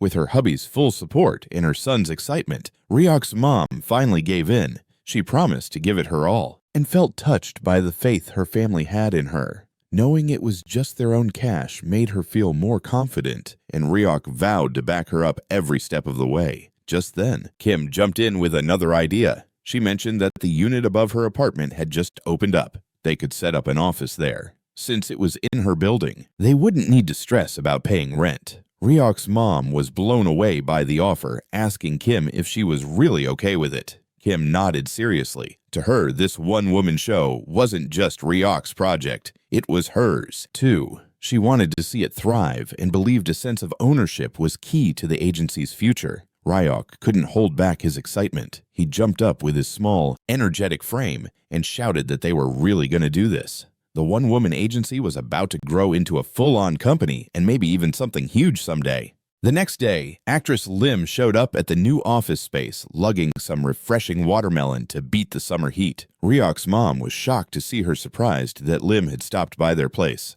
But the actress smiled and said she came to check on their progress now that they were setting up the office. Lim was taken aback when she spotted actual office supplies on the desks. She hadn't expected them to be this serious about it. Ryuk's mom, however, was flustered, apologizing for their cramped and shabby apartment-turned-office. But Lim brushed it off, saying she preferred neat, functional spaces over flashy, soulless ones, especially since a lot of big agencies are corrupt, like Shen Company, whose CEO was infamous for spreading false accusations. Then Lim pulled out a newspaper and handed it to Ryuk's mom. The headline read, "Top star actress Lim signs exclusive deal with child actor Ryuk's one-man agency." Ryuk's mom was blown away. The article was already printed. Lim, on the other hand, seemed stoked. Now that it was out in the open, there was no way back. They couldn't just let her go now. But then she looked around and asked where Ryuk had disappeared to. Ryuk's mom explained that he was upstairs taking care of his baby brother. Lim followed her upstairs and found Ryuk reading a picture book about a candy house to his little brother, Min, who was practically drooling at the thought. The sight of the two boys, Ryuk patient and responsible, and Min cute and clingy, made Lim smile with admiration. She thought the two of them were just adorable. Min, who was practically drooling at the thought. The sight of the two boys, Ryuk patient and responsible, and Min cute and clingy, made Lim smile with admiration. She thought those two were just too cute. Min had started crawling around and was glued to Ryuk like a magnet, making it a bit tricky for him. But Ryuk didn't mind at all. He was a solid big brother and took his duty seriously. Lim clapped her hands, beaming, as she mentioned things were coming together nicely. With Min growing so fast, she proposed taking him to an upcoming event. Ryuk's mom looked a bit confused, so Lim explained that the 10th birthday bash of the vice president's kid from Samjeon Group was just around the corner. It was set to be held at the posh Samjeon Hotel on the evening of July 8th. Ryuk's mom felt flattered and a little excited, but Ryuk stiffened the second he heard that date. Memories from his past life came rushing back. He remembered that wild younger brother who never once helped him when he needed it the most. Was he actually going to see him again? Just then, Min poked Ryuk's cheek, snapping him back to reality. Looking at the baby's innocent face, Ryuk felt a sense of relief wash over him. This sibling, Min, was nothing like the one he'd known before. Min was always clinging to him, maybe a little too much, but it was kind of comforting in a way. Still, the date July 8th kept nagging at his mind. He was certain something significant went down that day in his past life, but the memory was still just out of reach. That night, all three guys in the house, Ryuk, his dad, and baby Min, were sound asleep. But then the phone rang, shattering the silence. Ryuk's mom answered, still half asleep. On the line was Secretary Yang. She spoke in a calm yet serious tone, informing her that the party had been postponed indefinitely. Ryuk, now awake, caught the tail end of the conversation. Alarmed, he bolted over to the TV. His instincts were screaming that something big had just occurred. Sure enough, when the TV flickered on, a news anchor appeared reporting breaking news. The government had entered a state of emergency. The supreme leader of the Democratic People's Republic had died. All of a sudden, Ryuk realized that was why July 8th felt so familiar. The memories rushed back, and the shock on his face said it all. The news reported that at precisely 2 a.m., it was officially confirmed that the president had passed away.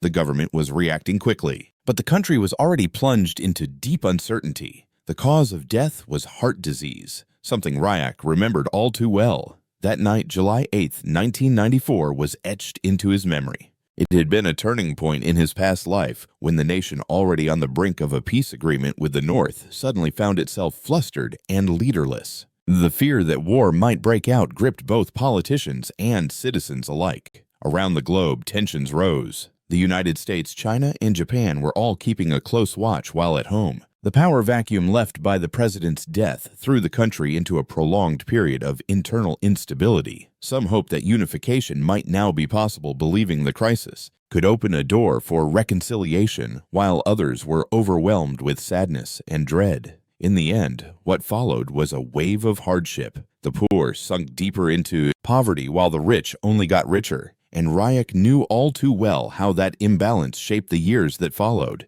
Given these extraordinary circumstances, it was only natural that the upcoming birthday celebration had been pushed back by more than 10 days. Just as his thoughts swirled around that chaotic time, Ryuk was jolted back to the present by his dad, who was staring at the television in disbelief. He noticed that the stock market had plunged into chaos. The moment Ryuk saw that something clicked, he quickly turned to his parents, reminding them that the vice president of Samjeon had already promised him some stocks for his birthday. Then in a hurry, he insisted they should buy more fast before the market adjusted. Even before his dad could respond, Ryuk had started pushing the issue, telling him they had to buy as much as they could while prices were still falling. He explained that panic was driving people to unload their shares out of fear of war. But in times like this, buying was key. Stocks should be scooped up when they were down and sold when they're rising. He emphasized, his tone urgent and oddly mature for a kid. He began rattling off names of sectors, chemicals, heavy industries, and especially defense stocks. If his dad didn't want to use his own cash, he should at least invest the money Ryuk had earned. But no matter how much he reasoned, his dad remained doubtful, so Ryuk pulled his final move. If they didn't buy the stocks, he would refuse to eat. His mom's expression turned serious instantly. She knew her son. If he said he wouldn't eat, he truly wouldn't, no matter how much they tried to persuade him. At first, his dad tried brainstorming, believing that Ryuk's tantrum was just a kid's phase. He suggested to his wife that they could pretend to buy the shares to keep Ryuk happy without actually doing it. But Ryuk, sharp as a whip, overheard every word and fired back, nearly shouting, asking if his dad really thought he was that dumb. There was something in his voice, firm, cold, and authoritative, that unsettled the man. For a moment, he was reminded of Jin Woo, someone Ryuk had resembled in his outburst. Realizing there was no way around it, and that the stocks Ryuk had pointed out weren't exactly pricey, Ryuk's mom suggested they buy just 1 or 2 as a birthday present. His dad finally gave in, and that was all Ryuk needed. Just 1 share was enough. When it skyrocketed in the next few months, his parents would start to see that their son wasn't just acting weird or getting lucky. He had this insane knack for timing. Of course, none of them had a clue about what was coming for the country. Only Ryuk was aware of the chaos that was heading their way. But he made a silent promise to himself. This time, he was going to have his new family's back. 10 days later, they rolled up to the Samjian Hotel. It was a fancy spot packed with powerful folks rocking sharp suits and sparkling dresses. Ryuk found a quiet corner with his mom, little brothers, and his manager, Kim. His mom looked totally blown away, eyes wide as she soaked in the lavish decorations and luxury vibes. She whispered in awe, questioning how rich people could drop so much cash just for a kid's birthday. Even Kim seemed to struggle with the whole scene. But Ryuk stayed chill, compared to his own 10th birthday bash from his previous life with a champagne fountain and a monster cake made by a French pastry chef. This shindig felt low-key. It was obvious the government had pressured the family to tone it down after the president passed away. Still, to his family, everything felt surreal. Despite the festivities, the air was thick with tension. Whispers about the late president wore fears, and the sketchy political situation buzzed around the room. Ryuk was taking it all in when a familiar voice broke through. It was Secretary Yang with his son in tow. The secretary greeted Ryuk's mom warmly, shaking her hand and thanking her for being there. His son stepped up, introduced himself as Kyol, and said hi politely. His mom beamed, complimenting the kid on his manners and how mature he seemed. But Ryuk was blown away. In his past life, Kyol had been like a little brother to him. Now the tables had turned. Kyol took his hand, guiding him toward the seating area with confidence, while his mom blushed a little, saying it seemed like her son found himself a solid older brother. Ryuk felt his face heat up, remembering just how capable Kyol had always been. The warm memory tugged at his heart, but before he could dwell on it, something caught his eye. Long brown hair dancing in the breeze. He whispered Jiang before he even realized it. Kyol looked at him, all surprised, asking if he knew the steel company's daughter. Ryuk hesitated, then played it cool, claiming he might have seen her somewhere. Truth was, he knew her all too well. In his last life, she had been his first love, and they'd even talked about tying the knot until her family's company hit a rough patch during the IMF crisis. Her dad pushed her to break it off, and she did, choosing security over love. He had been furious with her, holding a serious grudge for ditching him over cash, but now Ryuk understood things differently. She was just doing what he was doing, trying to keep her family safe. Jiang glanced over, looking confused, maybe picking up on how Ryuk seemed familiar. Kyol jokingly asked if Ryuk had a habit of chatting to himself, and Ryuk quickly turned away, mumbling something as he walked off. Just as he did, someone stuck out a foot on purpose, and Ryuk hit the ground hard. His mom and brothers rushed over, worried, and Secretary Yang came sprinting to check on him. But Ryuk knew it wasn't just bad luck. Someone had tripped him.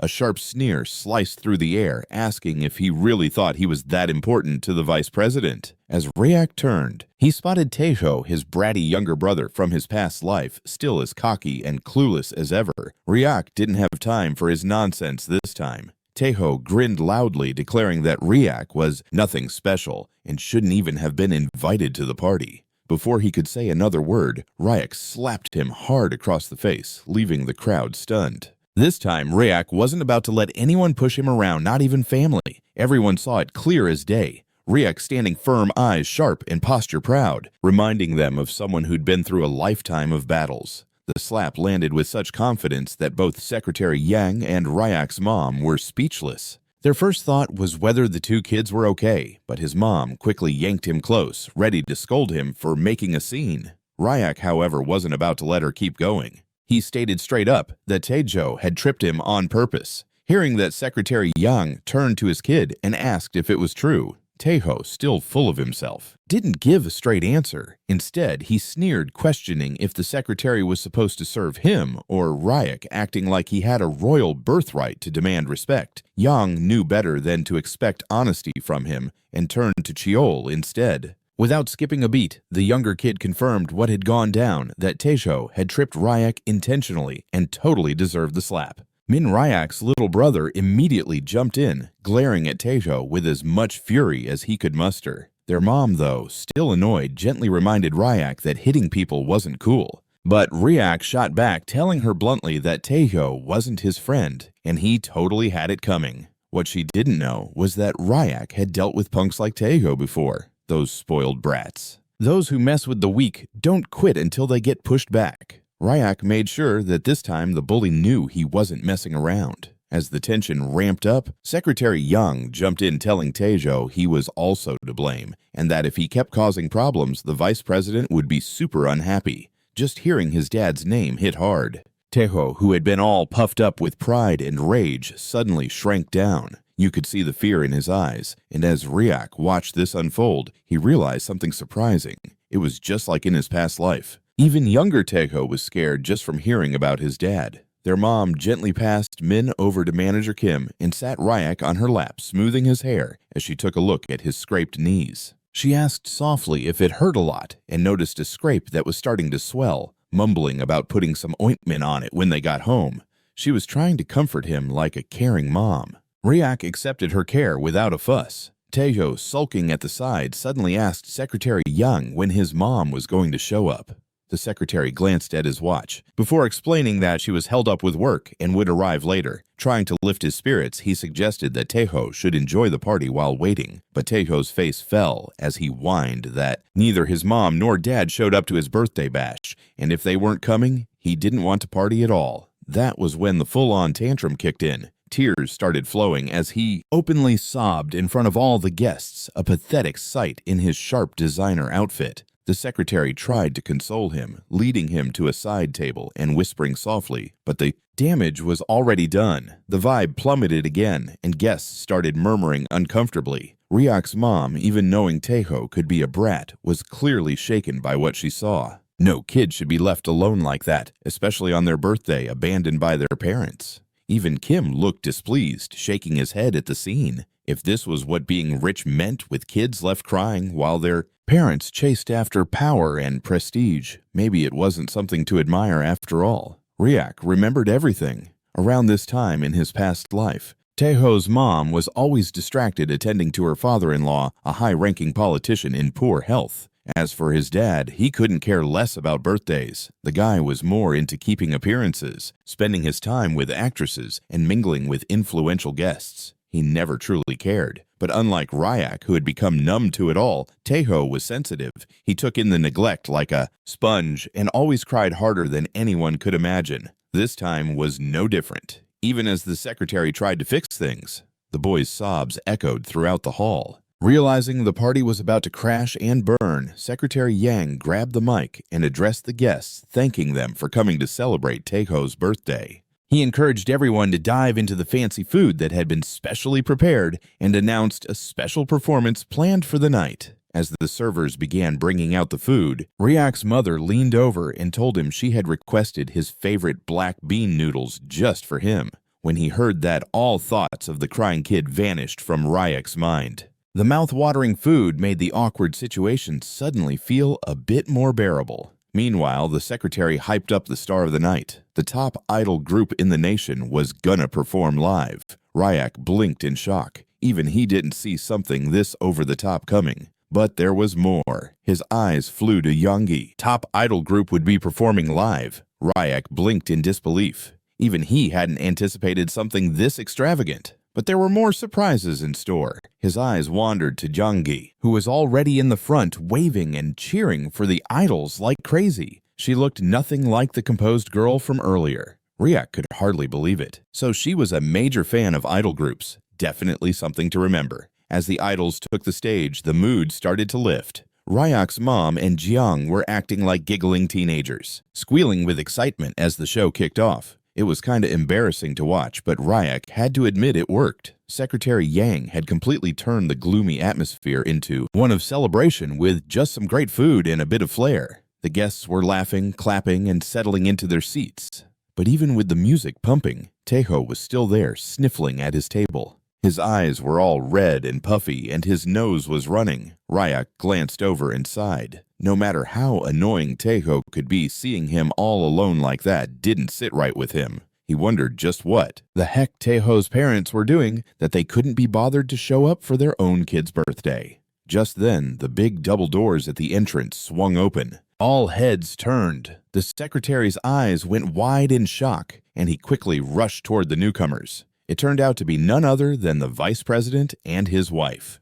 The announcement rang out over the speakers as the secretary called attention to their arrival and asked guests to give them a warm welcome. The room burst into polite applause, and as the couple entered with poise and presence, the vice president scanned the room and his gaze stopped at Ryuk. It was the first time Ryuk had seen his mother-in-law from his past life again. She looked just as before, a cold beauty with sharp eyes and a flawless exterior. Her gaze lingered on him for a moment as she dryly remarked that he looked cute before striding away without another word. Ryuk was totally unfazed. He knew her game all too well. That woman was always like this, classy, put together, and distant. They called her the Iron Lady. She lived for her job and her accomplishments, not for relationships. Taeho, on the other hand, was buzzing with joy. His tears dried up in an instant as he darted toward his parents, finally grinning after what felt like forever. Even Ryuk's mom, watching the family come together, whispered how they looked like such a happy crew when they were all in one place.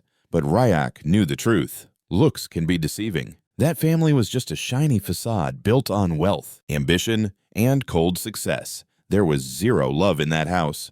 No warmth between the husband, wife, and kid, just rules and expectations. But Ryuk had found something better this time. He had a brand new family that genuinely cared, one that lifted him up not just for status. With them, he felt like he could soar to heights he'd never reached before. But the warmth of that moment didn't stick around for long. Summer 1995 rolled in, and Ryuk had just turned 5. Yet now he was lying in a hospital bed, his tiny frame connected to an oxygen mask. The room felt heavy and silent. Something had gone horribly wrong, and those who loved him could only wait and ponder what fate had in store for them this time. We flash back to the summer of 1995, where we see a bunch of people unloading gear from a bus. They were all movers helping with a house shift, and once everything was in place, the main delivery guy was thrilled because they had set up the furniture just how Ryuk's dad wanted. And the man also thanked the delivery guy, amazed that the move went down without a hitch, thanks to some extra cash put in to have Sammy and handle everything smoothly.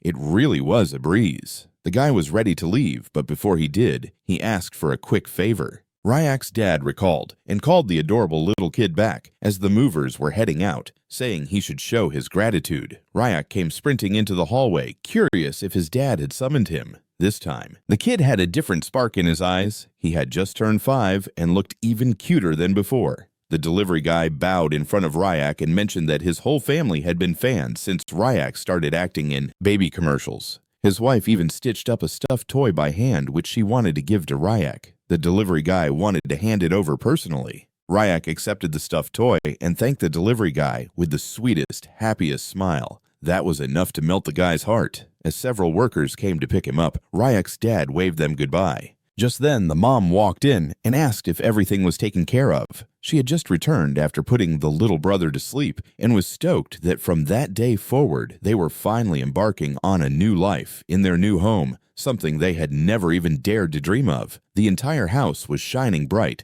because it was brand new, and the mom couldn't believe this was their place. The dad was thrilled too, as the vice president had a genuinely big heart, and thanks to him, they were able to score the house early. But Ryuk wasn't as caught off guard. He knew this would happen. After all, he had delivered the goods that justified becoming the company's exclusive child model. The contract stated that Ryuk would snag some stock and a shiny new apartment 2 years later. But before the contract even wrapped up, the vice president had already handed them the keys, officially declaring the construction was completed ahead of schedule. In reality, it was because Ryuk had played a major role in the success of their next-gen image project. Both parents, but Ryuk knew the vice president had 3 flagship projects revamping the company's image, securing proprietary tech, and finally diving into semiconductor development. Right now, Sam Gon had outperformed 2 other companies in the electronics game and was ranked as the #1 consumer favorite brand.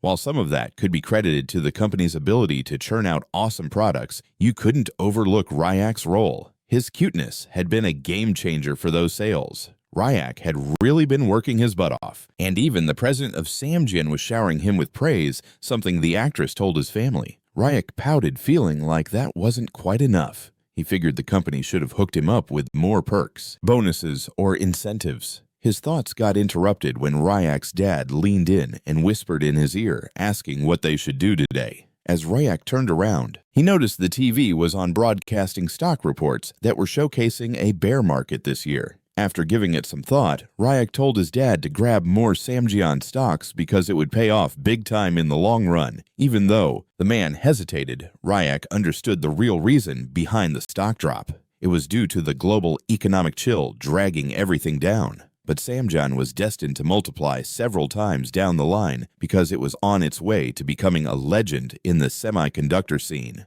Ryuk had come from the future and knew that the company was secretly securing DRM production tech early that year, which would be a game changer. Ignoring his dad's doubts, Ryuk insisted they invest in the stocks. The man realized that his son's instincts were never wrong and agreed. Even though he was scratching his head, he decided to buy anyway. It turned out that Ryuk's dad had already become his son's unofficial stockbroker. And even the president of Sam Gon was giving him props, a detail shared with his family by the actress. Ryuk sulked, thinking that this much wasn't enough. He felt the company should have thrown him more perks, bonuses, or incentives. His thoughts were interrupted when Ryuk's dad came close and whispered in his ear, asking what they should do today.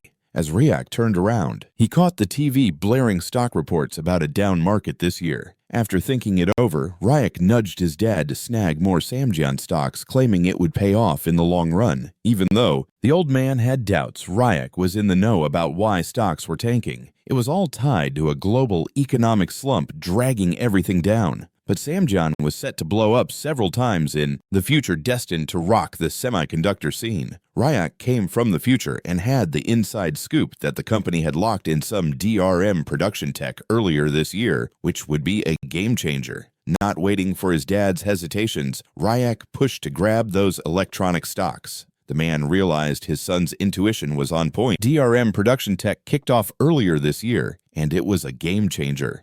Even with his dad dragging his feet, Ryuk was all in on buying that electronic stock. The old man realized his kid had a sixth sense for this stuff and finally went along with it. Even though he was scratching his head, he decided to dive in anyway. It was then revealed that Ryuk's dad had unofficially jumped on board as his son's stock. His instincts were never off, and he agreed. Even though he was rubbing his head, he decided to go for it anyway. That's when it came to light that Ryuk's dad had unofficially become his son's stock. The stock that the manager had told him about, thanks to Ryuk, totally skyrocketed more than 10 times. The whole thing was so wild for him that he started hitting up Ryuk for advice all the time, for stock recommendations, and Ryuk never let him down. By now, Ryuk's dad truly believed his kid had some crazy investment intuition, so if Ryuk said to buy, they were definitely buying. For Ryuk, it was a piece of cake. His dad's simple-mindedness made it all easier. Still, Ryuk couldn't help but wonder why his dad was so into stocks.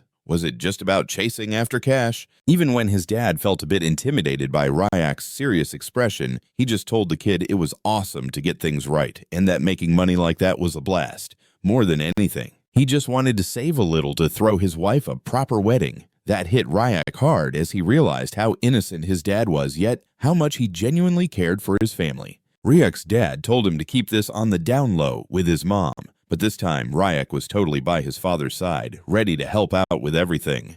Dad was stoked, almost tearing up along with the kid. Suddenly, the little brother woke up and asked Ryuk if he could read him a story. Now that he was 5 years old, and with their mom busy finishing up the kitchen, Ryuk called his little bro over. He smiled excited to tell him stories.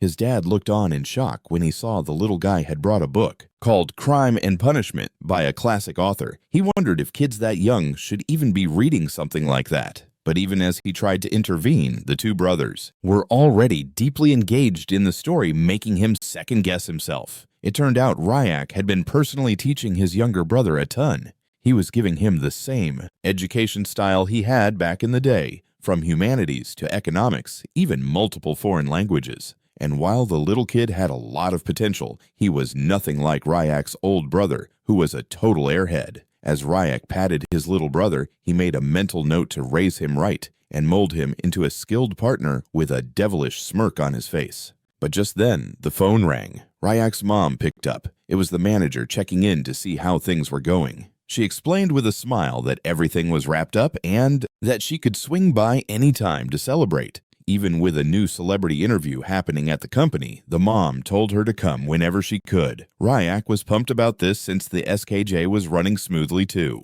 He felt good about putting the manager in charge, but then he caught his mom mentioning a Sam Gon electronics event at one of the department stores, saying even the vice president would be there. This didn't sit well with Ryuk, not really looking forward to running into that old man again. But his mom just went along with whatever the manager suggested. As the night rolls around, we find ourselves at a big department store buzzing with executives. An old guy noticed there was some kind of company event happening. But when they zoom in, it's clear the department store isn't fully finished, showing visible cracks from bad construction. The next day, a car pulls up near the apartment building. Ryuk's mom steps out and spots manager Kim showing up, clearly surprised to see her already waiting. Concerned, she tells Kim that she and Ryuk could have just headed to the event by themselves, that Kim didn't have to come since she was probably swamped. But Kim insists that no matter how busy things get with the company, her main gig is still being Ryuk's manager. Then she looks around asking where the boy is, only for Ryuk to peek out from behind his mom's legs, grinning all cute and confident.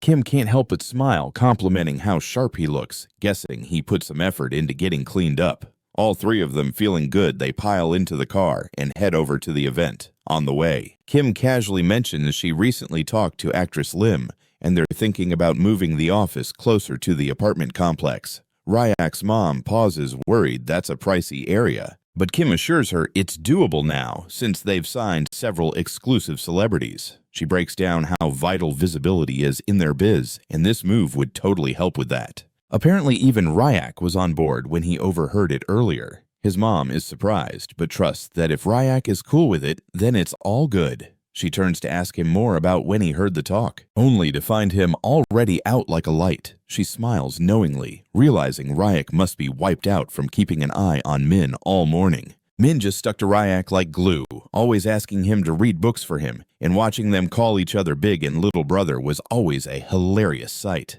As they drew closer to the event hall, Kim tells Ryuk's mom, and they start wondering what to do about Ryuk still snoozing. His mom decides to carry him a bit longer for some extra rest before the event kicks off. Time ticks on, and Ryuk slowly wakes up groggy and confused as to why everything feels shaky underneath him. That's when it clicks that he's on his mom's back, and she's smiling, relieved that he's finally awake. He glances around now, realizing they've made it to the event, and is shocked to find out he's already inside. Flustered, he squirms, asking his mom to put him down. Time rolls on, and Ryuk starts waking up feeling all groggy and confused about the shaky ground beneath him. That's when he figures out he's on his mom's back, and she's beaming. Relieved he's finally awake. He looks around now, realizing they've hit the event location, and is startled he's already inside. Flustered, he squirms, begging his mom to put him down, worried that her back might hurt. Just then, a cheerful dude walks up to them, clearly waiting for their arrival. He introduces himself as the PR guy of the department store and tells them there's a chill waiting room set up just for them to kick back before the event starts. Ryuk, totally confused, quietly asks his mom if the event is really in a department store. She realizes she forgot to explain earlier and tells him that they're having the event in a super famous big department store. They're entering through the staff area to get to the venue. As Ryuk processes this, his mind drifts back to the department stores around here from that time. But when he looks around and checks the place out, he's shocked by how run down it looks. Cracked walls, sagging floors, the whole place feeling sketchy. A sinking feeling washes over him. Something's off. He turns to his mom and demands to know the name of the department store. After a moment's hesitation, she says, "It's the Even Bit department store." The name hits Ryuk like a freight train. The Even Bit collapse was notorious. An entire department store crumbling one summer day, taking countless lives. And the creepiest part, the disaster's anniversary is today. Every single person here, including his mom, manager Kim, and himself, were in serious danger. Ryuk's thoughts race as he tries to remember the details. Back then, he had been sent out of the country for a study trip by his dad, so he only caught bits and pieces of the news. The worst of the damage happened in Building A, while Building B had stayed relatively okay. Still, the casualty count had been huge. As he spirals deeper into his thoughts, his mom notices how pale he's become and sweetly asks if he's feeling sick. But Ryuk knows he can't waste a second. If something happens to his mom again, he'd never forgive himself. Without hesitating, he grabs her hand, urgently pulling her along, saying they've got to bail like right now. She's confused and totally taken aback by his sudden panic, but before she can even react, a familiar voice cuts in. A dude strolls up asking if something's wrong. They turn to see it's the vice president there to personally greet the child actor. Even he notices Ryuk's worried face and asks, again, if everything's okay. But Ryuk sees this as his chance. He clings to the man's pant leg, insisting they need to cancel the event, like right now. The VP looks at Ryuk, confused by the sudden meltdown, his expression turning cold. Ryuk realizes he's not getting through like this. This guy wasn't going to be swayed by a frantic kid's words. This event had been in the works for months, and canceling now was out of the question. Meanwhile, Ryuk's mom and manager Kim share worried looks, unsure of why he's freaking out. But then something clicks for Ryuk. Building B had stayed safe. He steadies himself and quickly begs the vice president to at least move the event to Building B instead. Realistically, the kid knows he can't stop the collapse, but at least he wants to cut down on the fallout. He keeps telling the vice president over and over to switch the venue. But the vice president is stunned by this behavior. Ryuk tries to convince him, saying that the current spot isn't safe, and that a bigger place would be way better, and that they need to shift to Building B to fit everyone. Ryuk had no choice but to rely on his memory of Building B being safe from the collapse. But before he could push the conversation with the vice president further, Ryuk's mom grabs him confused about what's going on. The boy's still acting frantic, and she starts apologizing for his behavior, because even she has no clue why he's acting like this. But now what Ryuk said had already sparked some concern in the vice president's mind, making him wonder what was up.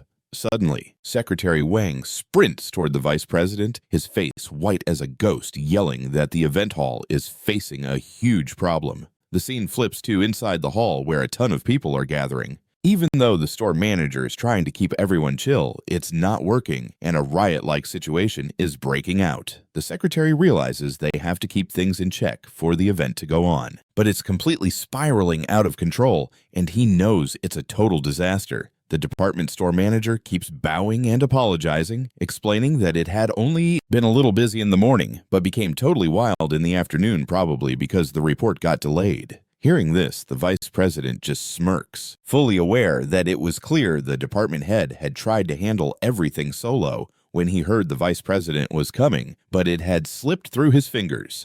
The news of Ryuk showing up with the Justice Idol group had pulled in more than triple the expected guests. Even the boy realizes things are getting serious. They have no idea when the collapse is actually going to happen, and he knows he has to move fast. This time, the vice president calls out to Ryuk, asking if this is what he meant when he said to change the venue. Ryuk spins around and sees the face of his past dad, recognizing the opportunity and smiling as he confirms that yes, this is exactly what he meant. He explains that if they don't act now, something really bad was definitely going down, and they insisted on rushing over to Building B, bringing the young actor along. The vice president called out to Secretary Yang, asking if there was enough room in Building B to fit everyone. The secretary, knowing the layout pretty well, mentioned there was a designated cultural hall, hearing that the vice president directed him to move the guests to Building B. But the department head, who had overheard the conversation, piped up saying the place wasn't ready yet. They had already got their store staff on deck to keep order, so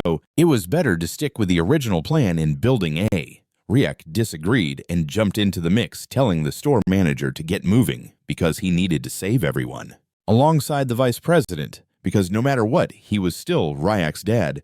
This time, the vice president finally got it ordering Secretary Yang to switch the venue to the cultural center in the other building. The store manager protested, saying the ventilation system in Building 2 was down and the air conditioning wasn't working.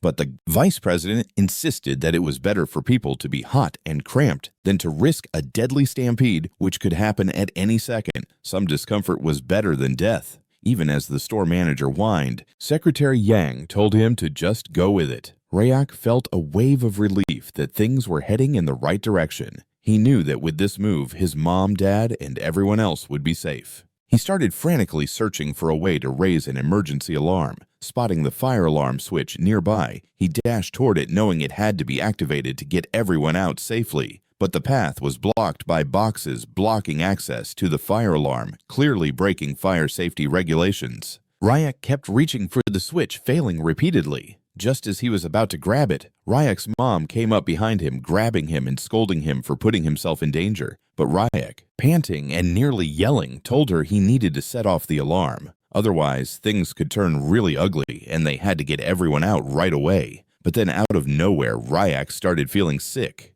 Things were going downhill fast. He was gasping dizzy, and then he collapsed right in his mom's arms. She screamed, realizing something was off. Crying, she called for help because Ryuk wouldn't wake up. The vice president raced over, and the mother explained that the boy had suddenly passed out and felt like he was burning up. The man scooped the boy into his lap, telling the secretary they had to get him to the hospital right now, and it would be faster if he carried him himself. He told Secretary Yang to call an ambulance. Ryuk knew he still had to save everyone, but he couldn't do anything anymore as his vision faded. The scene switched to the hospital where two men were bringing Ryuk in. Clearly, a pediatric emergency. Doctors were asking about his condition, and a female doctor reported that even though Ryuk's vitals were stable, he had a high fever and was convulsing. Meanwhile, Ryuk's mom was sobbing loudly, blaming herself and thinking that if only she had paid more attention to him, he would have been fine. Manager Kim tried to calm her down, worried about what might happen. The vice president asked one of the doctors if the hospital's director was available, and even Dr. Vara, recognizing the vice president, decided to contact the director right away, knowing that if they acted fast, they could do something. The scene shifted back to Ryuk's hospital bed. He was resting with an oxygen mask, providing clean air. Slowly but surely, Ryuk opened his eyes, realizing he was in the hospital. His mom was asleep next to him, her eyes totally dried up from crying. Ryuk tried to wake her up, wondering what had gone down and where he was. His mother woke up in shock while the TV was reporting. It said at 7 p.m. last Friday, 1 out of 5 survivors had been pulled from the rubble of the Event-Bit department store. And with hundreds of casualties already reported, authorities promised they would do everything possible to rescue more survivors. As the scene shifted, we saw Ryuk's mom crying again, hugging the boy tightly. This time, everyone was there along with the doctor and the manager. As the lady told Ryuk she was really scared, the boy felt okay, but also embarrassed as he glanced around the hospital room filled with gifts wishing him a speedy recovery, along with tons of portraits. Wondering what they were, Ryuk's dad was also crying with his baby brother, explaining that it was all the love sent to Ryuk by his fans for his quick recovery. When they heard Ryuk had collapsed and hadn't woken up for 3 days, everyone was shocked. The boy couldn't believe he'd been asleep for 3 whole days, and the doctor explained that thankfully all the tests came back clear and Ryuk was a perfectly healthy kid. He just had to deal with sudden and extreme stress, which led to exhaustion and high fever symptoms.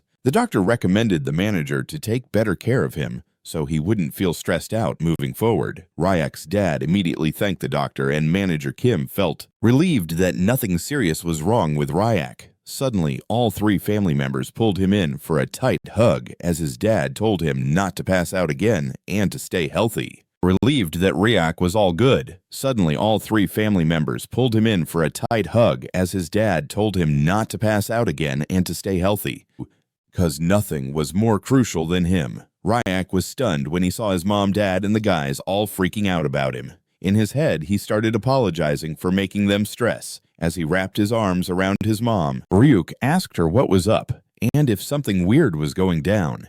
Even though his mom was a bit doubtful, she decided to fill Ryuk in on what happened, saying there had been a huge incident. We catch a glance at a building that had completely crumbled while the news reported on the big department store that collapsed last Monday, bringing up questions about sketchy construction practices. While Ryuk watched the news, dread washed over him as he realized the disaster he had feared had actually happened. The death toll had already risen to over 300, and Ryuk felt helpless to change it. No matter how hard he tried to stop the train wreck, there wasn't anything he could do. But he kept wondering if there was another way out. After all, he came from the future and should have been able to do more than just sit back and watch things unfold. Ryuk's mind was racing again, asking himself over and over if this was all he was capable of. Seeing him like that, his mom, feeling down, decided to lift his spirits. She gave his shoulder a gentle tap and told him that even though she didn't get why Ryuk was so bummed, it was thanks to his suggestion to move the event that so many guests had dodged the disaster, since Building B barely had any damage. Even the vice president thanked his parents for Ryuk's quick thinking. Ryuk felt a wave of relief, knowing that his past self's dad was safe. His mom went on explaining that both she and manager Kim had also avoided the chaos thanks to him, and she was super proud. It felt like a heavy burden had been lifted off Ryuk's chest as he started crying hard, realizing that, even though he couldn't stop the disaster, he had made a small impact on the future, and that was enough for him. This was all he could do. While Ryuk sobbed intensely, his mom quietly wondered why he was crying so much. Just then, the manager walked in. As soon as she saw Ryuk was awake, she pulled out her phone and made a call, introducing herself as Manager Kim. She told the person on the other end that Ryuk had woken up and was just giving them the heads up as requested. She also expressed appreciation for covering the VIP room and all of the hospital expenses. After she hung up, we find out that it was Secretary Yang on the other line, who then notified the vice president that Ryuk was finally awake. The vice president was taken aback and asked the secretary about the boy's state. Yang explained that the test results were normal and that Ryuk was in great health. Hearing this, the vice president breathed a sigh of relief and ordered the secretary to publish a statement right away, saying that the company would fully take responsibility and lead recovery efforts for Ryuk and the other victims. For Ryuk, the vice president suggested they send him a fruit basket and told the secretary to visit him in person. He also urged him to keep him posted on any important updates immediately. The secretary nodded and left to take care of everything. As he walked away, the vice president couldn't help but ponder, realizing that Ryuk was definitely a unique kid. That day, not just he and the secretary, but also several higher-ups were supposed to be at the event. The vice president shuddered to think about what could have happened if he hadn't listened to Ryuk and moved the event. A bunch of executives, including himself, could have been in real danger. The department store guests and even Ryuk wouldn't have stood a chance. The entire company would have faced insane losses and been rocked to its core. The vice president felt a strange connection to Ryuk, as if he were his own son. The kid's smarts were off the charts for a 5-year-old who could read and write like a pro, and his actions were mind-blowing. The vice president, a genius in his own right, understood at least that much and decided he needed to dig deeper to figure out just who Ryuk was and what his real connection to him could mean. As the scene switched, we found ourselves at an unusual house with a dried-up tree out front where strips of cloth were hanging. This was the place of a shaman, an elderly woman inquiring whether someone had secretly hired people to look into another child's horoscope. The one who brought it was none other than the vice president himself. He explained that Ryuk was a well-known kid on TV. The lady, having no clue about television, said she didn't watch it and didn't require any backstory. Ignoring her response, the vice president asked her to check the compatibility between him and the child, as well as the electronics company, because he was really curious about the kid's reading. We learned that this woman had been doing readings related to companies since the time of the vice president's dad, the chairman, and continued to do it out of a sense of loyalty. Even now, for the vice president, she agreed to do it because of their history. As she started her reading, a weird vibe began radiating from her, and she asked the man if he genuinely wanted to know how he'd be intertwined with the child. As several sticks fell from her hands, she spoke, telling him it was straightforward.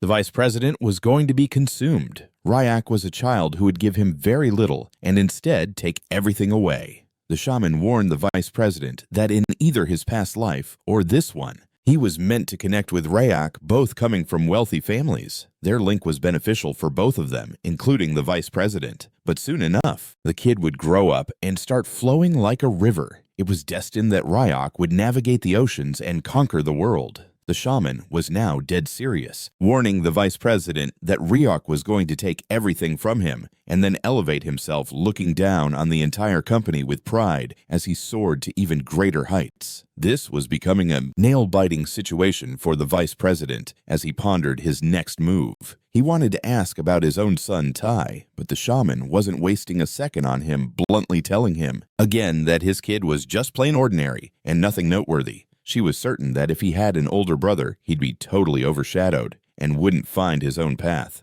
But thankfully, as the firstborn, he'd just lead a simple life. The shaman believed that was enough. But then she switched topics, questioning the vice president about someone destined to take everything from him. Wouldn't most people keep their distance? It was a real question about whether he'd actually do that or not. Hearing this, the guy started grinning, telling the shaman that contrary to what everyone believed, he was all for it. He was genuinely curious about how Ryuk would pull it off, thinking it would be fascinating to see it all play out. The shaman half expected this kind of response because the vice president wasn't just any guy, he always kept his enemies close. That's the way a true leader operates. The shaman then told him that whether he kept Ryuk nearby or crushed him early, the kid would still offer massive help. That's when the guy remembered everything and told the shaman that he already wanting to take everything from him because it'd be entertaining to watch it all go down. The shaman expected this kind of response because the vice president wasn't a regular dude. He always kept his enemies close. That was the mark of a ruler meant to lead a country. The shaman then broke it down for him that whether he kept Ryuk near or rolled him out early, the kid would still be a huge help. That's when the man pieced everything together and told the shaman that he already knew everyone because Ryuk saved him from getting wrecked in that department store incident, and it was all just by chance. The shaman was stunned, not able to wrap her head around it, but the man also added that afterward, Ryuk kept asking to help the company search through the rubble of the department store. Flashing back, we see Ryuk requesting the secretary that they keep searching for at least one more week or two. Even after begging, the kid was relentless. The vice president figured they had to do it, since it might also help him spot everyone who truly had his back in the future. At that moment, he pulled out his phone and started calling someone, catching the shaman off guard. He'd evaluate everyone who genuinely had his back in the future. Right then, the man fished out his phone from his pocket and started dialing someone, shocking even the shaman. He told the person on the other end that he had something crucial to discuss. The scene shifts to Ryuk's apartment where the news was broadcasting that the entire company was still working hard to rescue survivors from the ruins of the department store. Even after 10 days, contrary to expectations that no one could survive, they had just spotted the 13th survivor. The whole family was overjoyed and shocked all at once. Ryuk's mom was even in tears as the announcer shared that the government thanked the entire company for continuing the search. Ryuk's mom was ecstatic that they had confirmed their own survival. Seeing this, the boy felt a sense of relief. In his past life, he knew that the rescue wrapped up too quickly, so finding the 13th survivor again felt like a stroke of luck for everyone. Ryuk's mom felt a bit anxious because honestly, every time Ryuk pleaded with the vice chairman to finding that person again was a major win for everyone. Ryuk's mom was feeling a bit jittery because honestly, every time Ryuk begged the vice chairman for them to keep searching for more survivors, he unexpectedly agreed to throw in 30 million from their side. In that moment, the mom nearly passed out, but witnessing her son indirectly saving so many lives felt like a blessing. She was proud that her child was truly special. Since the boy had also donated to help the victims, everyone felt great about being part of such a worthy cause. Ryuk realized that his parents were still worried about him even after his discharge, curious about how he felt and how he wanted to be treated. Watching their happy faces, Ryuk felt somewhat assured. Still, he felt down, thinking they could have saved more lives, but didn't. Because of that, Ryuk often zoned out, making his parents anxious. But now was the time for Ryuk to step up and get his life on track. The boy smiled gratefully at his mom and dad for everything they had done. But his dad just smiled back, proud that their son was so mature, even considering donating money. Suddenly, Ryuk flashed a grin and told his mom he wanted to work now. Hearing that, his mom tensed up again, reminding him that he could rest, since kids his age should be playing instead of working. But Ryuk wasn't hearing any of it, turning around to tell her that he wanted to be working, and that was final. Ryuk's mom was at a loss about what to do. His dad thought they ought to let the boy follow his desires, since it wasn't harmful. But inside Ryuk's head, many thoughts were swirling. He knew he had to work because something bad was on the horizon. As the scene shifts, we're back in the studio where actress Lim was flipping out about not getting her exclusive modeling contract renewed. It totally blindsided her, just peeping at her face. The cameraman was taken aback, shouting out to her, and that's when she realized the cameras were still rolling. She quickly apologized and did a cute little sign language cue to let him know they could chat once they wrapped up. She flashed a big grin at the camera, saying everyone should totally vibe with the brand's new product, which was obviously a smile that screamed capitalism. Then, after the cameraman called for a quick break, both the actress and Ryuk headed over to the waiting room, where the lady seemed super bewildered, wondering what was going on. She knew the exclusive contract was about to wrap up, but she was curious why Ryuk wasn't renewing, thinking maybe it was Sam Gon who was backing out. But when Ryuk clarified that wasn't the case, and it was just the right move since he wasn't aiming for celebrity, she felt a bit better. That kid acting gig was just one way to make some cash. And now that things were stable, he was sure he wanted to pave his way toward building an amazing top-tier company without the spotlight. The actress understood that a businessman needed to focus on business, but she recognized right away that his decision wasn't immature. He had a solid plan. She then praised the boy, saying he was doing what even some adults couldn't manage, meaning he couldn't just be labeled as a mere child. But deep down, the actress was strategizing. She thought the wealth and clout that came with being the Sam Gon exclusive model were massive. And here was Ryuk pulling the plug on that, which was totally not the best move. Yet she kept encouraging him, telling Ryuk that he'd crush whatever he set his mind to. The boy was fully aware of his skills because he knew everything. But the actress started to wonder if the CEO of SKJS Kim and the adults had given a thumbs up to his decision. When he gave the lady a thumbs up back, she realized it wasn't a joke after all. But suddenly, the director called out for the actress, and as she was checking if their break was up, some suited dudes walked into the vanity van. The director fumbled over his words, telling them that someone was looking for Ryuk. And guess who it was? The vice chairman popped in out of nowhere, already knowing Ryuk had no more plans after the shoot. So the vice chairman wanted to have dinner with Ryuk. Fast forward, we see the vice chairman carrying Ryuk out of the studio. Ryuk, trying to figure out what was going on, told the guy he could walk himself. But then the vice chairman started acting all friendly and nice, like he was the good guy, now making Ryuk side-eye him, wondering why he was being so different. Ryuk found it shady, wondering if the vice chairman was trying to sweet-talk him into selling him out, giving him a scrutinizing look. But the vice chairman stayed chill and unbothered. Suddenly, an actress walked up. The vice chairman told Ryuk she was leaving. Ryuk was stunned to see actress Lim. Lim glanced at Ryuk, saying it was nice to see him, even just for a sec. But then the man quickly got his act together and told her he'd trust her, hoping she'd get the situation. Lim simply closed her eyes and told the vice chairman she already knew from the start that their relationship wasn't going to last and was bound to wrap up. And now, since the man was about to take over the company, it was only fair for him to clear anything that could turn into gossip and damage the company's image. Ryuk remembered that even in his past life, Lim had vanished from his dad's side at some point. He recalled that it was around this time they had called it quits. She had been tidying up any possible scandals to make sure there was a smooth handover for him when he took the reins at Suhavi Company. Lim smiled as she bid Ryuk goodbye, promising to catch up later. She turned away without any lingering emotions. Ryuk wondered if this part of her was truly genuine. But his thoughts were cut off as he looked back at his father and saw him offering something, asking Ryuk if it was time to roll out. Ryuk began to wonder if Brion had been tracking him at that moment. The scene changes to a super fancy hotel with tons of floors. As the vice chairman walks in, Ryuk realizes this fancy spot used to be his favorite Chinese restaurant back in Delhi. But just then, as the boy spins around, he spots his parents walking in too.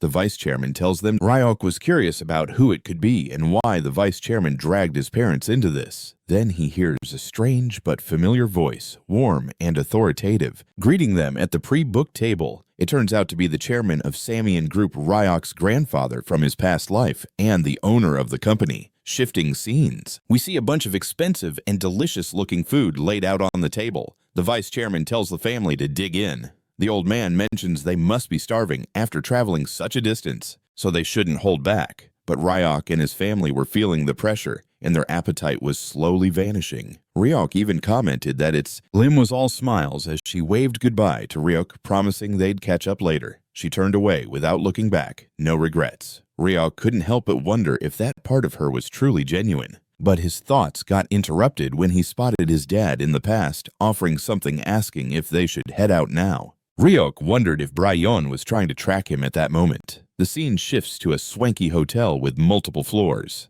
As the vice chairman walked in, Ryuk realized this restaurant used to be his favorite Chinese place from back in Delhi. But just as he turned around, he saw his mom and dad walking in too. The vice chairman told them they should come inside since someone was waiting. Ryuk was curious about who it could be and why the vice chairman had called both his parents this time. Then he heard a warm but authoritative voice, welcoming them into the restaurant at the table he had reserved. It was the chairman of Samian Group Ryuk's grandfather from his past life and the company's owner. As the scene shifts, we see a feast of expensive and delicious food laid out on the table. The vice chairman told the family to dig in. The old man said they must be starving after coming from so far, so they shouldn't be shy. But Ryuk and his family were feeling the weight of the moment, making it hard to eat properly. Ryuk even mentioned that it was super awkward to chow down with the head honcho of the company right across from them. But for Ryuk, those black bean noodles were no joke, so he dove in. Even if he was worried he might hurl later, the old dude was actually taken aback by how much the kid was enjoying his meal. Meanwhile, Ryuk was lost in thought. Why was the former chairman just chilling there with them? This was a big deal. This guy had come from nothing and turned Samjian into a top-tier company. Even Ryuk's dad, the vice president, showed him mad respect. Ryuk had always looked up to his grandpa more than anyone else because the guy was a straight-up genius. But what was he doing here out of the blue? Now Ryuk's dad was done eating. Slamming his bowl down on the table, the old guy asked why he wasn't eating. But for Ryuk's dad, the food was the least of his worries. Why did they all get summoned here? That's when the old man started talking. He told the family that since Ryuk had saved his son's life and the company's rep, he felt it was only right to say thanks. Even more importantly, the old man wanted to meet the kid his son wanted to adopt as a guardian. Ryuk was stunned by this news.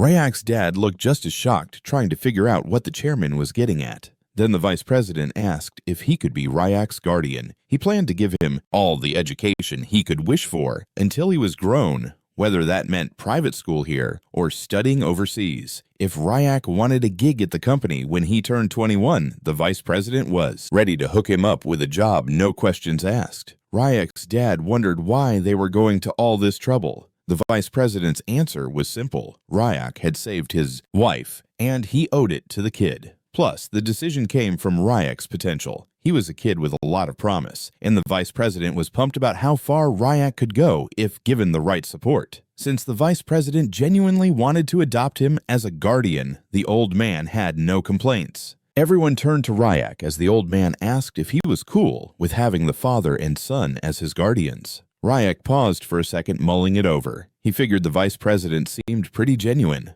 This wasn't just about getting an education. There had to be more to it. But given where he stood, Ryuk didn't see any reason to say no. He grinned and nodded, thinking this was awesome. The old man chuckled at the kid's excitement, calling him really gutsy. But he warned Ryuk that if he was going to be his guardian, he wouldn't go easy on him. Awesome!